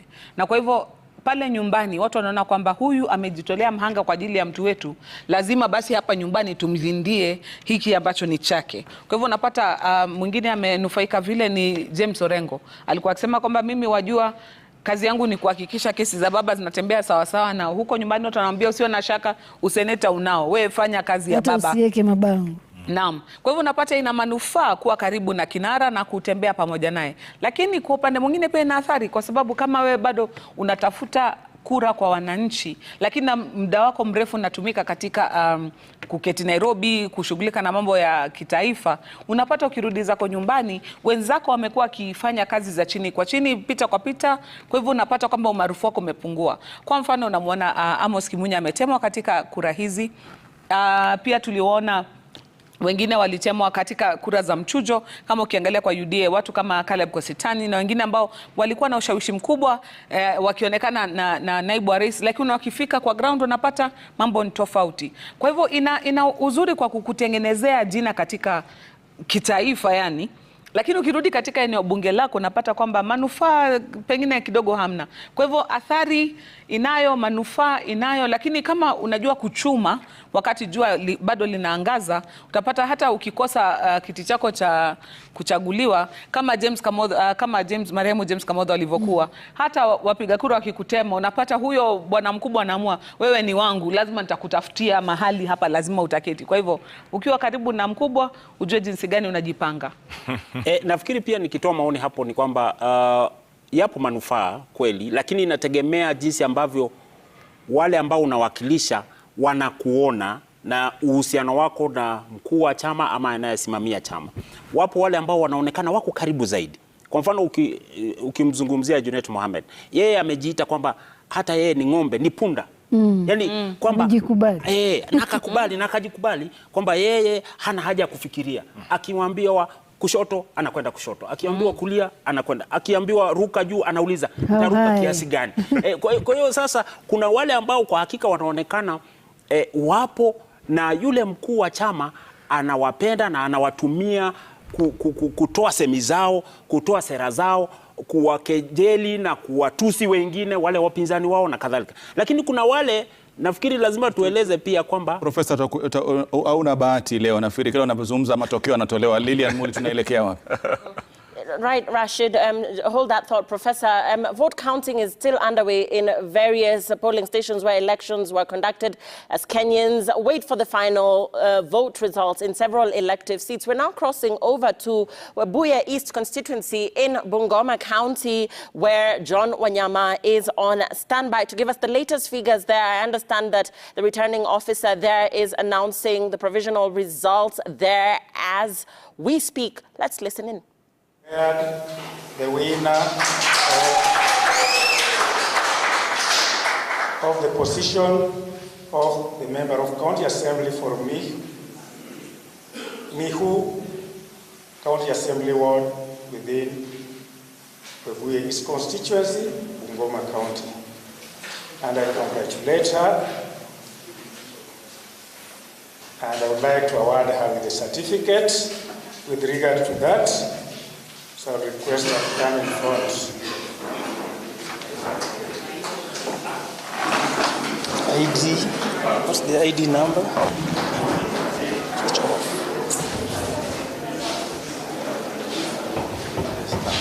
Who stands here?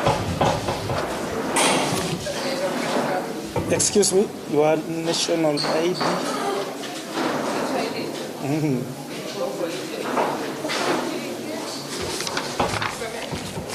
Yeah. 11, 65, 67, 5.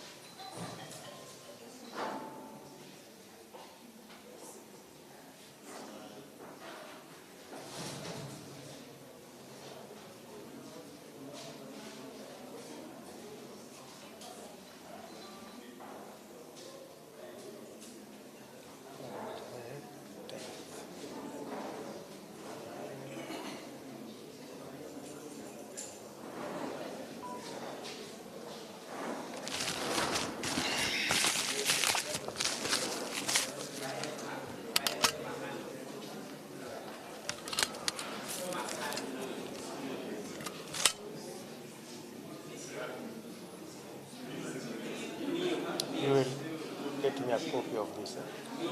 Yes.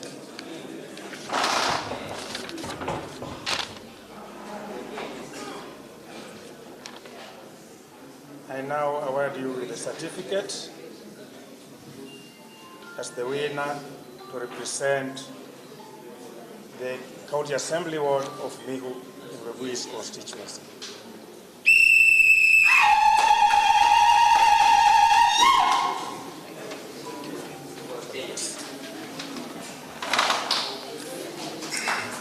The next. Oh. They need to sign this form, so it must be produced. Yes, they need to sign it. I asked for another. Huh?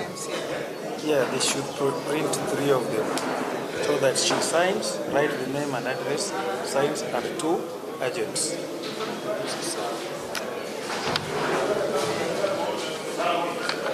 The next.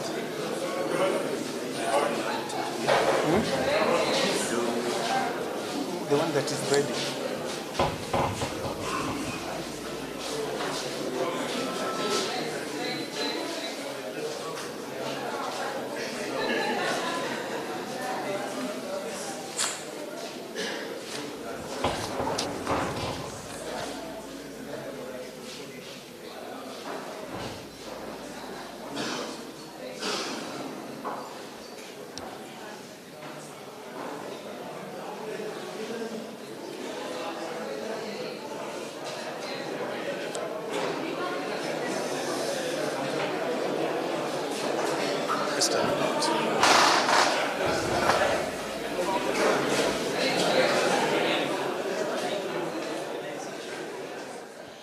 And we are getting images there from Webuye East constituency, that is in Bungoma County, where we see the member of the County Assembly, Violet Mahani, having been declared the winner in this electoral contest and having gotten a certificate therein from the returning officer in that constituency tallying center. We'll be keeping an eye on other developments in Webuye East constituency as counting continues there. But before that, let's cross over once again to our analysts as we get more insights on what these numbers mean, the big losers, the new entrants in this world of politics, and what could have worked in their favor, political strategy-wise or otherwise. Over to you, Lulu. Ya kabla tualike wataalam hapa kidogo, naona tumepata baadhi ya jumbe kutoka kwa baadhi ya wanahabari. Michael Mutinda, kama mmevyoona, ameweza kusema kwamba matokeo ya Makueni pia yameweza kutolewa na kutangazwa, akisema kwamba Raila Odinga ameweza kupata kura 48,774, William Ruto akapata 12,492, George Wajakoya akapata 418 na Waiga Mwaure akapata kura 90. Na bila shaka kuna matokeo pia ambayo yanamiminika kutoka maeneo ya Kilifi katika kiti kile cha ugavana. Naam. Pia baadaye tutakuwa tunamweleza mtazamaji zaidi, na pia vile vile Jeff atakuwa anajaribu kuangalia baadhi ya maeneo ambao kuna ushindani mkubwa sana katika viti kama vya ubunge. Maana ukiangalia tumetoka katika eneo la Bungoma, Jeff, ambalo kwa Lilian Mule anatuonesha jinsi ambavyo mwakilishi wadi ameshinda, lakini ukiangalia pia hapa Bungoma kuna ushindani mkali sana katika kiti cha ugavana. Kenneth Lusaka hapo Ford Kenya chini ya mwamvuli wa Kenya Kwanza, Matindindwa Simotwa pia vile vile yupo, Wycliffe Wangamati DAP Kenya. Ni eneo ambao pia vile vile mengi yamezungumzwa, lakini tutasubiri kauli ya mwisho kutoka kwa wadau wa IEBC. Na mtazamaji, tutachukua mapumziko mafupi, tukirudi kuna mengi zaidi hapa ndani ya chaguo la Kenya 2022. Na Kiingereza Kenya's Choice 2022. Back in a moment.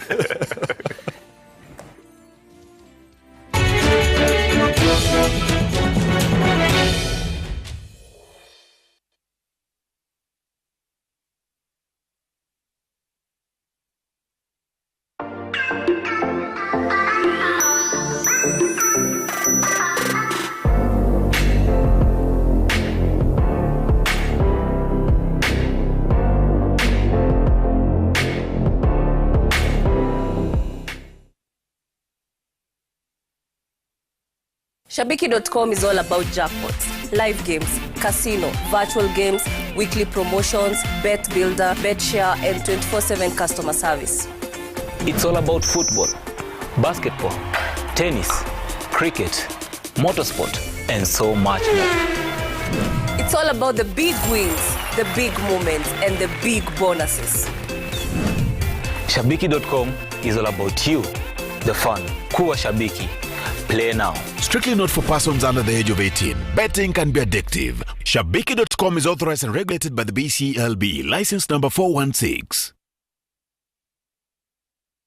Did you know that the Red Cross, Red Crescent are symbols of protection that international law gives to the wounded and sick and those caring for them in armed conflict? In Kenya, the Kenya Red Cross Society is the official representative of the Red Cross and Red Crescent movement. The society's volunteers use the Red Cross emblem to provide humanitarian service to those in need. The society will continue to serve communities affected by various conflicts, emergencies, and disasters impartially without regard to race, ethnic group, religion, or any other consideration. consideration. The Kenya Red Cross Society, always there.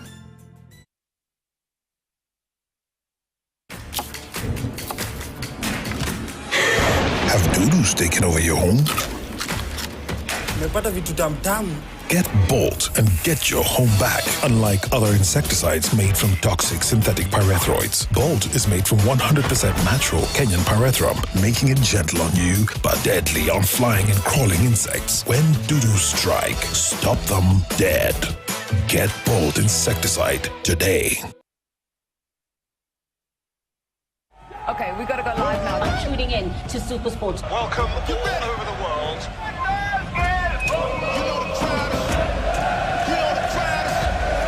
It's time for the main event. We've waited a very long time. It is delicious! Just like that. Are you ready for football's greatest season? Live